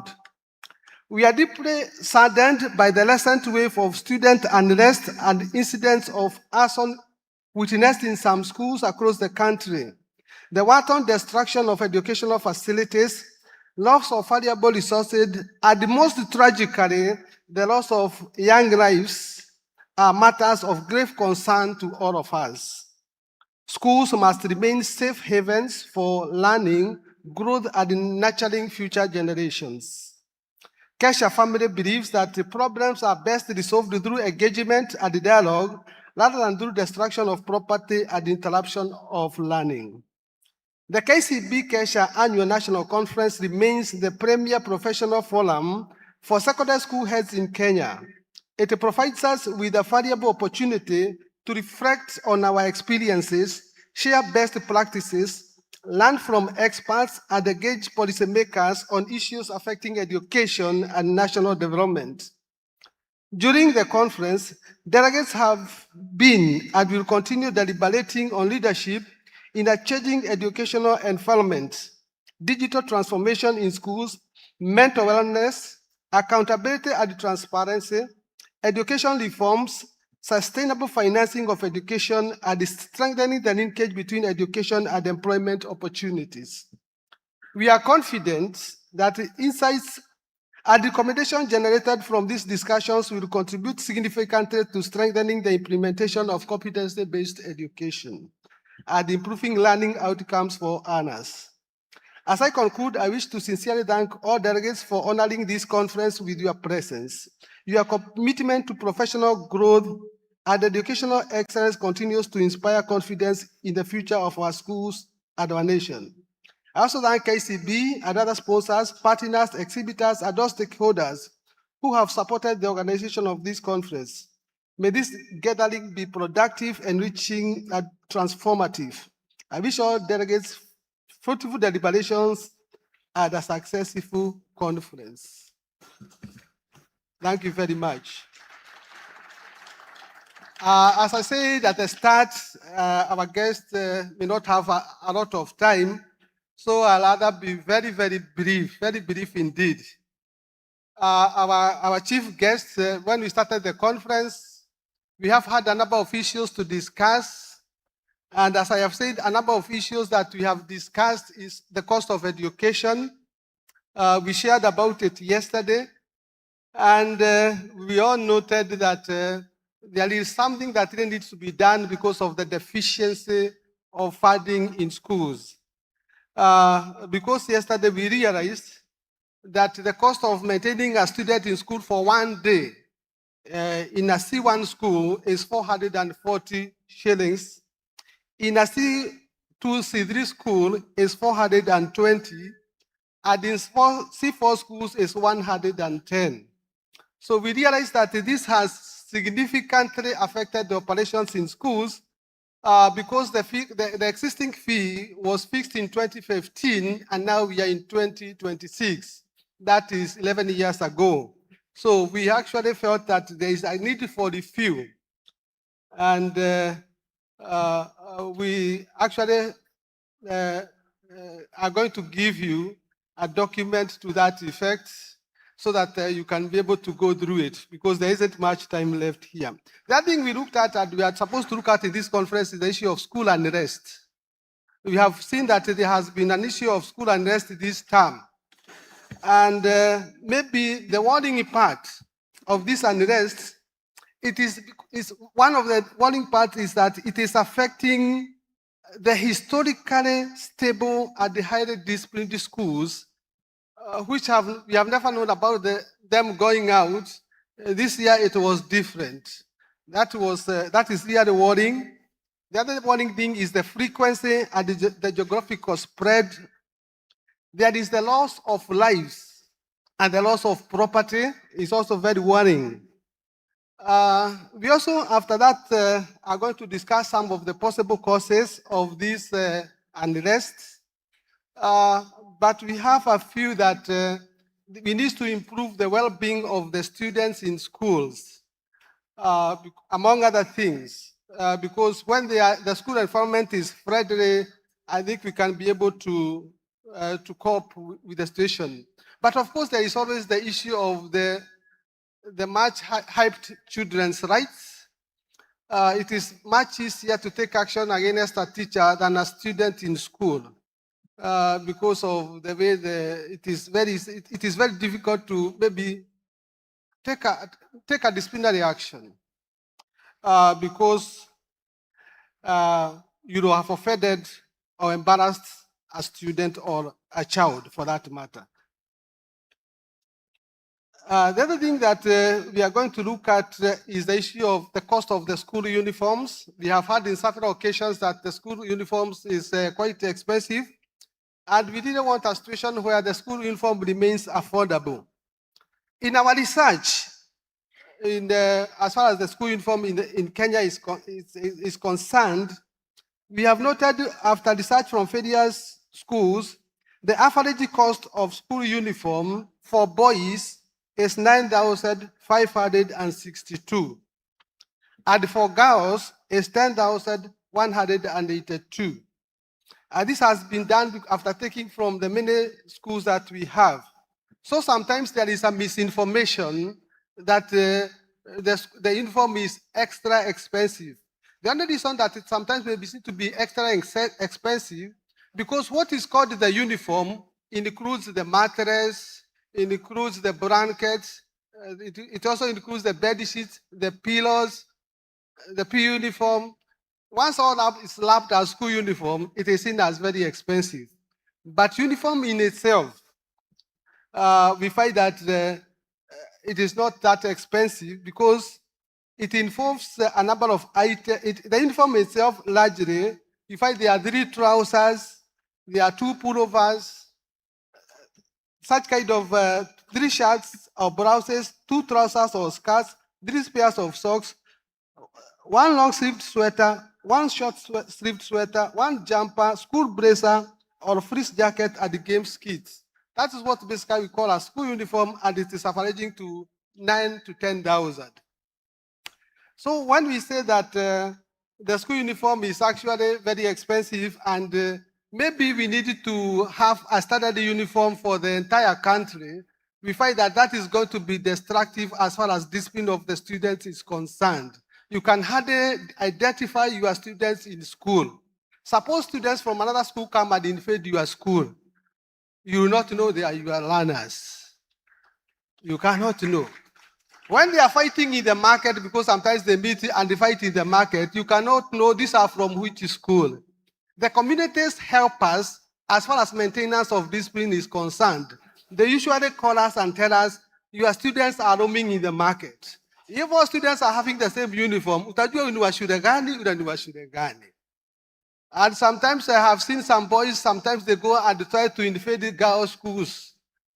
You not know whether they are girls or boys.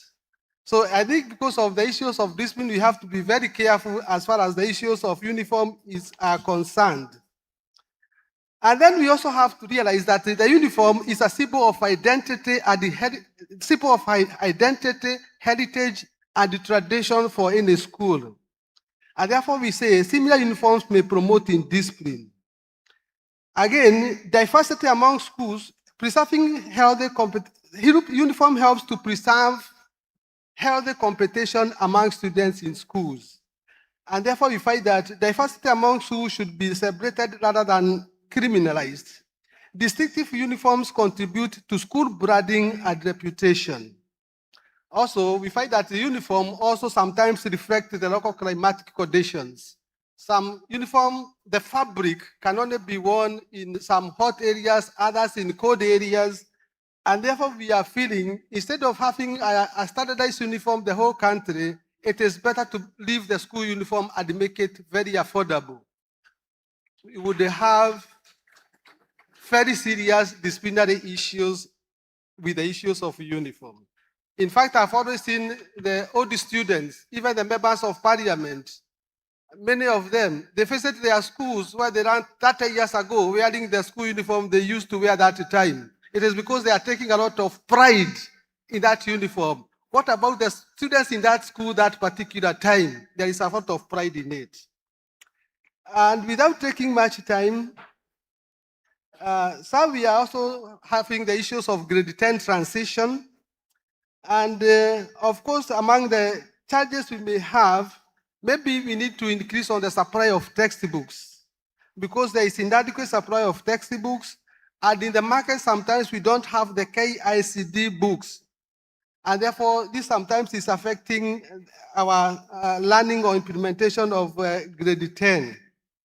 We're also having an acute shortage of specialized teachers in our schools, fine art, Mandarin, aviation, all those new subjects in CB, we actually need teachers for those subjects. And without taking much time, maybe the only other issue that we also feel should be looked at is the issue of the Kenya National Examination Council, because most of the people here who have manned the examinations, there seems to be a problem in the financing in that institution, because the teachers are the ones who work for the Kenya National Examination Council. And therefore, for us to be able to, we need to make NEC a very strong institution so that it can be able to hire personnel for effective monitoring of national examinations, hire forensic experts to curb examination cheating. It also should be able to offer competitive terms of service for the professionals. Many times, we also find that it should be able to remunerate its staff so that the issues maybe can try to minimize the issues of examination malpractices. And we have been feeling that NEC should be legally empowered. We have always said that NEC should be an autonomous body so that it can derive funds from the consolidated funds, so that it can be able to hire its professionals and become strong. That is a consideration that we have always made. Finally, secondary schools that are here, most of them do not have students. They don't have learners. We are supposed to be 9,700 principals here, but those who are here today are 6,700, meaning that 3,000 are not here. Majority of them are not here because the schools they are coming from could not be able to fund them to come for this conference. And it's because most of these have very few learners. We find that once the JSS went to the primary schools, most of the secondary schools were left with few learners. Imagine you removed about 1 million students from secondary and took them to the primary. That means some secondary schools are having it very difficult to operate. And some have already closed. And some cannot be able to operate now. So we have been feeling that the JSS should actually operate in primary school, in high school, or as an independent entity, so that any school that is capable of admitting runners for JSS can be able to. And the day schools that are closing because they have no runners, they should actually be allowed to admit the JSS learners instead of them closing. The facilities are idle, the labs are idle, everything is idle there. So we are feeling, can these day schools absorb the JSS learners? Because of time, I think I want to end there.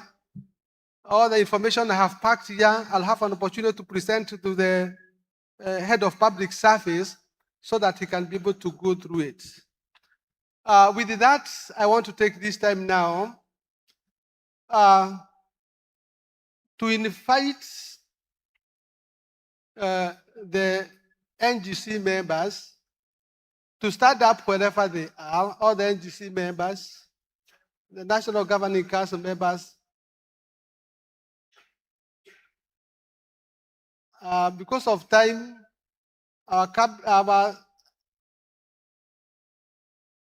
we have the NGC members there. Maybe you can wave. Those are the NGC members. We have NGC members from the entire country. And they are the chairmen from various counties. They form part of our governing council. Finally, I want to request you to award the retired members of the NGC. So I didn't want to invite the retired members of the NGC to come here. The retired members of the NGC, please come here on the stage.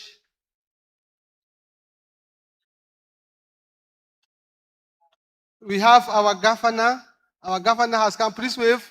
Our governor has come. Karibu sana, governor.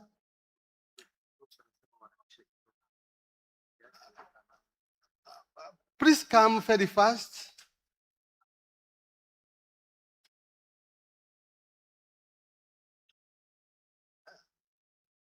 I want to finish up because the PS wants to leave because of time. These are members of the National Governing Council who have retired. We invited them so that we can give them the honors they deserve.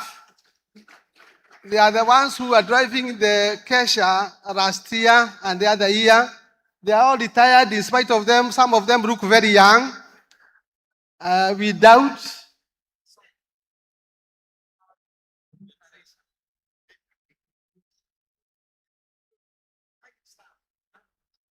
Where are the gifts?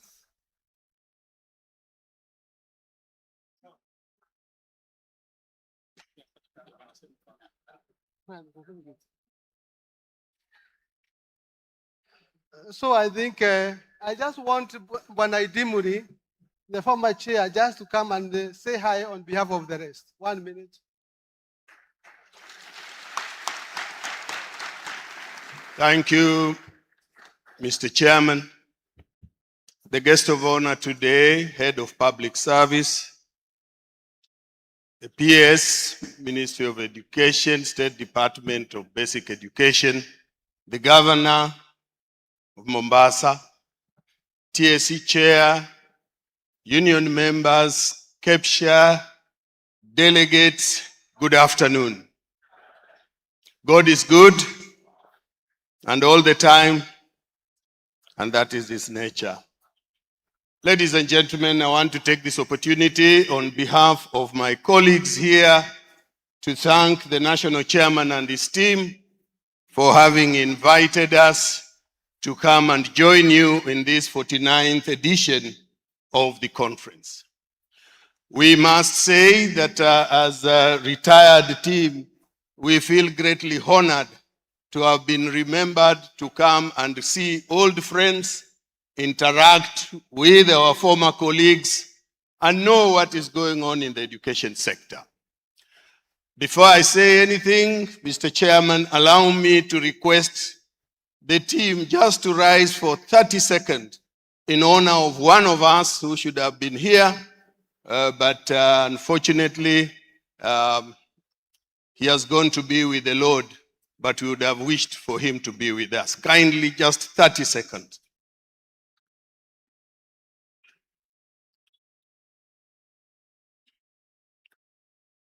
Thank you very much. Mr. Chairman, as a team that worked with you, we want to say we appreciate your efforts in making KESSHA grow stronger and stronger. The Head of Public Service, allow me just for a few minutes, having been here, just to join the chair in mentioning some of the challenges he has said. I remember just before I handed over as national chairman, I had done a petition in Parliament that indicated the kind of arrears the country or the Ministry of Education was owing the schools. Head of Public Service, let me join them in just saying, find it within government circles to find a way of helping the schools meet the challenges of the pending bills that they are having because of that challenge. I know there are others which the chairman has mentioned, but thank you very much for honoring us. Thank you, and we wish KESSHA long life and better education for our children. Lastly, as I leave, I have decided, ladies and gentlemen, to venture into politics. So when you will hear me looking for votes as governor of Vihiga County, where Omboko Bilemba is also looking for the same seat, please come and support me. Thank you very much. Thank you very much, we wish you all the best. I hope 2028 I'll be saying my former chair is the governor, that I'll have time to go there. And with that, I want now to take this time to invite the PS to come and take a photo with these people, and then invite our guest speaker.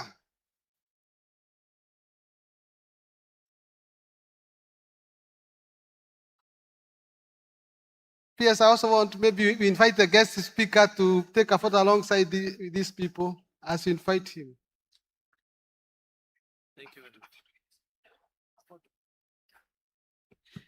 much. Thank you very much, Bwana Chairman. The guest of honor for this function, who is the Chief of Staff and Head of Public Service, Honorable Felix Koskei, the Governor, Mombasa County, Your Excellency Sharif Nasir, the Chairman TSC, Dr. Jamlek Muturi, and the entire team of the commissioners. We also have with us the Acting CEO, Evelyn Mitei. We have the honorable members of Parliament, Honorable Ifo Bara, who is Education Committee, National Assembly Vice Chair, Honorable Mboko Milemba. We have the Kupet Secretary General, Bwana Kelo Misori, the NAT leadership. In the interest of time, all MOE, TSC, and GAO teams present here, sponsors, and all distinguished principals, good afternoon. God is good all the time. Thank you very much. Our chief guest is scheduled to move in a short while, and therefore please you will excuse me that we will have to cut short the program, which means therefore the remarks that were supposed to be done by the TSC chair and the other teams will not be done, because we have enough time to be able to do all the other remarks that we need to make.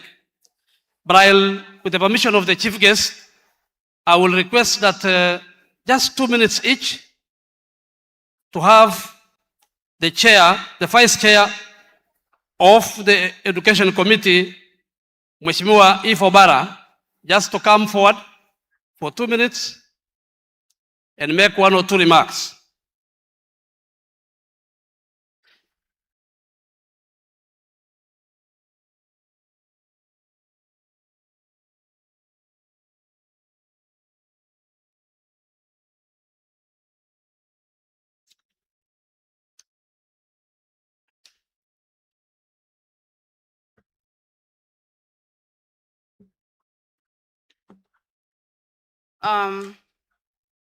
Good afternoon.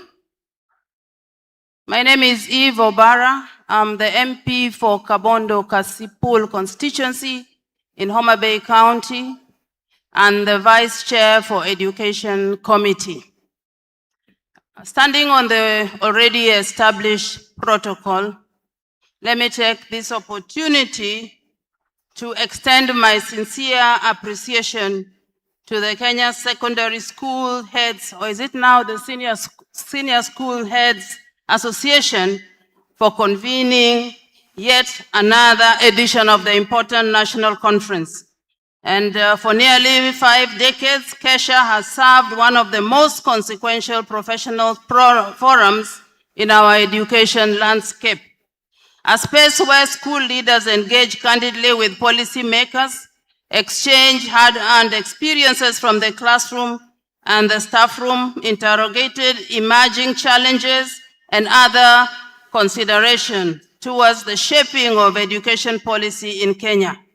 The tradition of constructive engagement is one worth establishing and sustaining. Our chief guest, Felix Koskei, distinguished guests, ladies and gentlemen, I am particularly honored to join you, not merely as a guest, but as someone who holds deep regard for the work that secondary school heads do every single day in this country. There are few gatherings in the education sector that bring together such a rich and varied concentration of practical experience, professional wisdom, and institutional memory as this conference. Looking across this hall, I see men and women who have dedicated their careers to translating national curriculum policies into meaningful, tangible learning experiences for millions of Kenyan children, often under conditions that test not just competence, but resilience, creativity, and genuine commitment to the young people in their care. Ladies and gentlemen, distinguished guests, the theme of this conference, Strong Schools and Collaborative Leadership for Promoting Competence. I'm just about to finish. Yeah. The theme of this conference, Strong Schools and Collaborative Leadership for Promoting Competency-Based Education, goes to the heart of what our committee has been grappling with in Parliament. CBE is the right direction for Kenya, preparing our young people to think critically, to create, to adapt, and to lead is not optional, it's existential. I am under no illusion that the curriculum reform succeeds by decree alone. You, the head teachers, are single most important factor in whether CBE succeeds or stalls in any given school. Not the policy document, not the press release, you. And so the question we keep asking in Parliament on your behalf is that, are you head teachers being given what they need to lead this transformation? Are you receiving adequate training? Are you teachers being prepared and supported? Are the learning resources reaching your school on time? If the answer to any of this is no, whose failure is it? The answer comes from here, because all the stakeholders are here. My colleagues, the last sentence, my colleagues and I have noted with great interest the prominence given by mental health wellness in this conference program. This is not a soft issue, it is a crisis, our chief guest. Kenya's young people are struggling, and the teachers are in the forefront of that struggle, often without adequate professional support or clear policy guidance. The Education Committee will be closely tracking the recommendations that emerge from these sections, and we will carry them back to Parliament. But we also say this: the mental wellness of head teachers themselves must be taken seriously. My colleagues and I have heard from principals across this country who are stretched beyond their limits. Leaders who are burnt out cannot build strong schools. We will advocate for support structures that include you, not only your students. I had much more to talk about, but I will conclude on a PS. Thank you for giving me the opportunity. But I want to say that I trust that over the coming days, you will engage one another candidly and constructively, that the deliberations of this conference will yield practical recommendations capable of informing policy, and that you will return to your respective schools revigorated and better equipped to serve the learners and communities in your care.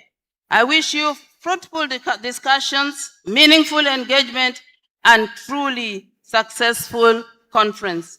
May God bless you all. May God bless our education sector, and may God bless the Republic of Kenya. Thank you.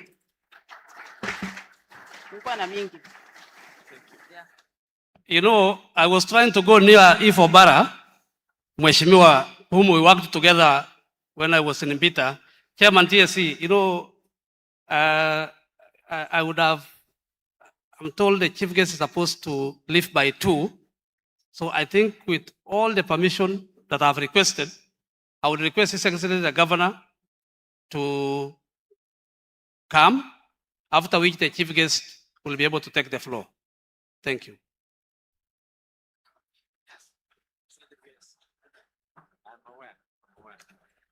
Hi, habari zenu? You are well? Nilikuwa nasikia my sister Eva Bara anaongea, walimu wanasema no. Good afternoon to all of you. First and foremost, my brother and the head of public service, Ndugu Felix Koskei, karibu sana Mombasa. As always, it is always a pleasure having you here.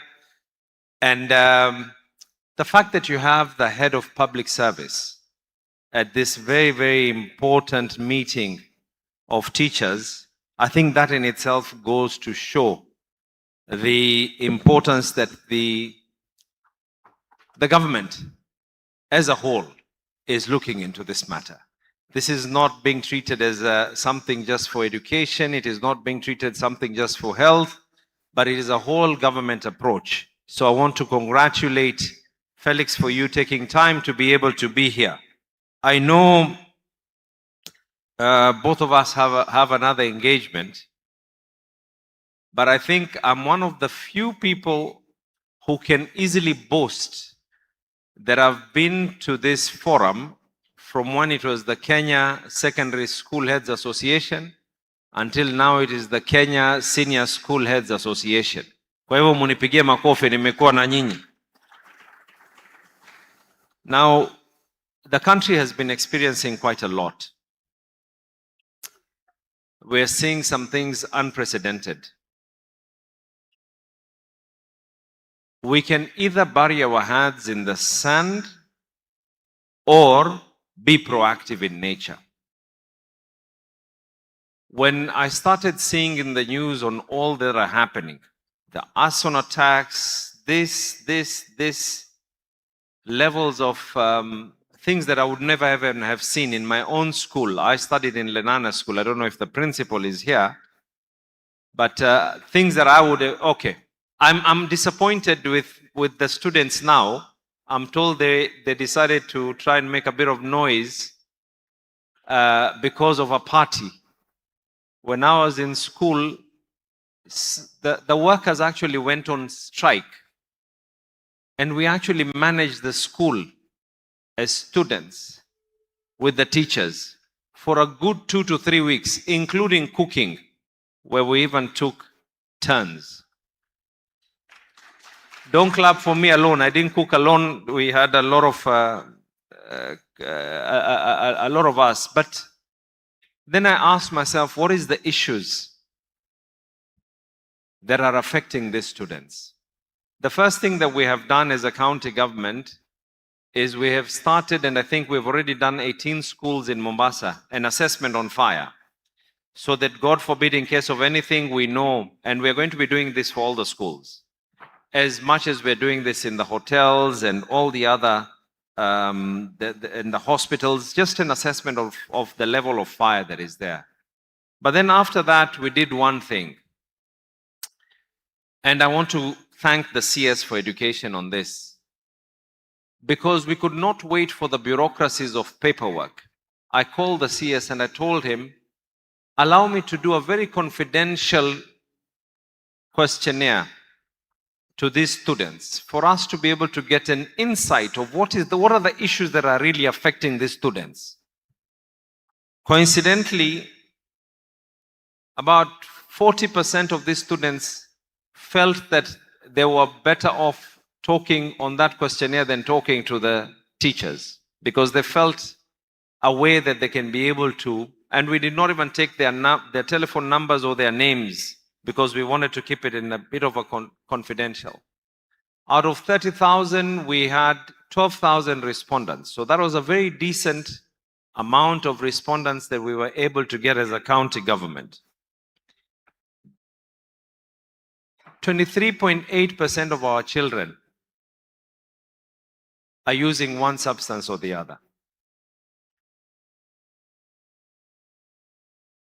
And equally, 25.7% 23.8% are saying that this is something that is easily available near their school.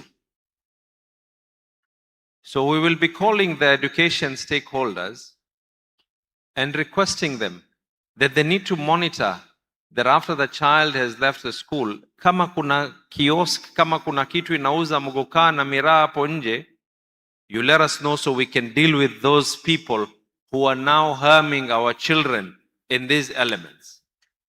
We did one thing, and I know the principals from Mombasa are here, the head of schools from Mombasa are here. We did one thing, and we initially started a program where we called it No Child Left Behind, where we just paid 5,000 per child. Then after that, we converted that, and we said, why doesn't the county government of Mombasa take over? This is something that your office, head of public service, helped in drafting. This is something that the CS, Education, and the Attorney General approved, where we took over the major cost of the food items that are there in the schools. And right now, I think it's commencing this month, even the cost of the cooks that were being hired by those will now be taken over. So we take over the cooks and we provide the food items as well. A few issues here and there, ration. By the way, even the children themselves said we need to increase the ration of the food in the survey that we were able to do, which we will be considering and increasing the ration of the food as well for our students. But we are glad that about 76.9% of these students actually acknowledge that this has helped them. But there's one thing that we need to be able to get to the bottom of. And this can only be achieved if Parliament as well maybe tightens the screw and pushes, because we cannot blame these teachers. Power can get disconnected because they have to pay power bills. Of course, Mombasa, the issue of food is no longer there because we are the ones who are supplying the food. But then they've got BOM teachers as well, that some of these schools hire based on the fact that there are not enough teachers in those respective schools.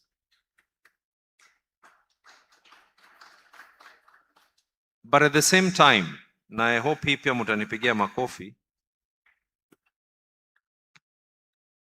about 76% of these students have at one point or the other been told to go home because of fees.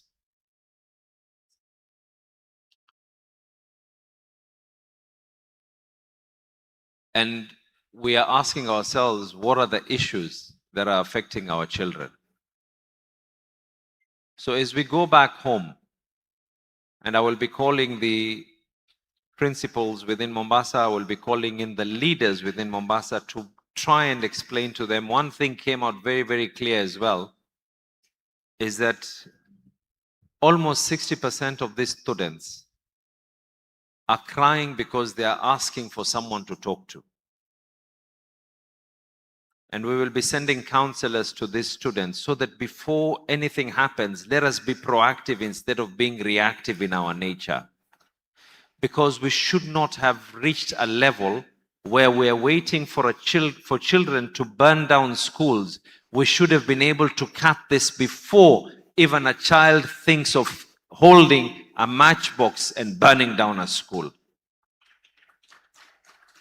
And each and every one of us here, every one of you here, I don't know if there's any one of you here studied in a secondary school that is abroad. But all of us, the children that we're currently teaching and future generations, demand and they deserve that every one of us provide to them what was provided for us. The decency, the respect, and to be treated. And we have to understand, we have to move in today's day and age. These children have access to social media. These children have access to so much more than what it was that me and you were able, and we had to steal a newspaper for us to be able to see what is going on a few weeks ago. So with those very many words, I will be calling in hopes. I'll be calling in the principals, and we've even agreed with the CS. He will be coming over, where we will now be dissecting the data that we have been able to get with yourselves to see how we can improve and how we can be proactive instead of reactive in our engagement with these students. With those very many words, I take the opportunity. There's only one thing, hopes, there's something that I want you to be able to agree with me. Now, I talked to the president on this. I talked to the deputy president on this. Iko sheria moja tunataka kuweka, and I always plead with the good people who are here. We provide them mambo ya buses, no parking, sijui mambo ya stalls, no charging, hiyo si shida. But tunataka ile per diem wamekuja nayo wamalize yote hapa. So with those very many words, karibu sana hopes, and you address the teams that are here. Karibu sana.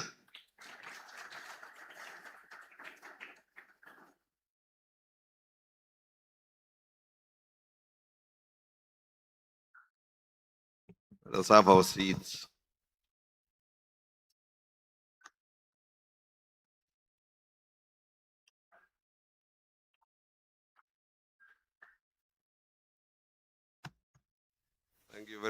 Thank you very much, Governor Abdulsamad. Your Excellency, the Governor of Mombasa, the Principal Secretary for Basic Education, the National Chairman of KESSHA, the Chairman TSC, the Chief Executive Officer and Commissioners of the Teacher Service Commission, members of the National Governing Council, schools, principals from across the Republic, distinguished guests, ladies and gentlemen, good afternoon. It is a great honor and privilege to join you at the 49th Annual National Conference of the Kenya Senior School Heads Association. I convey warm greetings from His Excellency the President and the Government of Kenya, and commend KESSHA for its enduring commitment to educational excellence and professional leadership. Allow me to begin by paying tribute to KESSHA as one of Kenya's most respected professional associations. Over the years, the association has consistently demonstrated exemplary leadership, constructive engagement with government, and unwavering commitment to improving the quality of education in our country.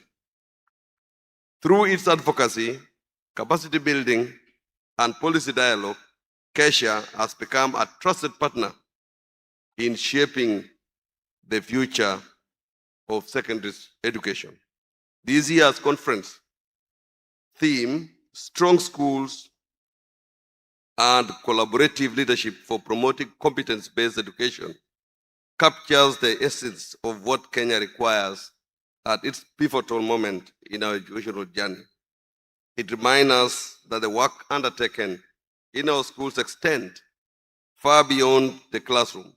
The values, discipline, integrity, and sense of responsibility nurtured within our institutions today will determine the quality of leadership, citizenship, and public service that Kenya enjoys tomorrow.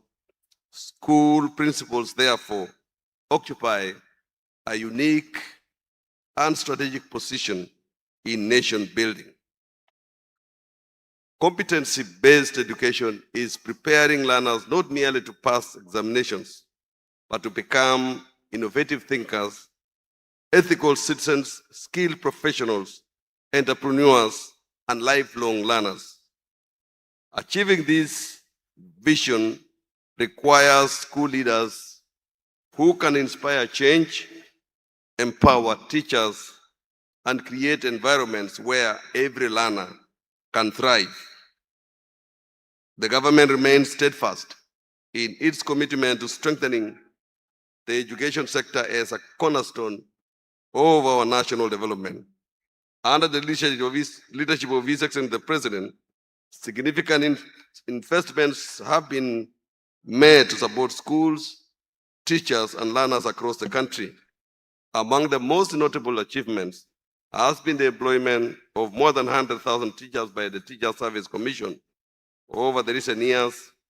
This unprecedented investment in the teaching workforce has significantly improved staffing levels, reduced teacher shortages, and enhanced the quality of instruction in our schools. The government has also prioritized the expansion of education infrastructure. Through sustained investment, more than 23,000 classrooms have been constructed across the country to support the implementation of competent-based education and to provide conducive learning environment for a growing learner population. These facilities are helping to ease congestion and ensure that every child has access to quality learning spaces. In addition, the government continues to honor its commitment to the timely disbursement of capitation funds to public schools. In line with the assurances given by the President, efforts have been intensified to ensure that schools receive resources as scheduled, enabling principals to plan effectively, manage operations efficiently, and minimize disruptions to teaching and learning. These investments demonstrate the government's recognition that education is not an expenditure, but a strategic investment in Kenya's future prosperity. The success of competence-based education depends on the strength of our schools. Strong schools are characterized by sound governance, financial accountability, innovation, effective teaching, learner safety, and inclusive leadership. Equally important is collaborative leadership. Principals cannot implement reforms alone. Success requires close cooperation among teachers, boards of management, parents, the Teacher Service Commission, the Ministry of Education, county governments, development partners, and local communities. As the public service continues to embrace digital transformation, educational institutions must equally position themselves to take advantage of technology to improve efficiency, accountability, and service delivery. School leaders should champion innovation while ensuring that technology is deployed responsibly and in a manner that supports learning and institutional excellence. The implementation of competence-based education calls for adaptive leadership that embraces innovation while remaining focused on learner outcomes. Principals should invest in continuous professional development, engage stakeholders openly, and cultivate cultures that encourage creativity, resilience, and accountability. As we strengthen our institutions, we must equally strengthen the people within them. Mental health has emerged as one of the defining challenges of our time.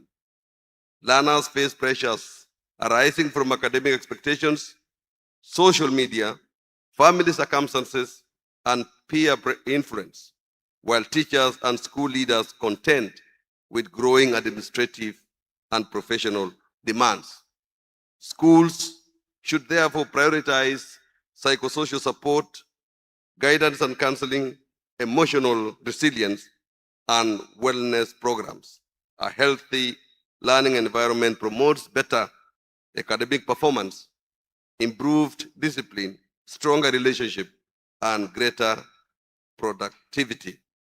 As leaders, you have the opportunity to cultivate compassionate school cultures where every learner and every member of staff feels valued, respected, and supported. Ladies and gentlemen, the government continues to place great emphasis on responsible management of public resources and value for money across all sectors. Schools are no exceptions. Every shilling allocated to the education sector represents the sacrifice and contribution of Kenyan taxpayers and must therefore be utilized efficiently, transparently, and for its intended purpose. As leaders of public institutions, School principals are entrusted with a responsibility that extends beyond administration. You are custodians of public resources, public trust, and the future of our children. Every decision made, every resource allocated, and every program implemented must contribute towards improved learner outcomes and institutional performance. In today's environment of constrained resources and rising expectations, accountability can no longer be measured solely by compliance with procedures. It must be demonstrated through tangible results. Integrity remains the cornerstone of effective leadership and public service. As school heads, you are not only responsible for managing institutions, but also for shaping values and character. The standards that learners observe in their teachers and school leaders often have a lasting influence on the kind of citizens they become. We must therefore remain vigilant against all forms of misconduct, including examination malpractice, procurement irregularities, conflict of interest, favoritism, and misuse of public resources. The success and sustainability of any institution depends not only on the quality of its leadership, but also on the strength of its governance system. Strong governance promotes transparency, enhances accountability, safeguards public resources, and creates confidence among stakeholders. I therefore urge school leaders to continue strengthening internal controls, maintaining accurate records, fostering constructive engagement with boards of management, and ensuring full compliance with applicable laws, regulations, and government policies. I wish to commend KESSHA for fostering a culture of professionalism among school principals. The association has consistently demonstrated that organized, evidence-based engagement can strengthen public policy and improve service delivery. Your commitment to continuous learning, mentorship, and collaboration has elevated educational leadership in Kenya and contributed significantly to the successful implementation of national reforms. The government values this partnership and looks forward to continued collaboration in building an education system that meets the aspiration of our people and the demands of a rapidly changing world. I want to add and say that the most critical input in an organized society is leadership. And as we continue transforming this country, each and every sector, each and every unit of government and private sector must play its role equally well. I want to thank the heads of senior schools in Kenya who are members of this association for a good work that they have been doing. I think you need to clap for yourself because you have done exceptionally well. Organizing such a number of members, especially very busy people who have different shades of opinion, different background, is not easy. It must have taken a while for the leadership of this association to consciously bring all of you together, to rally all of you in one direction, and consistently ensure that all principals in this country are working in one direction at the same speed, in the same trajectory. I want to really thank all of you for the kind of heavy lifting that you do. You know, your influence extends far beyond the grades on a certificate. You always shape the values, the thinking process, and the confidence of our young people. You impact many beyond classrooms. The teacher is the single most person who, at any one stage, all of us must have passed through the hands, and they have felt the impact up to now where we are. You are the quiet architects of national progress.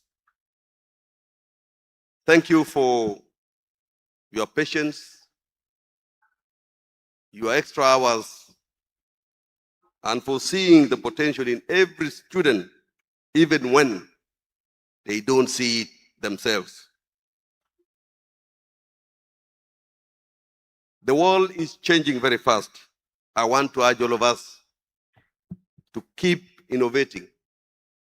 The world is changing, and your role in helping the students navigate with critical thinking remains our most vital national assets. As a head of public service, I've been doing extensive engagement with all public servants.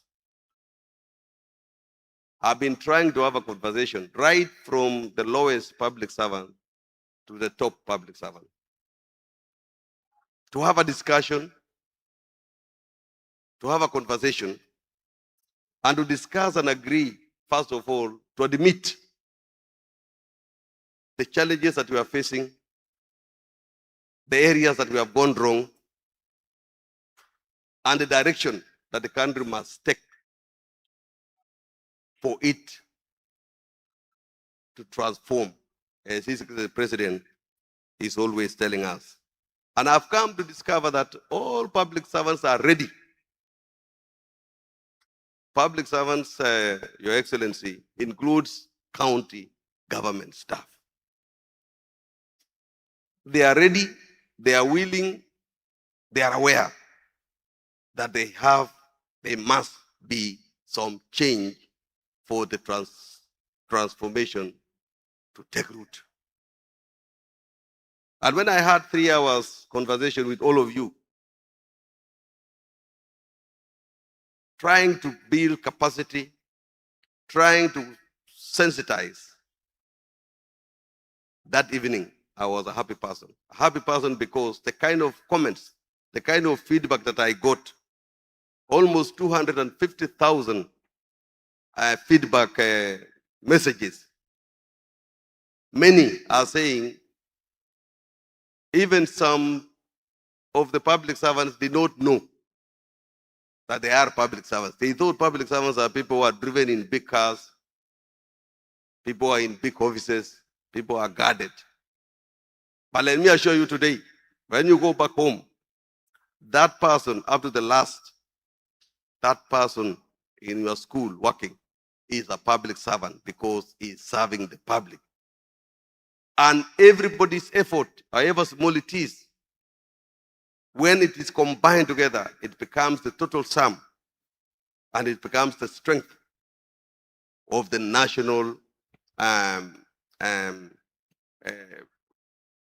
force that can drive this country forward. So I want to urge all of us, ladies and gentlemen, to be very, very, very alert and to ensure that as public servants of this age, we need to be part and parcel of transforming our country. We are not going to wait for anybody else because there is none. It is us. Wherever you are, whether in your school is in Turkana, or in Kwale here or Mombasa, know that you have a role to play, you have a critical role to play in transforming this nation. That classroom teaching, that management ideals, that leadership that you are showing the way to students and your teachers in school is one of the inputs to the transformation of the country. And therefore, I'm always glad to have a conversation with all of us. And you must have seen, I'm one person who is very passionate with education. Almost every weekend I visit schools.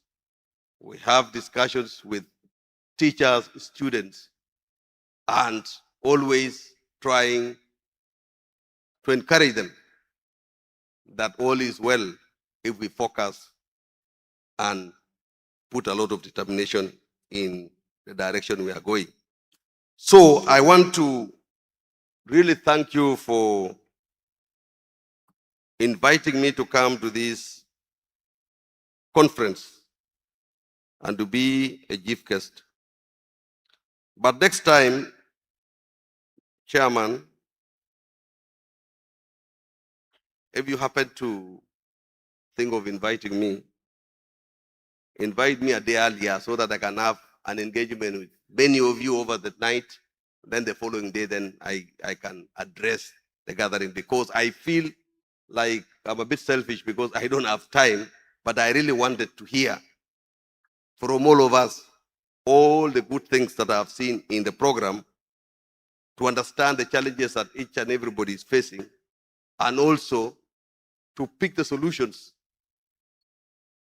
that majority of our fellow public servants who are sitting here are giving, so that as we are moving forward, we become practical, we become realistic, and really we get to understand what is ailing perhaps the education sector, what is needed in transforming the economy of this country. So as you reflect on the theme, strong schools and collaborative leadership for promoting competence-based education, let us reaffirm our shared commitment to building institutions that are resilient, innovative, accountable, and learner-centered. Kenya will not transform through policies alone. Transformation will occur when leaders at every level take ownership, deliver results, safeguard public resources, and remain accountable for the responsibilities entrusted to them. The future of our nation will be determined not by the plans we make, but by the discipline, integrity, and effectiveness with which we implement them. I have received a memorandum. I'm going to go through it. I know the Principal Secretary has responded to several issues raised, but I promise you that we shall go through it. I will escalate to the highest office so that a conclusive decision will be made, and your input is made or taken to become part of the policy transformation items or parameters within it. So I thank every principal gathered here for your dedication and service. Your leadership shapes communities, strengthens families, and builds the nation. It is now my pleasure to officially declare the 49th KESSHA Annual National Conference open, and to wish you fruitful deliberations and every success. Thank you, God bless you, and God bless the Republic of Kenya. Asanteni sana.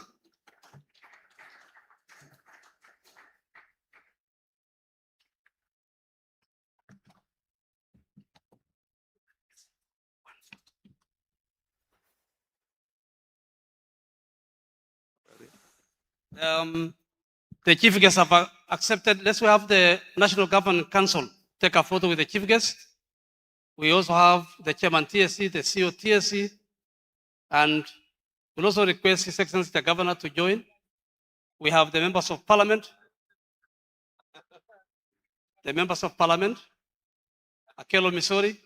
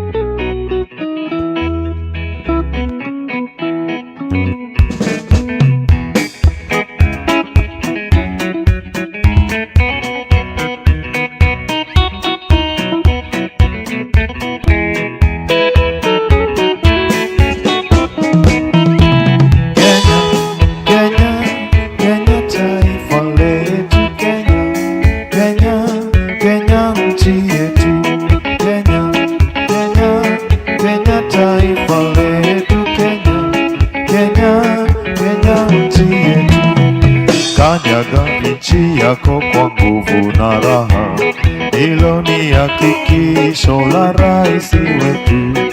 Zamani tuliwekwa ati namba 4, sasa hapa utani tuko namba 1.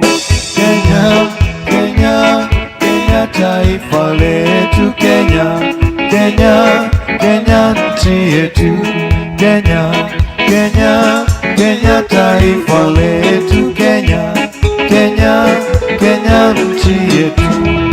Nguvu zetu za Kenya ni umoja wetu.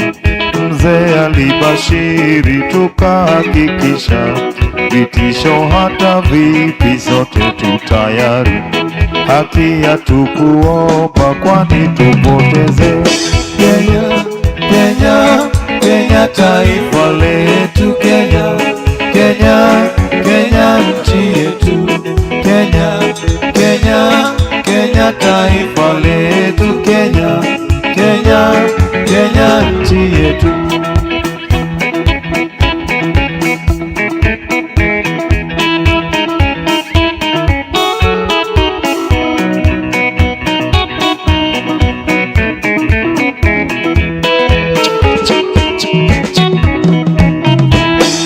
Kenya ni nchi nzuri kushinda zote, barani hata pwani kwa vutia kote, mashamba hata mbuga ni kunono kote, twaweza kutumia mahali popote. Kenya, Kenya, Kenya Kenya taifa letu, Kenya, Kenya, Kenya nchi yetu, Kenya, Kenya, Kenya taifa letu, Kenya, Kenya, Kenya nchi yetu. Pori zetu za Kenya wanyama ni wengi, wageni huwaona na ndonge twapata, ni haki tuwalinde wasiharibiwe, ndiyo sehemu kubwa uchumi wa Kenya. Kenya, Kenya, Kenya taifa letu, Kenya, Kenya, Kenya nchi yetu, Kenya, Kenya, Kenya taifa letu, Kenya, Kenya, Kenya nchi yetu. Wako wapi wabeberu waone haya tuliyoyatimiza kwa Kenya, Kenya, Kenya taifa letu, Kenya, Kenya, Kenya nchi yetu, Kenya, Kenya, Kenya taifa letu, Kenya, Kenya, Kenya nchi yetu.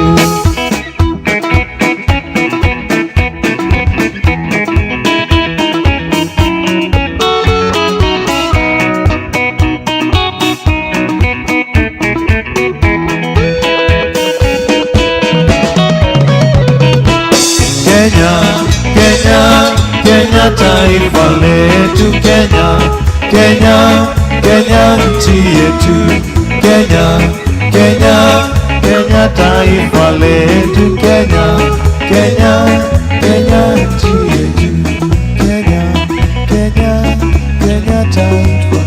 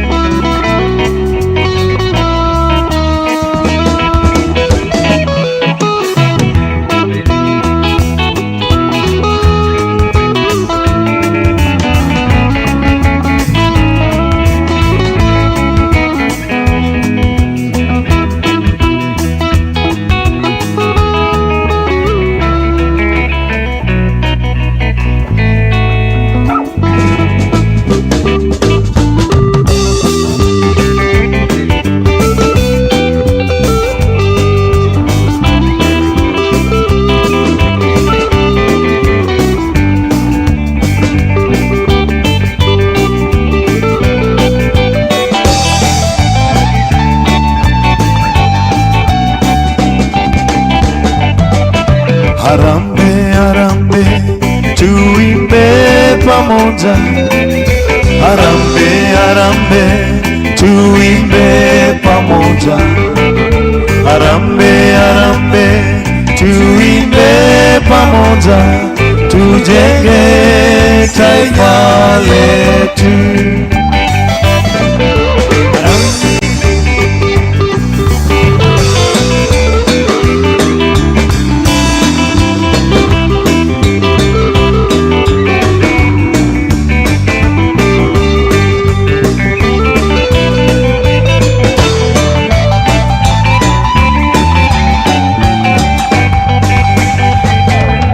Sisi wa Kenya hatuna ubaguzi.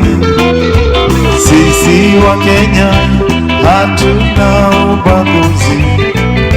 Sisi wa Kenya hatuna ubaguzi. Kila rangi twaipenda.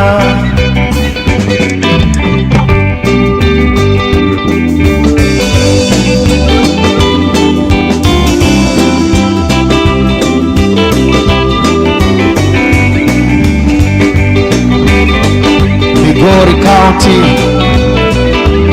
Bwana Peter.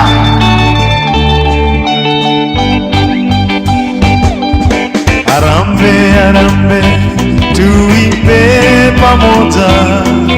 Harambee, harambee,